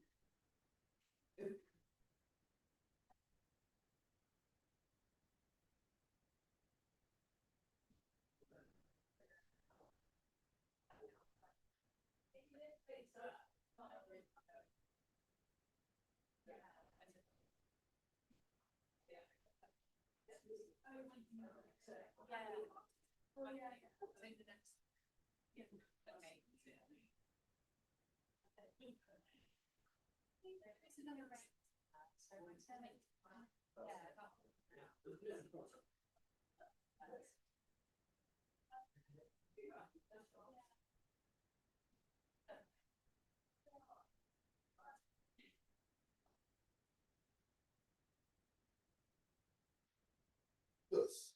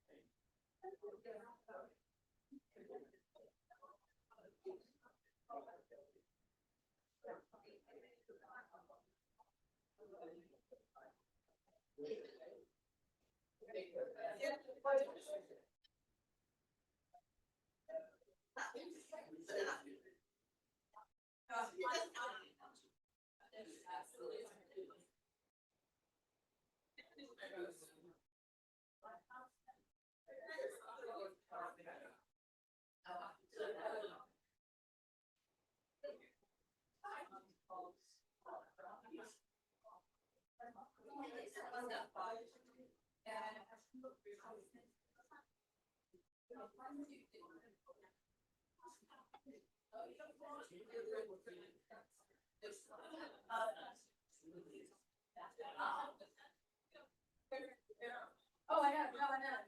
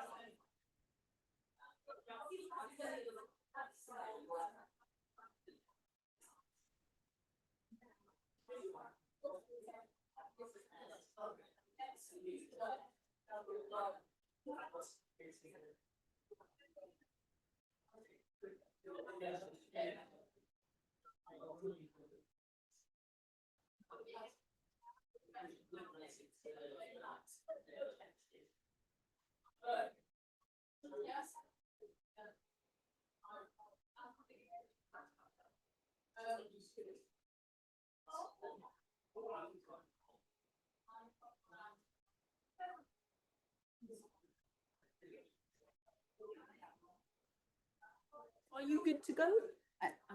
I know Eva's first. Yeah. I'm just gonna put those The other thing that's happening is that Pavel, who's the camera guy, he's going to try and zoom in on some details. So maybe when you're putting them on, yeah, if you could sort of hold them up as though you're front. I think he'll then try and, because I'm thinking the people who are on Zoom not really getting up close and personal. Some of them yeah. Shout out to all my friends in town. Yeah. I can go on Canadian. Yes. Actually here at the moment. Oh, that's funny. Nelly's over. And Susan. Welcome back, everybody. Thank you for coming back on time. I think we're doing really well. I hope I don't jinx it by saying this. Doing well with the timings. We're now going to move into the last exciting garments of the Greensleeves dressing. We have panel 4, gifts of clothing, shoes and garters. And to start us off, Ava Burnett is going to talk about pumps as white as was the milk. Ava is a historian, heritage craftsperson and educator. Her work explores the history of shoes and the craft practices of leather workers in the early modern period. She uses traditional tools, materials and construction techniques to recreate shoes and other leather objects from the past. And her recent projects have included reconstructing items found on the Mary Rose, a replica 16th century football, and a variety of historical and modern purses. Ava aims to share the craft of leatherworking with a larger audience through her work as a living historian and providing heritage craft demonstrations. And these have included events at Kentwell Hall, which we've heard mentioned several times, and Athelhampton House, which has starred in the video. And she also works in an educational role at the Food Museum. She's studying for a master's in building history at the University of Cambridge at the moment, having previously studied for a degree in history and education studies at Durham University. So Ava, we'd love to hear about the shoes.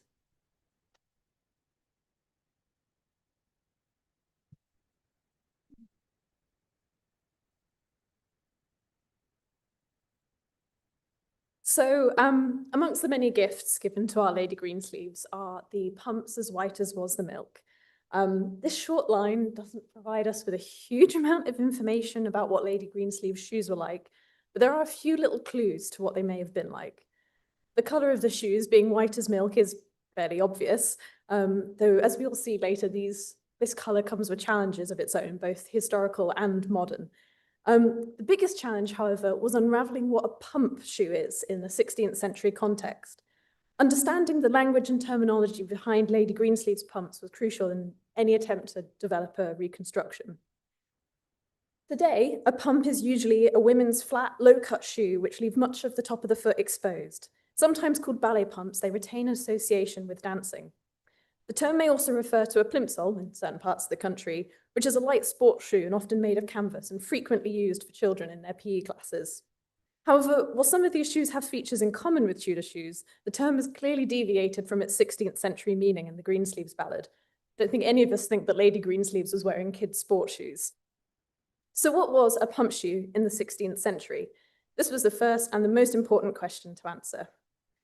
The term pump, when referring to a type of shoe rather than a water pump or something else, actually only appears a few decades before the Greensleeves ballad is published.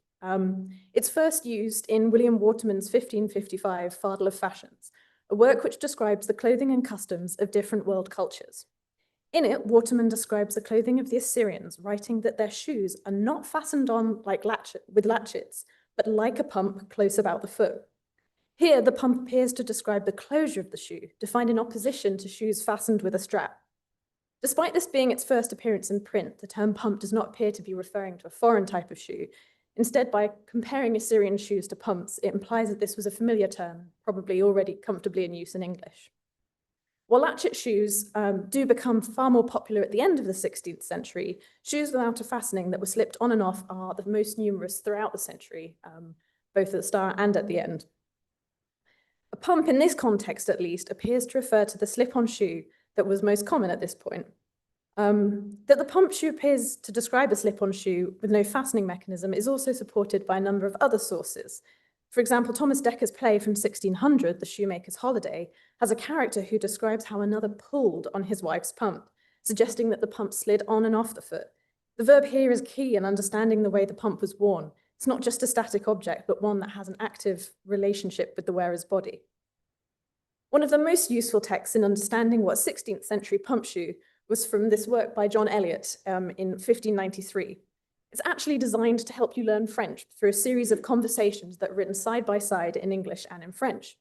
And in it includes a conversation between a man and his servant as he gets dressed in the morning. Here he asks for his pumps and a shoehorn to help him put them on. He chooses the pumps for a number of reasons, but amongst them is that he has hurt his foot and must therefore go slipshod.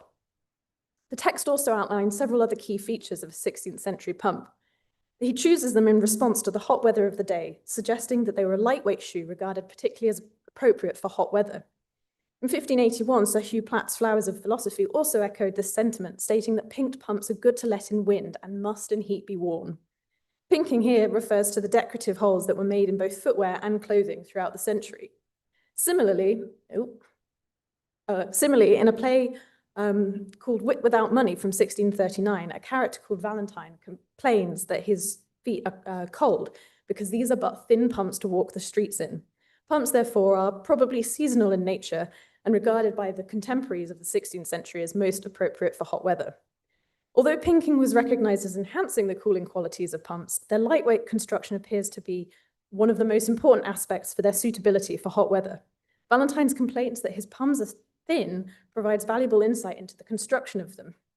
Shoemaking changed significantly in the 16th century. Previously, shoes had been made with a turn shoe construction, which is much like clothes, where they're made inside out and then turned the right way round. This means that the leather has to be relatively thin and quite flexible, and can only have a single sole underneath. In the 15th or late 15th and 16th centuries, shoe construction evolved with the invention of the welted construction. Here you make the shoes the right way round upon a last, and you sew a narrow strip of leather called a welt around the edge of the shoe. To this you can then sew a second or a third sole, and eventually they started adding heels. Over the 16th century, this becomes the most common way that shoes are constructed, and to this day, it remains the way that most high-end handmade shoes are made. When welted shoes with multiple soles become the norm, the practice of making single-soled shoes wasn't completely replaced. That people in the 16th and early 17th century regarded pumps as thin shoes, and they directly refer to them as being single-soled, suggests that they were constructed as turn shoes. For example, in Romeo and Juliet, Shakespeare plays with the idea of both pinking and sole construction in pumps, with Mercutio joking to Romeo that he should follow me this jest now till thou hast worn out thy pump, and that when the single sole of it is worn, the jest may remain after wearing sole singular. The single-soled pumps were distinct from normal shoes with multiple soles is also reflected in the conversation from John Eliot's work, where the servant and the gentleman discuss whether it would be better to wear single-soled shoes or shoes with multiple soles. It's not entirely clear from the text whether the pumps that he eventually chooses are these single-soled or double-soled shoes, but it does highlight that contemporaries were well aware of a clear difference between the two types and just chose what they would wear depending on the specific needs of the day. It also appears in another conversation from the same text between a shoemaker and a customer. And here the customer instructs the shoemaker to show him some good 2 or 3 soled shoes, some pumps or pantoffles, and some boots, demonstrating that there was a wide variety of shoes available to customers in the late 16th century. And pumps here are regarded as being in a different category to the double-soled shoes. For the eagle-eyed amongst you, you'll have noticed that time and time again, pumps appear alongside mules or pantoffles. These are both overshoes, further again supporting the idea that the pumps were turn shoe and lightweight. Pantoffles, mules, and chopines were a fashionable form of overshoe in the 16th century. Some surviving examples were clearly elaborate displays of wealth and status. And while simpler examples appear in print and paintings from the era, it's likely that the majority of the time pumps are worn outdoors with some kind of overshoe to provide extra protection. It also allows you to demonstrate your wealth because you can essentially afford to wear 2 pairs of shoes at once. Although Lady Greensleeves does not receive a pair of overshoes to go with her pumps, she is instead provided with men clothed all in green to set her up and set her down so that her foot might not ever touch the ground. The Lady Greensleeves would be carried around in her pumps without touching the ground, would enable them to remain as white as milk. In the 16th century, like today, white shoes would have been a challenge to keep clean. Nowadays, most white leather is chrome tanned, which is using an industrial chemical process that was only invented in the 19th century. The majority of 16th century leather, however, would have been vegetable tanned, which was traditionally done with oak bark and other vegetable matters that was rich in tannins. This produces a pink flesh-coloured hide, and it's usually too dark to be dyed white. Instead, they used alum-tawed leather, which undergoes a slightly different process, where it's tawed in a paste of alum, salt, flowers, eggs, butter, and oil. This produces a strong but soft and flexible leather and was often used in glove making, bookbinding, and shoemaking. However, the biggest challenge of using it in shoemaking, that as soon as it gets wet, it essentially reverts back to a rawhide. The gift of milk white pumps, therefore, was clearly never intended to be practical. The men to carry her around were an absolute necessity. While alum-tawed leather is still produced today, it's been, like I said, mostly replaced by chrome tan leather. It tends only to be sold by the whole hide, which is far more than I needed to produce a single pair of pumps. Finding a source of present-day white alum-tawed leather in a small enough quantity proved deeply challenging. The samples I ordered were far too thick for shoemaking. They didn't respond well to any attempts to stamp or pink them. You couldn't skive them to make them thinner. So I had to, unfortunately, put the idea of using alum-tawed leather aside. Instead, I was able to source a small piece of olive-tanned calf skin. It's not strictly authentic to the 16th century, but it is produced using traditional veg tanning techniques. Instead of using oak bark or other vegetable matter, it actually uses the olive leaves that are a waste product from the olive harvest in Italy. It was sold in a small enough quantity to make a single pair of shoes, but it was also the perfect weight for Lady Greensleeves pumps. And this lovely, luxurious, buttery nature definitely reflects the status of Lady Greensleeves shoes. Though surviving shoes from the 16th century are quite rare, there are a few examples that exist in museum collections around the world, and some of these actually share characteristics with what we've discovered pumps might be. As the 16th century progressed, the decoration in high-status shoes becomes a lot finer and far more elaborate, unlike the large slash decorations that were popular early on in the century. Many of the shoes from the time of Greensleeves feature delicate stamp working and pinking.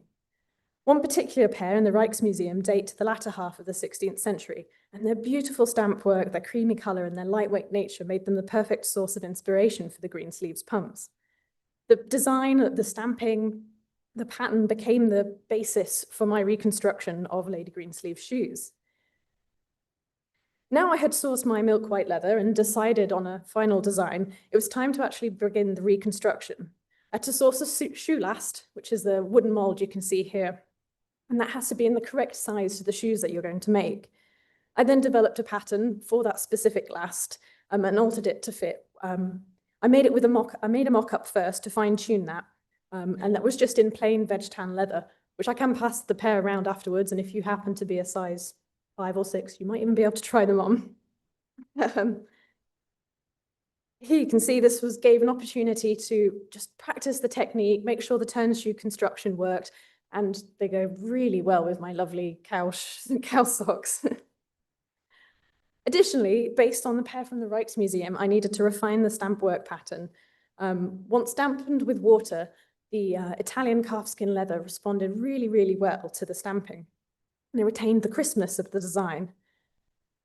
I pinked the heels as a sort of reflection of those sources that we came across, which talk about pinking being a good way to keep cool in the summer, and made sure that the pattern carefully lined up from the top to the bottom of the foot and remained mostly central.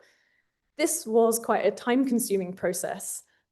It would have been something that only the very wealthiest could have afforded, because it's just not practical for anyone who's wearing these shoes out and about where they might get dirty or wet. For the most part, my tools and techniques that I used were accurate to those used by 16th century shoemakers. And even at one point, I spent a week living as a 16th century shoemaker at Kentwell while making these shoes. There were a few times, though, I did have to cheat. For example, masking tape made it a lot easier to keep this stamped pattern straight. And it turned out that a knitting needle was the perfect way to get the little dots across the shoe. And here we've got a few pictures of the final shoes and some of the tools that I used. You can see the stamping and the pinking. And then in this one, in the inside of the shoe, you can see the turn shoe construction where the stitching actually comes up through the sole and goes out of the side. So it's not going straight down through the sole. And last but not least, the most important part, my feline supervisor. He was there for every moment of this. Thank you.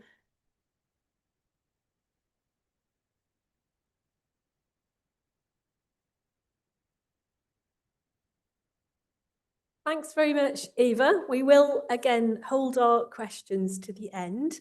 Are we putting the shoes on our Lady Greensleeves?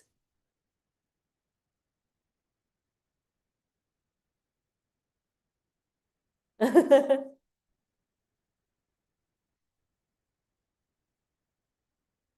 I think Pavel, who's our technical support, is going to try and do a few zoomings in on the details of the clothing as Lady Greensleeves gets dressed, so that the people who are watching on Zoom can see some of the details that we have the pleasure of seeing in the room. So while the shoes are going on, I'm going to introduce our next speaker, who is Mally Lay. She will talk about garters fringed with gold and silk women in 16th century England. Mally's another person I've known since, what was it, 1527? 1527. And then, fun fact, Mally's married to my first ever boyfriend. It's all a bit incestuous over here in the 16th century reconstruction world. No, it's all very fun, all very friendly. So Mally first started making and wearing 16th century clothes nearly 40 years ago. That makes me feel quite old. Yeah. Despite working up and down the historical timeline as an education workshop leader and historical interpreter, she spent most of that time in Tudor England. For over 15 years, she has studied and acquired many of the techniques associated with the professional silk women of the 15th and 16th centuries. She spent over 10 years helping beginners make their own Tudor clothes in costume making workshops. She's made textile props and accoutrements for historical television dramas, including Wolf Hall. And Mally is currently studying for the certificate and diploma in technical hand embroidery at the Royal School of Needlework, which is no mean feat. So, first part passed with distinction. Good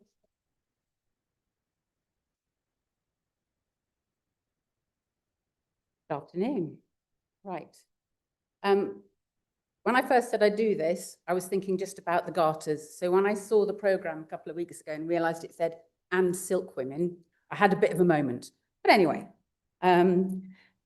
silk women usually is a word that is preceded by the word medieval silk women.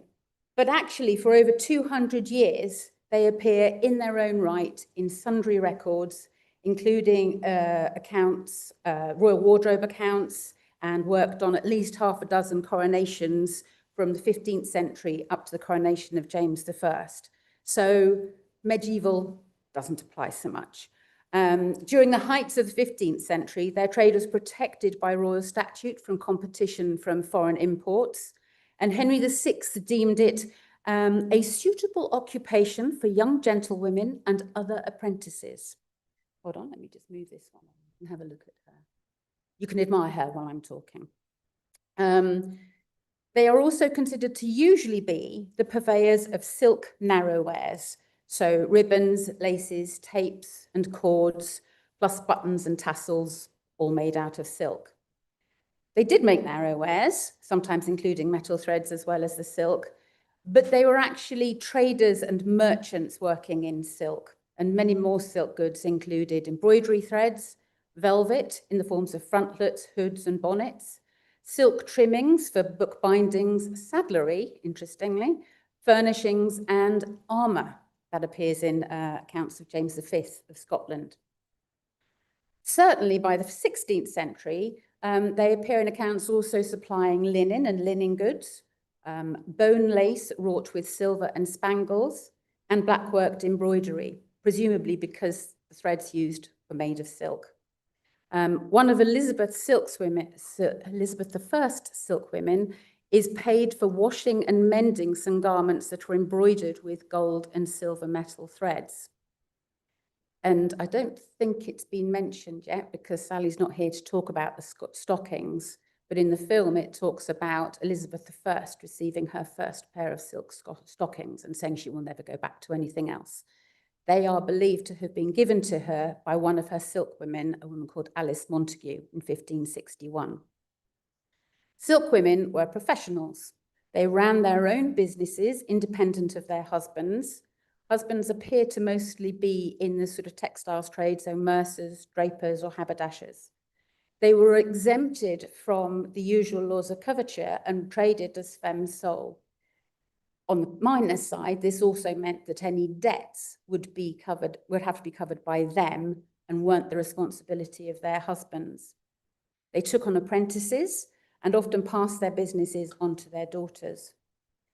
During the 16th century, they appear to gradually lose ground as the silk trading business is sort of taken over by the men.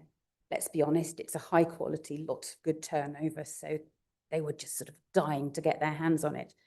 And it's interesting that someone this morning mentioned Cecil protecting and supporting English trades from imports, but this wasn't extended to specifically protecting it as a women's or female trade like it had been in the 16th century, in the 15th century.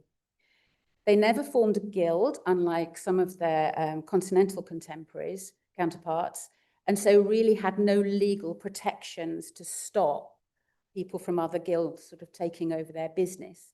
And in the 1570s, there are definitely records of female silkwomen being apprenticed to drapers and other men in different guilds.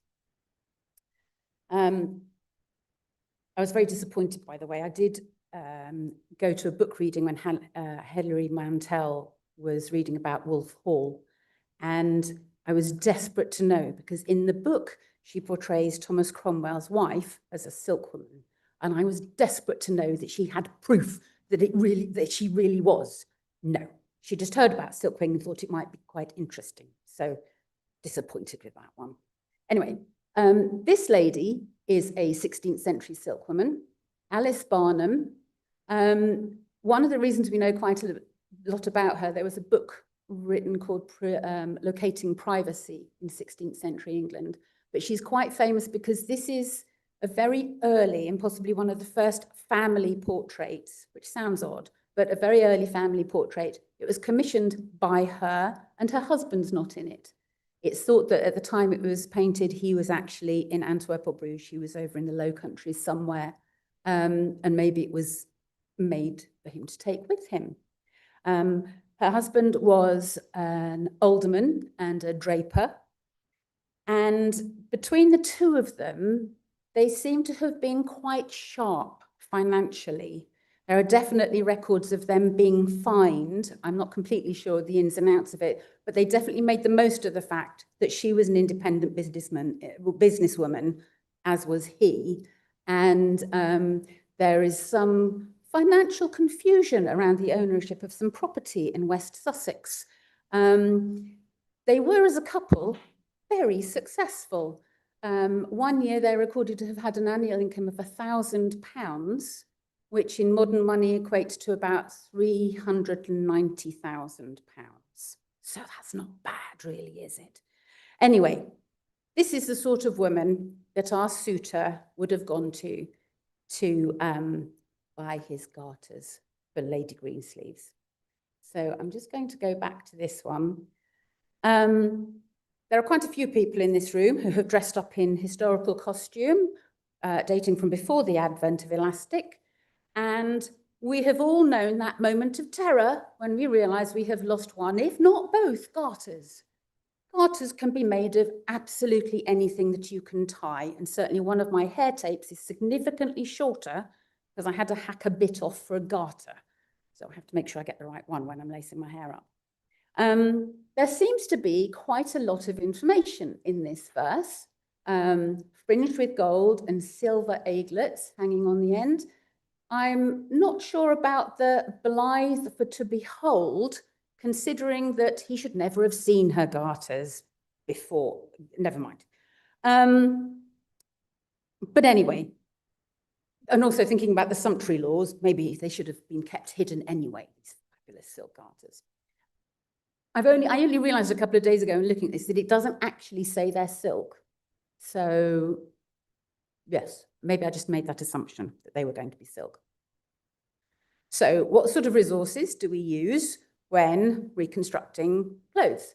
The first thing we do is look at extant garments. I haven't got a slide for that one. There isn't very much. Museum of London has got a couple of garters dating from the late 14th century, so that's a whole 200 years before Our Lady Greensleeves. One of them is a bit of silk cloth that is probably red, that has been cut and tied. And the other is a woven wool, interestingly woven with little sort of triangular sort of points on one edge. I want to have a go at that at some point, but still, 200 years. There are plenty of silk tablet woven garters in the V&A, often decorated with lettering and figures, but these all date from the second half of the 17th century, a bit closer, only about 100 years out. There is a pair or part of a knitted garter in the Museum of London, which is dated as 16th century. I'm sure this would have been appropriate for these garters, knitted wool. And the Museum of Fine Art in Boston has the most amazingly gaudy pair of what it calls garters, but also in the description, it describes them as a pair of sashes. It's the fact that they're a pair. If it was just a sash, but there are two of them and they match, and they describe them as garters. Anyway, they are made of sprang, which is a very peculiar, weird looping thing that I haven't tried yet. The colours are wonderful. They're greens and pinks. They've got silver metal threads through them as well. The diagonal checked pattern running along them. But having talked with certain people, including Sarah's sister, Ruth Gilbert, last weekend, there is absolutely no evidence of sprang in England, but never say never. There is no evidence yet, but if anyone's looked for quite deeply, it'll be Ruth. All right, so the next thing to look at is paintings. So I've got 3 up. I put this one in this display and then presentation, and then looking back over it, I realized I'd misdated it, but we'll look at them anyway. Obviously a piece of cut cloth to make some quite wide strips. They've got what looks like metal lace with spangles on the ends and also narrower lace or something along the edges. These actually date from 1617 and are very similar to an extant pair from, hold on, I have to read this, the funeral clothes of Margaretha Franziska, again from 1617, which is when this painting is dated. Certainly, yeah. Moving on. These are wonderful, and this is a painter called Moroni. A very fine pair of knitted hose he's wearing. And the garters look narrower than the ones tied, although the pink part of the bow implies that maybe they are wider than they look where they're tied around his leg. They've got metal tassels, metal thread tassels, and again, a tiny bit of metal work along the edge of the garter, possibly a sort of picot style thing. 3? Okay. And the last one is Sir Anthony Paulet, also late 16th century. I think he's possibly wearing some leather breeches underneath the armour. but the fringe is very peculiar on that one. I don't quite understand how that works. And I'll go more into detail of the problems I have with the fringes. Records is the third thing to look at. And don't worry about what that is. It's a random piece of some accounts, wardrobe accounts, like someone else. Can't remember who. I looked at the Peckover and Galliard tailors' bills for supplying Nathaniel Bacon, same chap up in Norfolk. Was it you? There's not much about garters. I'm glad Constance found huge amounts of stuff. There is the odd mention of garters, usually for him. There was him, his wife, and 3 daughters. I looked also for fringe, because fringe was the thing that gave me a lot of headaches. And most of the fringe for the women that's listed is listed as wool. And also it is listed for things like furnishings, saddlery again, cushions, the hems of gowns to protect them. There is one mention of some metal thread fringe for one of the daughters when she got married. Another set of accounts lists 4 yards of lace for garters. So does that mean lace as in the cord? A cord is also sometimes known as a lace. Garters were often woven in one long piece and then cut in half so that they matched very well. But a cord, a round cord, would probably feel quite uncomfortable if tied tight when you're sort of walking about. So I'm not sure about the terminology used there. In Elizabeth I's wardrobe accounts, Silkwomen are paid for making a pair of garters cut from silk fabric and ends edged with silver lace, and also for embroidering some silk garters with metal threads.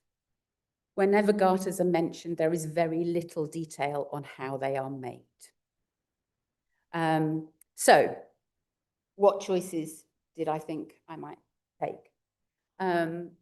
Obviously, it's silk fabric strips, very wide and tied in extravagant bows, like that first one that we saw. I think that's very unpractical underneath women's skirts and things, but that's a possibility. Knitted. I originally thought, well, definitely not knitted, because that's usually wool. They could have been knitted silk. The stockings are knitted silk. So that's a possibility.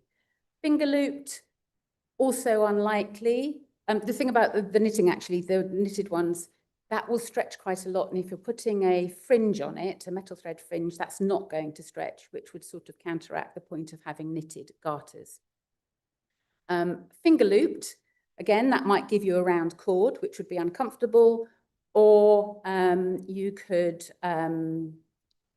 make them broad, which means flat, but again, it would still be quite thin, and it's very difficult to give you the long length that you would need. Woven, I have got some samples with me if anybody wants to look. So just straight woven. I tried it. I didn't like it. I thought it was too thin. The tablet woven, which is what I chose to do, has much more heft to it. It feels much more luxurious. Gold fringe. Oh, tied or buckled. Because of the eglets on both ends, I went for tied. There's no mention of a buckle, so I assumed that there wasn't one. The gold fringe. I was talking to Nina at one of the fairs, and there was this passing comment when Nina said, well, surely the fringe goes on the end. And I went away as light as anything, thinking, of course, what was I worried about? Until I got back home again and realised that, of course, the garters have eglets on the ends. So no, that didn't work. I was happy for about 36 hours. It was lovely. The problem with the fringe, if it is looped, do I need to hurry up? Okay. If you're going to want your tea. If it's looped, a metal thread is a metal thread wrapped around a silk or linen core. Once you have worked your fringe, if you cut it, it's then going to unravel, particularly underskirts. So that wasn't an option. I did consider bullion, but you need to have a lot of twist stored in the thread before you even start to work and weaving it. And it wouldn't have given you any more silk for the fringe part. It would have just been arranged differently. So some of the samples that I made, the one on the left-hand side, the just standard weaving is the sample on the left. The tablet woven is the sample on the right. One of the problems with tablet weaving is that because you are twisting tablets to change the shed, you can develop a sort of twist in the fabric that you're producing. And there is a twist in it, but you can slightly counteract that by how you arrange the tablets. So on the right-hand side, the tablets are alternated and you almost get a knitted look. The other ones, you just alternate the tablets on the outside edges, but keep the middle straight. That's the version I chose to go with. I tried several different weights of silk. On the left-hand one, Elizabethan twist on the two left-hand samples. The middle one, I doubled up the number of loops. Still didn't look heavy enough. The gold I chose is the same as the stuff that Sally used for the stockings. And I then played about with the length of the fringe, and the shorter fringe just looked denser and looked thicker. A little bit about, yes, so tablet woven, changing the position of the tablets to make sure it didn't twist too much. The silks I chose were flame and gold. There's a lot of pinks and creams and greens and things in a lot of the extant ones from either side of our period. So I chose silks from De Vere yarns, and the gold was the same as Sally's. And the fringe, I had two gold fringe wefts that sort of alternated to create that thicker fringe. And finally, there are the garters and Eloise's ease. I did kind of feel that I'm a very practical person. The very, very fancy, fluffy, big bows and things, to my mind, is just ridiculous. And I know part of this is about the ridiculousness of fashion in these songs. But I did feel at some point that the suitor, the writer, had never actually seen women's garters. And I was very much reminded of medieval artists asked to draw an elephant without ever having seen one.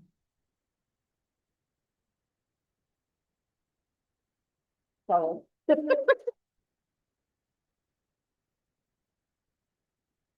Thanks, Mally. I think you're going to do the practical thing now and get Elle's stockings to stay up.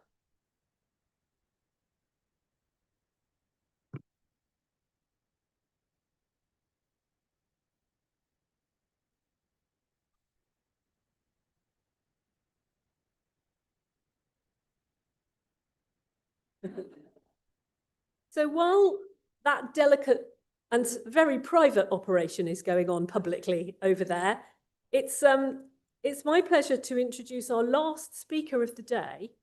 I have to say this is a slightly peculiar experience because normally I'm presenting things with Nina. I don't know if I've ever actually introduced you before. How bizarre. Somebody asked us earlier whether we were, as the Tudor tailor, joined at the hip. And we said no. But actually, I've been married to Nina longer than I've been married to my own husband. Because this October is 20 years of the Tudor tailor.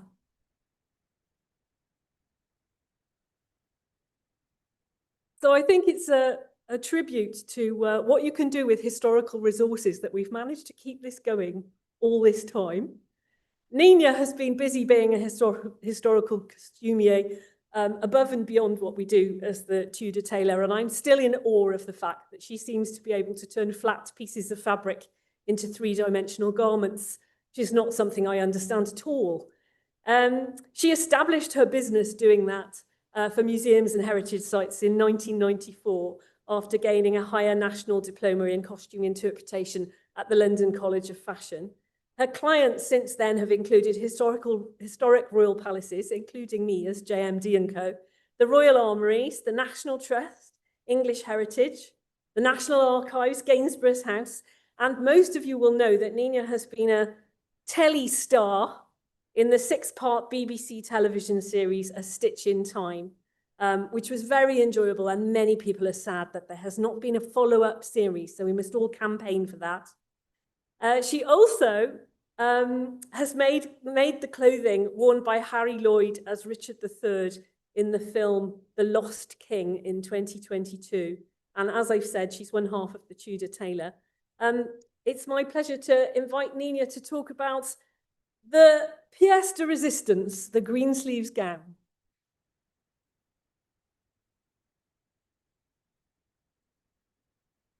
Thank you, Jane, and thank you all. It's been a wonderful day. Thank you, Tamsin, for putting this together. It's felt very much like being among friends because, in fact, we are all among friends. And hello to the rest of the world. Thank you for joining us. Right. The gown of grassy green. Like many of the other makers, all of the other makers, there's not very much to go on in the actual ballad. What does this gown look like? The line gives us 3 pieces of information to go on. The gown was green, it had hanging sleeves, and the sleeves were made of satin. In addition, we know that the ballad was published in 1580, so the style would have been something that was worn around that date. It doesn't seem much to go on, but every reconstruction of historic dress is made with a certain amount of conjecture. There's rarely one single source from which all the necessary information can be gleaned. Now, I have a bit here which bangs on about Jane, Malcolm Davis, and I using our system that we call the PAD, which is making sure you use sources from the 3 main, information from the 3 main sources. And the acronym stands for pictorial, archaeological or artifactual, and documentary. And I'm not going to bang on about it because everybody here has done exactly that. It's very good practice.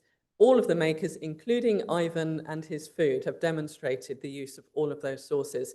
And it's only through doing that that you have the faintest chance of making a reconstruction that stands on a solid base of research and fact. So the colour is the most immediate descriptor. Oh, I'm not used to this system. Oh, there we go. I might go to my paper notes, you know. And although grossy could be used to mean gross, as in thick or large, it is more likely to be a variation of the spelling grassy. Grassy green as a term can be found in other 16th century sources. For example, in Stephen Gosson's Pleasant Quips for an Upstart Newfangled Gentlewoman, published in 1596, he describes garments of the swarthy black, the grassy green, pudding red, and dapple grey. Green was not a particularly popular colour choice for women's clothing in the 16th century. Jane and I's study of nearly 10,000 wills, inventories, and other documents carried out for the typical Tudor, we found 57,000 references to garments in that survey. And it demonstrates very clear conventions in the use of colour for different types of garments. So, for example, as you can see in the pie chart on the left here, it's notable just how many women's petticoats were red, as Constance made Lady Greensleeves. 54% of the 998 garments described by colour between 1485 and 1603. And in this at least, Lady Greensleeves' petticoat is entirely conventional. Kirtles were usually worn over the top of petticoats and beneath gowns. That they were often displayed under the open skirts of the gown is made clear by the fabric choices, which are often among the richest and most showy in a female wardrobe. The colour choices for kirtles are more varied than for petticoats, but as you can see, green does not feature in our data set. We do have examples of green gowns, but they account for only 3% of the 404 described by colour between 1558 and 1603. The Tudor Tailors Survey, of course, focuses on ordinary people's dress and therefore does not include descriptions of clothing belonging to the elite. The colour palette for knights, ladies, and members of the royal family are a bit different. So we've seen this portrait of Queen Elizabeth before. It's at Red Lodge Museum in Bristol, and it does appear to be green. I don't know if anyone in this room has seen it in real life, because I haven't. And I did write to the museum and ask them whether it really is green. And they said, thank you for your inquiry, we'll get back to you. So I'll wait and hear. But it's striking when looking at descriptions of garments belonging to Queen Elizabeth in her wardrobe accounts, how varied the colours are and how many names there are for the different hues. In 1600, two inventories, the Stowe inventory and the Folger inventory, were made for the Queen's clothes, silks and personal jewels in the Royal Wardrobe of Robes. And they're detailed, of course, in Janet Arnold's seminal work, Queen Elizabeth's Wardrobe Unlocked. Elizabeth's gowns are listed according to style, including French, round and loose. Of the loose gowns listed in the Stowe inventory, there were 23 white, 22 black, 9 tawny, 8 ash colour, 1 of ash or dove colour, 7 of carnation, 4 each of orange and peach, 3 of russet, 2 each of crimson, hair colour and purple, and 1 each of bee colour, clay, drake's colour, horseflesh, lady's blush, maiden's blush, murrey, partridge, and straw. It's unclear what colour was meant by drake. It could refer to the arresting green head of a male duck or the wings of a green drake mayfly, but both of those creatures have brown on them as well. So who knows? The French gowns were made in a similar range of colours, and the only possible green gown in the accounts is a loose gown described as being made from willow-coloured velvet contained in the Folger inventory. There are a handful of other garments in green. Elizabeth was given 2 petticoats in seawater green in 1588 and owned another of green sarsenet. She also owned a green velvet round kirtle and a 4-part of green satin, embroidered all over with silver, like beasts, fowls, and fishes.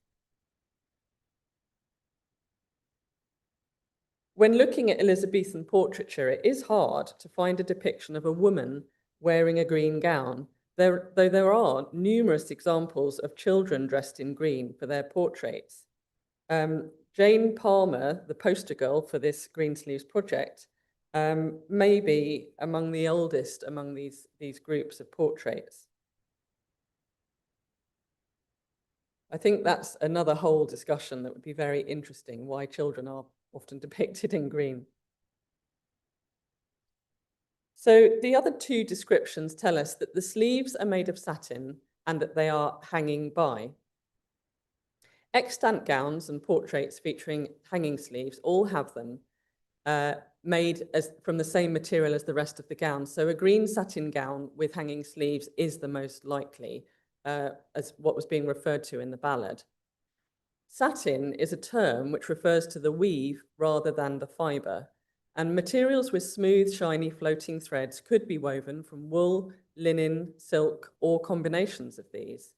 However, when the word satin is used to describe a textile in the 16th century, it usually refers to silk satin, as those made from other fibres have their own names, such as Russell's and satin de Bruges or Bridges satin. Frustratingly, this is not true when you go shopping today, and satin is rarely made from silk. It's incredibly difficult to find, and it's really difficult to find it in a range of colours. It's very much belongs to the world of bridal wear now, so you can find lots of ivory and pastel colours and some navy black and red, but a lovely green is very difficult to find. So some of you will already know this because I posted very excitedly when I found this fabric in my local fabric shop, which normally doesn't sell any kind of silk, let alone gorgeous silk satin. They just had this roll of silk on the stand, and I couldn't believe it. And I pulled it out and saw that the label said £7.99 a metre. And I thought, this can't be silk fabric. And I was feeling it and thinking, but it is. How can this be? So I pulled it out and asked them to measure it, and there were 7 meters. I said, I think this is silk. And they said, well, we don't know, so that's why we priced it as if it's not. We bought up the old stock of a company that has closed. So I did burn it when I got home, not all of it, just little bit to double check that it really was silk, and it was. So it was the most wonderful thing, and it meant that there was money left in the budget to do more with trims and surface decoration, which I'll get to. The final piece of information that we have is the 1580 date, when the ballad was originally published. Queen Elizabeth had been on the throne for 22 years, and her wardrobe accounts include many gowns with hanging sleeves. They were also called pendant sleeves, Spanish sleeves, great Spanish sleeves. One gown is described as having sleeves cut very long to hang by the bodies. And there's another French gown with great pendant sleeves of the Spanish fashion. Portraits of the Queen and ladies of her court wearing a range of fashionable styles are numerous. Hanging sleeves were a feature of both French and Spanish style gowns, and the bodies could have low square necklines or be high-bodied, that is, covering the whole bust and neck. The high-necked style mimicked masculine doublets and jerkins, and included features normally associated with these, such as wings or tabs at the shoulder and small skirts or tabs at the waist. I'm sorry, in a way, to bring Philip Stubbs into it again, but he was very upset about these male fashions being worn by women. Lettice Knollys is depicted wearing a high-bodied doublet-style gown with Spanish round sleeves in her portrait by George Gower, painted in 1585 at Longleat House. We decided to base the overall cut on this look, and also the playing card miniature of the Queen playing the lute, which shows her embroidered smock sleeve showing under the sleeves of the doublet-style bodies, because, of course, we wanted Juliet's lovely smock to be seen. So going to the extant gowns, there is no gown of this exact style that survives, but information on cut and construction on the various elements can be found in a small number of extant garments. The gown worn by Dorothea von Neuburg in the Bayerisches National Museum in Munich, in Germany, has the same high-bodied doublet-style bodice, and the girl's loose gown at the V&A has similar hanging sleeves. And interestingly, the petticoat worn underneath Dorothea's gown is made from green silk taffeta, now faded, of course. And both of these garments are included in Janet Arnold's Patterns of Fashion 3, which has recently been updated and released by the School of Historical Dress with lots more detail that's really helpful when you can't go and see the garments yourself. In addition to the extant gowns and Janet Arnold patterns taken from them, I consulted the facsimile, as Constance did, for the, he's often called a Spanish tailor. He is in fact a Basque tailor. I'm sure he would identify himself as that. Juan de Alcega, his book of 1589, and the patterns for women's gowns drawn in the Austrian tailors' books included in Drei Schnittbücher, 3 Austrian master tailors' books of the 16th century by Catherine Barrett and Marion McNeely.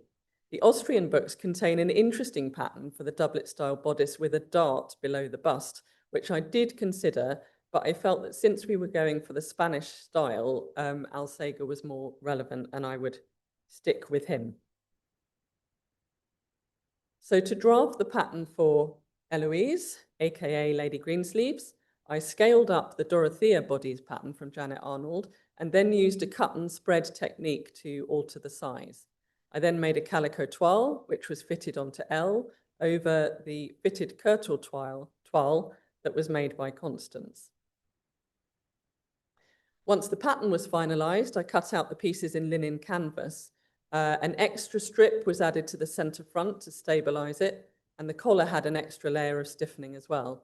I added some wool padding around the armhole, following the practice seen in extant male doublets. Going back to Alcega, the primary purpose of his book is not to instruct us now how to make clothes, or even tailors at the time how to make clothes. What it demonstrates is how to cut the garments in the most economical way, depending on the width of the fabric you have, or the type of fabric you have. So this gown pattern at the top of the screen is laid out on an area which represents 22-inch wide silk. And as you can see, it necessitates that the flared skirt panels are cut in many pieces, which are then joined together. 22 inches or less was the standard width for silk fabrics in the 16th century. I didn't copy the skirt pattern exactly from Alsager or from the extant Dorothea gown, since we planned to put the gown over a bum roll to create the silhouette fashionable in the 1580s in England, which requires more fabric around the waist. Instead, I measured the hem circumference of the Dorothea gown, which was 180 inches, and compared it with an embroidered petticoat, also in Janet Arnold, that you can see here, dated to 1610 to 20, but altered from an earlier gown, which measures 200 inches around the hem. The petticoat is made of 10 panels of 22-inch wide silk. My fabric was 54 inches wide because it's a modern silk. So I cut each skirt panel to fit a third of the width, or 18 inches. So I cut the fabric into 3 and sewed it back together again. 12 panels were required to achieve the 200-inch circumference that I wanted. And that might seem like a strange or unnecessary thing to do, but it means that the Greensleeves gown skirt has the correct number of seams for a 16th century style garment. And although the ballad doesn't give us that information, it's a fact that we know, and it's a detail that can be incorporated to make the reconstruction more accurate. Another piece of information available for us to cross-check that the pattern is correct is the yardage of material specified for gowns made in the 1580s. Silk gowns with fitted bodies and skirts in Alsager take between, well, he measures in L's, but it equates to about between 11 yards to nearly 13.5 yards for the whole gown. And a gown made for Queen Elizabeth I in 1576, and it sounds quite similar in style to the one worn by Lettice Knollys in her portrait, is described as having a very great pendant sleeve, and that took 18 yards of tawny satin. The satin would have measured no more than 22 inches wide, and it could have been narrower. So these measurements equate to about between 5.5 to 9 yards of modern width fabric, depending on the width. And my Greensleeves gown took 6.5 yards. Because I had unexpectedly sourced the green silk satin very cheaply, there was money left in the budget for surface decoration and trimming. I had a student, Tallulah Lawson, with me at the time, and she spent a couple of days producing samples, experimenting with a range of trims and techniques on scraps of the green satin to help us decide what to do. Gowns depicted in portraiture of the 1580s are often embellished with embroidery or with woven or embroidered lace or braid. Plain fabrics could be given more visual interest with the addition of a printed pattern. Printing, not with ink, but with hot irons, as in imprinting, which embosses a pattern onto the surface of silk fabrics, was a technique used to embellish fabric since at least the 14th century. Its popularity increased during the 16th century. And the accounts of Henry VIII, Mary I, and Elizabeth I all contain printed garments. A few examples of printed garments survive from the early 17th century. The V&A own a magnificent suit of printed cream-coloured satin, and the London Museum has a pair of printed velvet sleeves lined with printed satin. It can be found in portraiture, although the effect is subtle and you have to know what you're looking for. So my challenge for you is to spot it in the next portraits that you go and see, now that you know what it looks like. The samples that Tallulah made convinced us that printing would be a lovely addition to the Greensleeves gown. I did have to consider it carefully before going ahead, because it was going to be a lot of work to print 6.5 yards of fabric by hand. I used handmade brass printing tools made for me many years ago by a craftsman, and they were heated by being stood on an electric hot plate before being pressed onto dampened silk.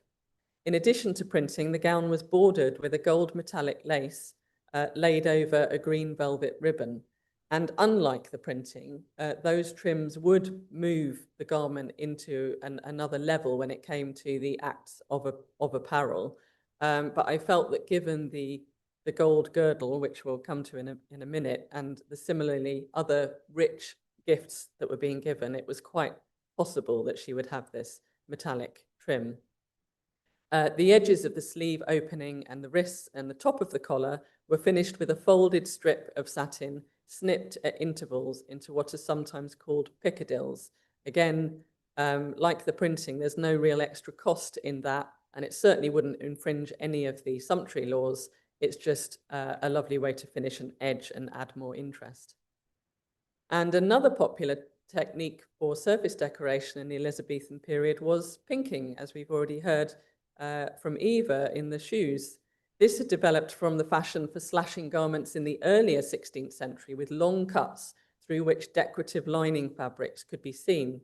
By the last quarter of the century, the form had evolved and the taste was for smaller, more closely placed cuts rather than the very large slashes. The very great pendant sleeves of Elizabeth I's tawny satin gown, which I mentioned earlier, were described as being lined with white satin, which was cut and raised all over. And the gown, petticoat and sleeves of the Dorothea gown and the V&A loose gown both have pinked linings. So Greensleeves hanging sleeves were lined with the same silk taffeta which Serena Dyer had used to make the petticoat, which Elle's wearing now. We actually deliberated for some time, the whole team, about what colour that petticoat should be, and therefore the sleeve lining, because of course what we needed was for the overall impression to be green. And although we want the petticoat to show, we didn't want the colour to take away from that green. So we considered another green, but we couldn't find anything that sat comfortably. We considered red, but that was a very stark contrast and also looked very Christmassy, which felt kind of wrong. So we went with this colour, which could have been described in the 16th century as straw. Queen Elizabeth I had numerous garments made in this shade, including a petticoat of straw colour sarsenet. The pinking was carried out with a 1/4 inch wide pinking tool over a craft mat. The 16th century version would have been a lead sheet. Once all the surface decoration has been completed and the lining sewn in, the skirt was tightly gathered into cartridge pleats and sewn to the bottom of the body's waist. The bodies are fastened with pairs of handmade brass hooks and eyes.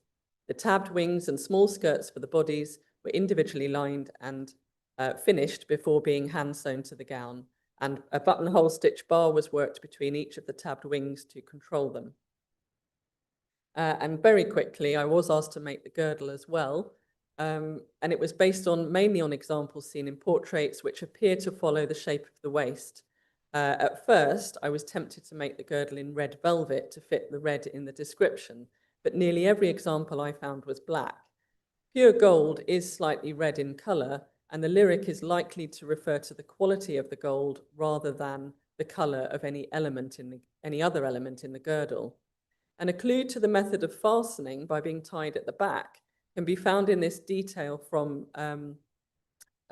Elizabeth Vernon's dressing table, where her necklace and girdle are laid out ready for her to wear, and the red silk ribbon ties are hanging loose.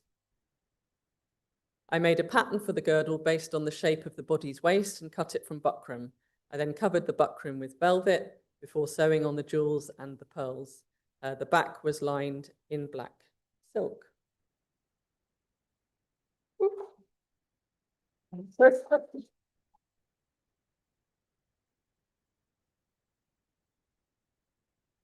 Thank you very much, Nina, and our previous speakers. I'm not sure how you want to do the dressing with the gown, now or after the break. We've decided to take questions for our last three speakers after we have a break. Tamsin needs to rearrange the room for the round table, so we'll start that session with questions. But when would you like to have Nina dress Greensleeves? How does that sound? And can I just quickly mention the doll, because I forgot, I put her here so I wouldn't forget. The Tudor tailor have made a doll kit for a number of years, and we decided that it would be lovely to have a Greensleeves doll kit, which includes everything you need to make all of the clothes, including the embroidered sleeves. We've got 5 of them here today. This is a sales plug, yes. The 5 we've got here today are the only ones that will ever include the actual silk satin that I used to make the Greensleeves gown, because that's all that's left. And after that, we'll be using something else, which will be slightly different green. So now's your chance. So we have a 10-minute break, and anyone who wants to watch the dressing out in the lobby, please do. Do you have a team to do the furniture for you, Tamsin, or do you need some volunteers? Okay. Are these your bits?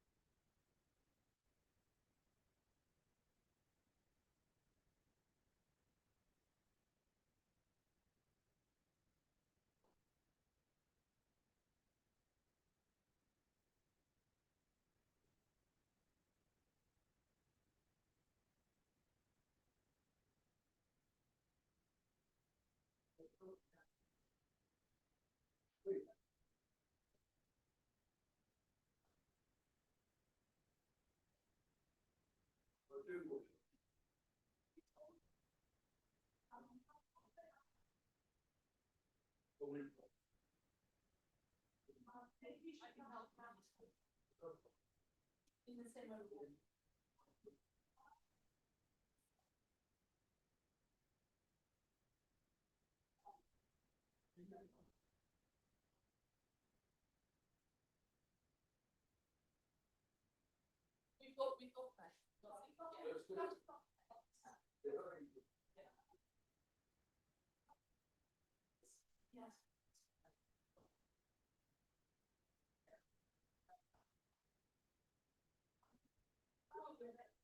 We've got that.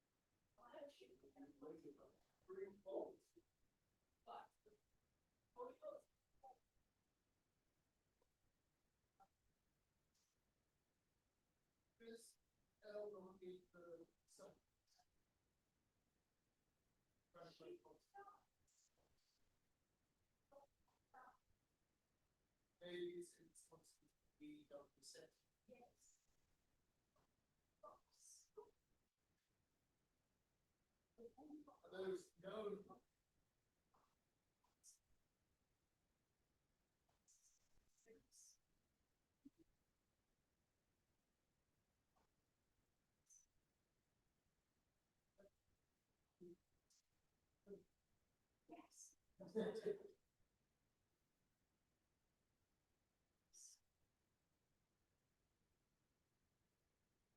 Yes.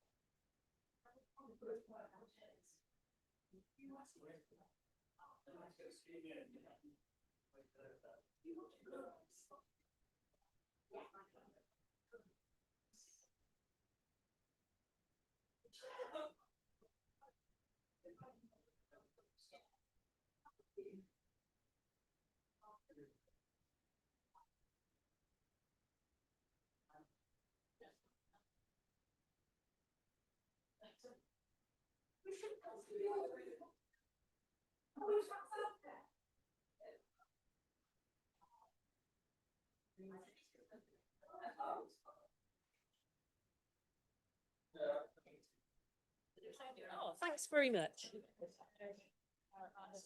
Yes. Have we only got one now? Oh, okay. Yeah. I'll ask the three that just spoke to sit together.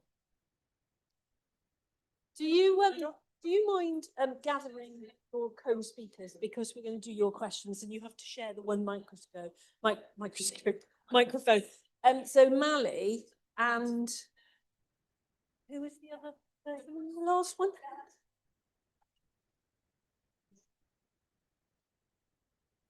Yes. Ava, would you mind sitting next to Nina, because you have to share a microphone. And when Mally arrives, she'll. Thank you. So where is Mally? Okay. You have to sit next to Nina because you've been on the naughty stand. No, I'm kidding. It's because you have to share a microphone.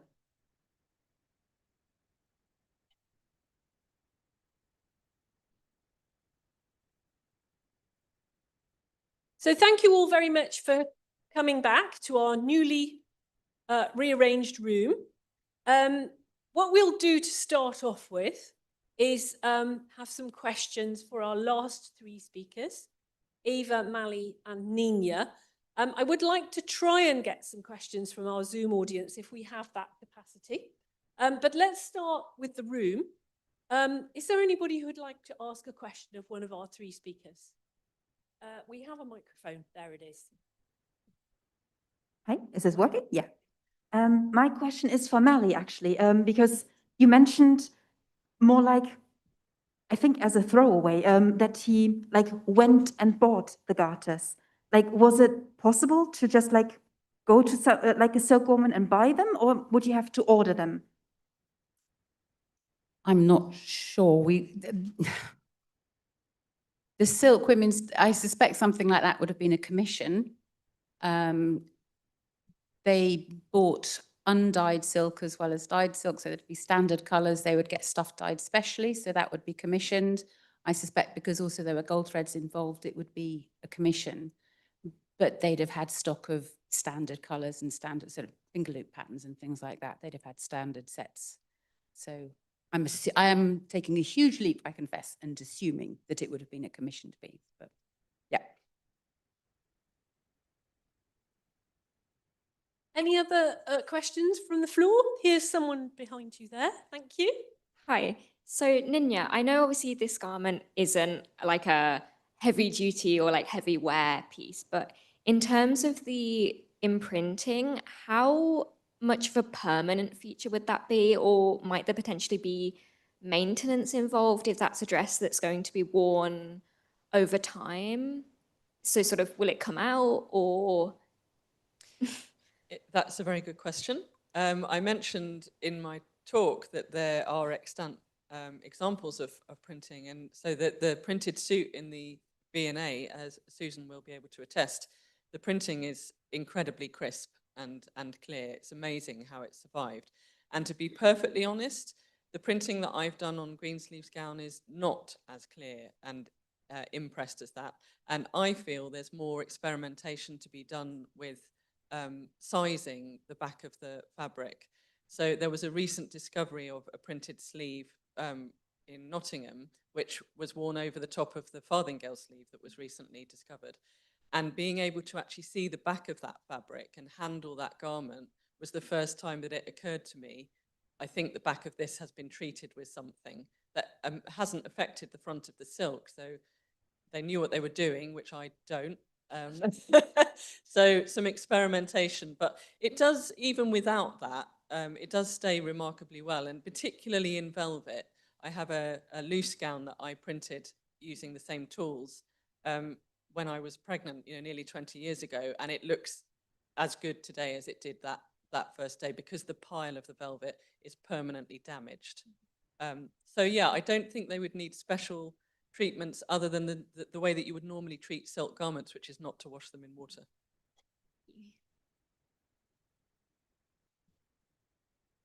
So somebody is offering a question from our remote audience. Annabelle will let us hear what it is. Hi, online question. Someone is asking, they'd be interested to learn about the other garments in the video, especially the lover's sumptuous and ever-changing wardrobe. How are they sourced?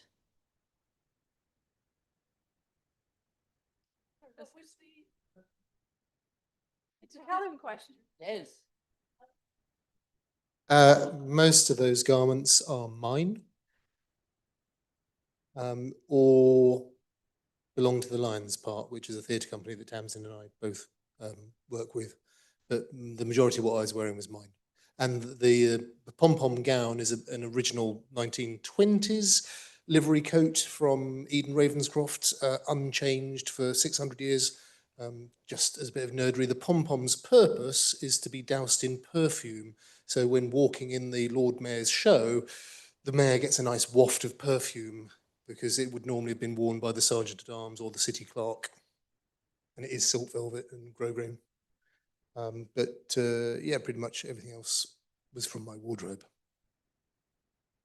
Another question online, if I may. Someone's asking estimates on how long it takes for the individual pieces, as the embroidery seems to be the main feature as the investment of time rather than the materials themselves.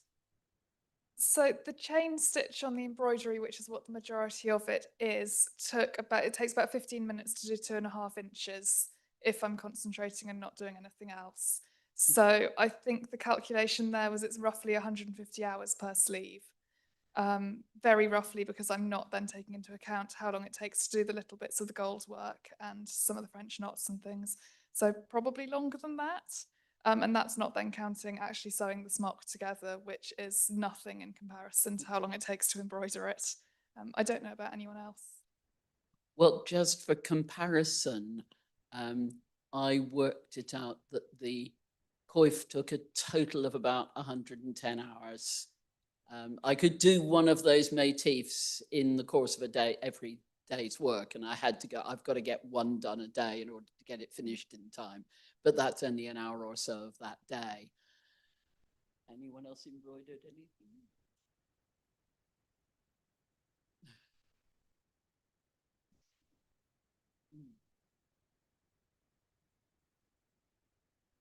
So does anybody else have a question? Tanya, you flew your hand up there. Here comes the microphone.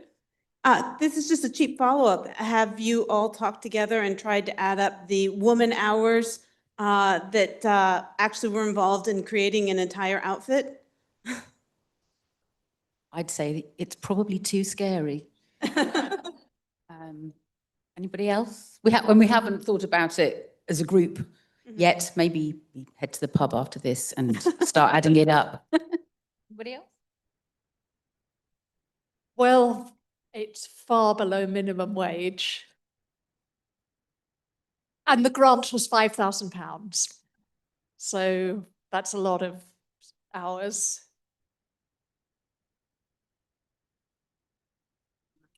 Susan?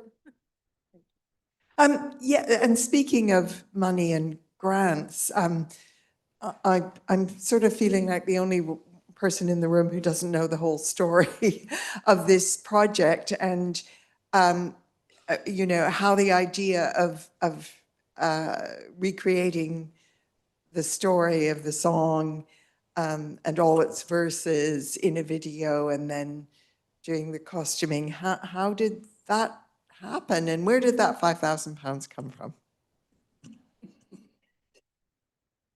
Well, I was looking through the Ballad of Greensleeves and thought, this is a bit like the 12 Days of Christmas. You know, partridge in the pear tree is a lovely thing. But by the time you get to the 12th day, when you've got people dancing all over your lawn, you've got any number of birds and really noisy pipers, and you know, you just want them to cease and desist and stop. And I thought, well, no one's looked at Greensleeves like this. No one's looked at it that I knew of as a material culture document and clothing. So I put in an application to this Society of Antiquaries for their Janet Arnold Award, and they granted it to me. None of this could have happened if the Society hadn't given me a grant, so I'm very, very grateful. And then I looked around for a team of people who could, I decided it would be interesting to have each item being made by a different person, because I'm not certain that the whole thing would have been made by one person. You'd have cobblers and silkwomen and tailors, and I wanted to replicate that in the process. So we built up a team, and then I was thinking, well, we want to film this, and some people suggested Bernadette here, who is wonderful at creating these things. And for the film itself, Ella wrote, I gave Ella the idea of what it was and said, do it in this way, but she actually wrote the screenplay. So it's a team effort, but it came out of an idle idea of, well, how would this look?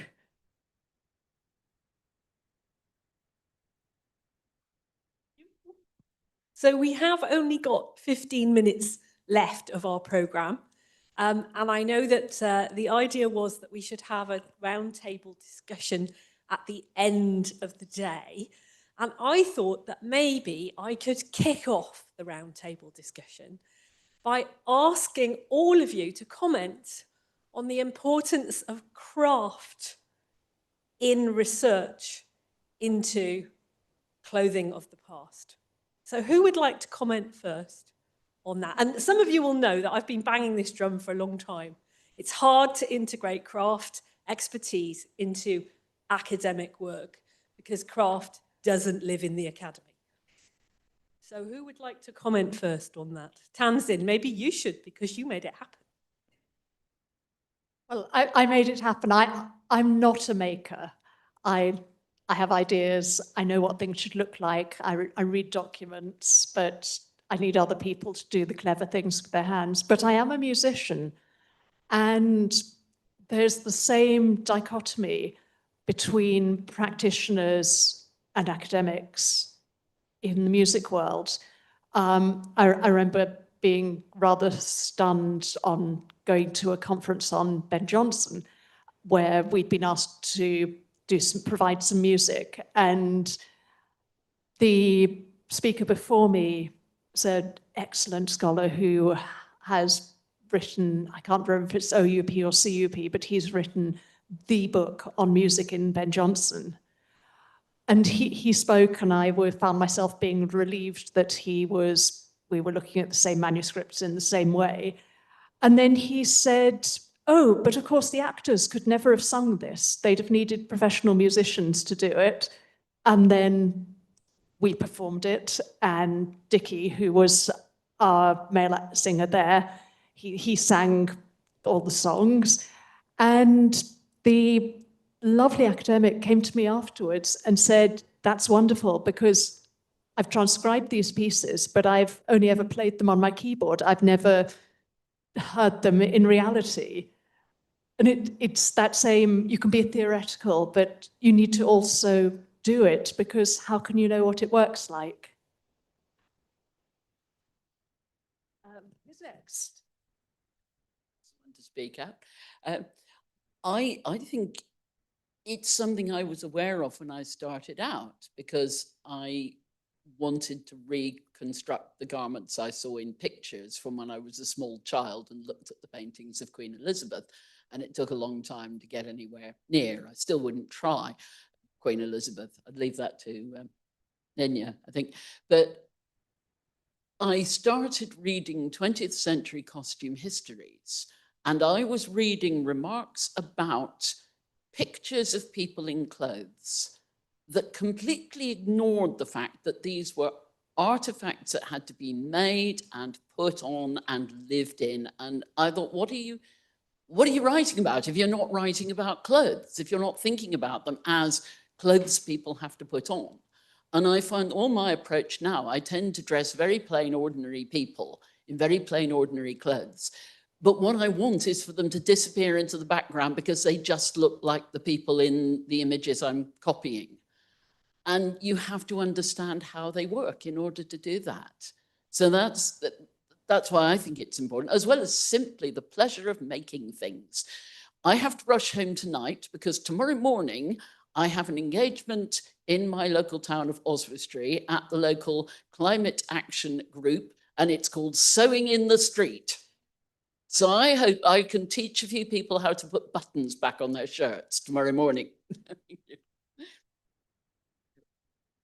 I think there's also something to be said from the education side of things, especially when it's people who are not used to history, or especially children, school children is what I often deal with, of actually, it's a massive cliche, but bringing history to life and actually presenting them with real people who actually existed and what their lives might have looked like. Especially with women, we don't really know what their lives would have looked like to the same degree as many men, because they don't write down the same amount of things to the same degree. And so being able, especially with working women, to produce bits of clothing that they might have worn, to see how it might have been possible to move in them, how it might have been possible to sit down and work in those bits of clothing, is really interesting. And also, as Sarah said, just the joy of making things feels really important.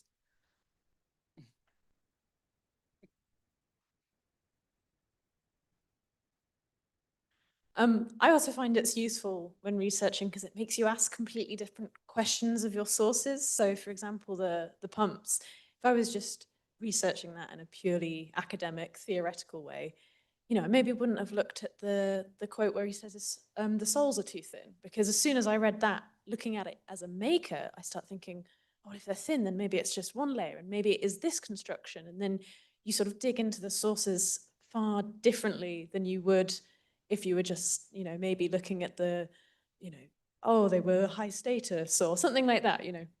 You really consider it differently. And I found making them, it asks different questions, and it sort of makes these objects part of the human body as well. So the first ever pair of shoes I made were a really rubbish pair of Viking turn shoes, which I then went and hiked up a snowy French mountain in.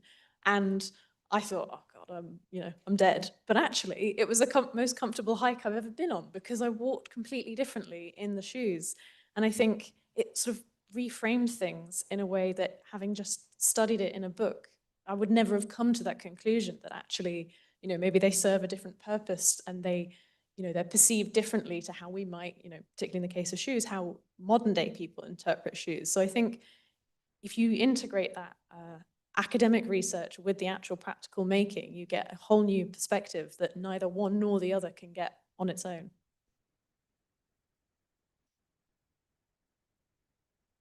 I wanted to talk a little bit about the buckram, because that was my experimentation on this one, because you can read accounts of buckram being used in garments, and it says stiffened with hide glue, and we know that gung tragacanth is a alternative, and also there's also accounts of it being used with starch.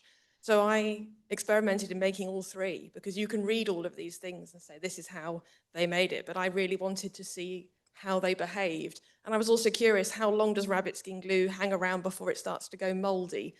How long can you spend making something before your materials go off or change or aren't perfect? And that's why I think it's really important to try out by hand what you're doing, rather than just, you know, just reading about it and wondering and assuming. I like to really feel the physicality or the messiness of what it takes to make these things, and then the difference with this project was a chance to, all the things you thought, oh, it'd be really lovely to do if I had the time, whether it's fully hand sew or do the embroidery, or I cut all the bands on the bottom of the petticoat on the straight of grain, because that's the most effective use of the fabric, whereas the theatrical or film option would be so often to use the bias, because it'll go on once and it'll go on perfectly and you haven't got to take it off or change it. And this was the time that, no, that would have been abhorrent to some people in the past to cut something on the bias when you could cut it on the straight, but spend the time to make it look perfect. So it's having the chance to try those things out. Oh, thanks. I don't know how I'm going to put this very well, but about 5 years ago, there was a whole thing on the internet, and there was this guy who said people used to walk differently. I wanted to ask this, people. Now we walk with our heel and then our toe, and the medieval paintings, there's often people got their toe pointed, and that's because they used to walk toe then heel. I don't know if that's true, but I'm thinking also of recent stories about how we assume that people have always slept the same, people have always walked the same, and now, you know, we've forgotten somehow that people used to have 2 sleeps. So I was just wondering if you have a comment about that. Yeah, I think that's definitely the case, particularly with turn shoes. I think it changes with welted shoes where you have thicker soles. But I've definitely found from personal experience, when you have a thin sole, you don't walk as heavily on your heels. So I walk so heavily on my heels and I feel it up my joints, which is why when I did this hike in Viking turn shoes, I didn't have any of those problems at all, because you maybe don't go necessarily toe first, but you sort of land flatter on your feet. And I definitely found a difference there. And I think, yeah, I think it's probably quite likely that people may have walked slightly differently and moved around in those shoes. And I'm sure that's the case with all aspects of clothing, as well as the shoes. But yeah, absolutely.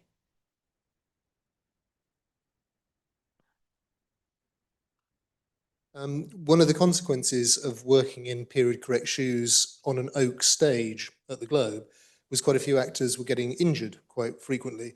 And in one of the shows where I was sword fighting and galliarding frequently and then had the jig at the end, I ended up with such severe shin splints I literally couldn't move after each show. I had to put ice packs on my legs for half an hour before. And that concerned Jenny Tiramani, because she thought, well, I know the shoes are right, this shouldn't be happening. And she then went in search of further evidence for where the problem was. And it turns out there are 2 contracts for the construction of 2 playhouses, the Fortune and the Hope. And in both circumstances, the contract says that the stage should be paled in with deal, not with oak. Well, it doesn't say not with oak, but it says deal, and deal's a form of pine. So the original early modern stages were sprung, and Jenny found that as a documentary evidence by putting actors in period correct shoes. I then had to completely change the way that I ran, because I couldn't run without causing further injury to myself. So I now run on my toes in the way that medieval people probably did, because it's better for you. So there you go. By using period correct clothing, we learn stuff. I just wanted to add, I think it's interesting, similar to that nowadays there's the movement towards barefoot shoes, which is essentially building shoes the way medieval and early modern people did, where you have a lightweight shoe, you have a thinner sole. And again, there's a lot of discussion online in a completely modern sense about how you walk differently and that impacts your joints and the rest of your body completely differently. So ironically, we've kind of coming full circle. I think that's a perfect. Oh, Susan, I know you are a shoe aficionado. Is that what you're going to comment on? Oh, okay, here comes the microphone. For Ivan, and about, and unlike, I mean, historical dress, at least we have some few fragments and examples surviving, but of course, there's no 16th century food surviving.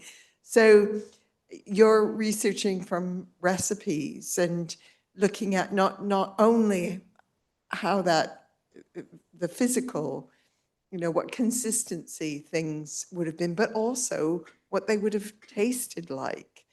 How has experimenting with old recipes worked for you?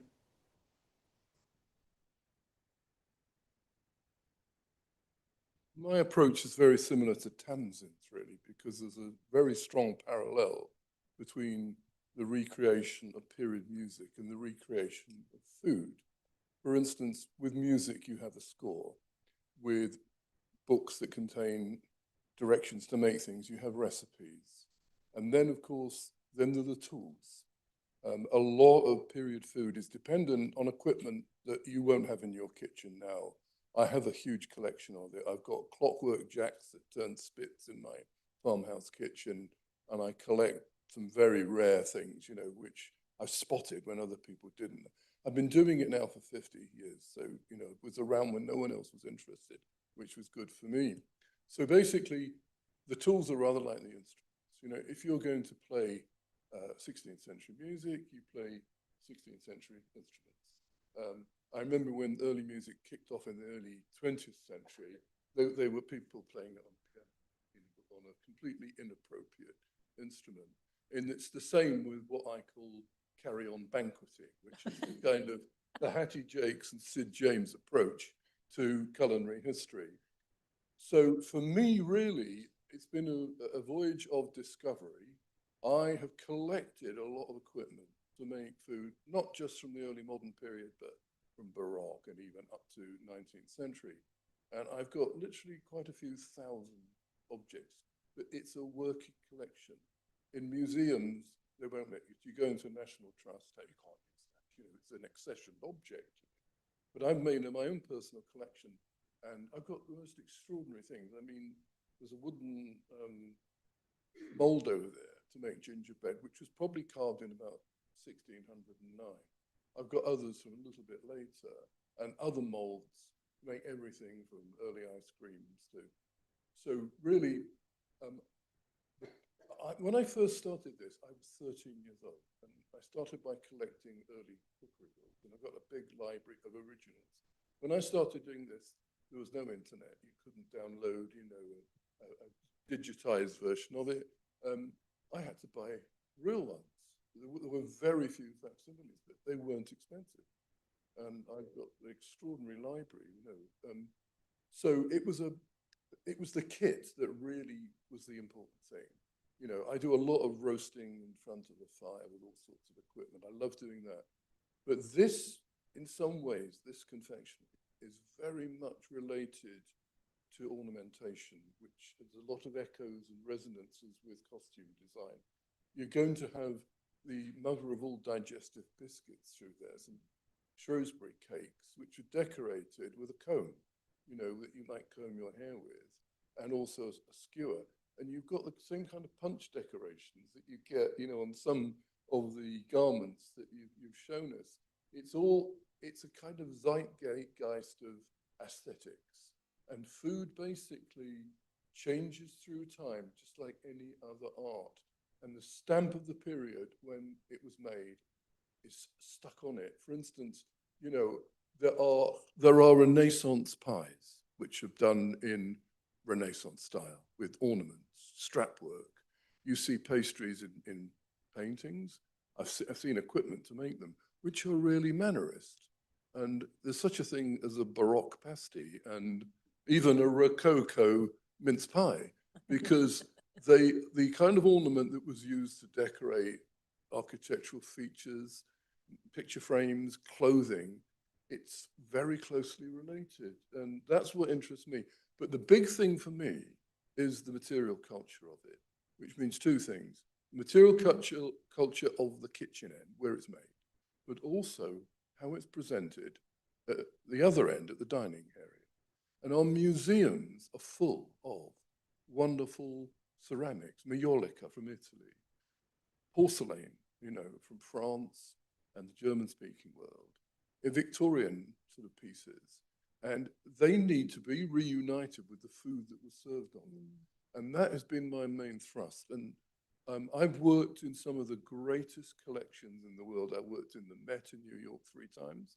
I'm doing a job there at the moment, which is recreating a dining room, which was taken out of a mid-18th century house in Oxfordshire.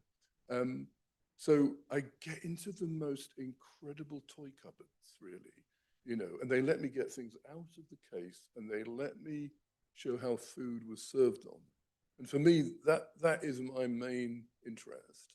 So it's a wide range of kind of mythologies, but based on those three things that were mentioned earlier on about, you know, researching from written records, from imagery, and for me also some of the workbooks where they tell you how to make things, you know. So it's a fascinating, and so many parallels.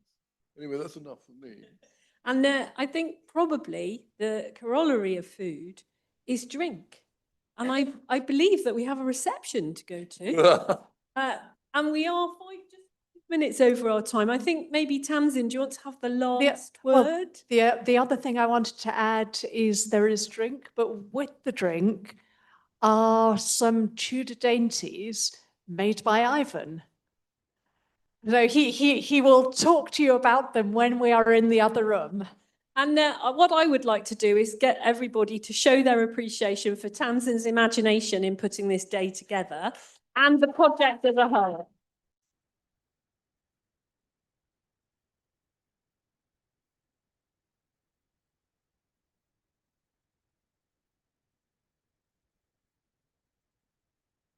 And thank you all for coming.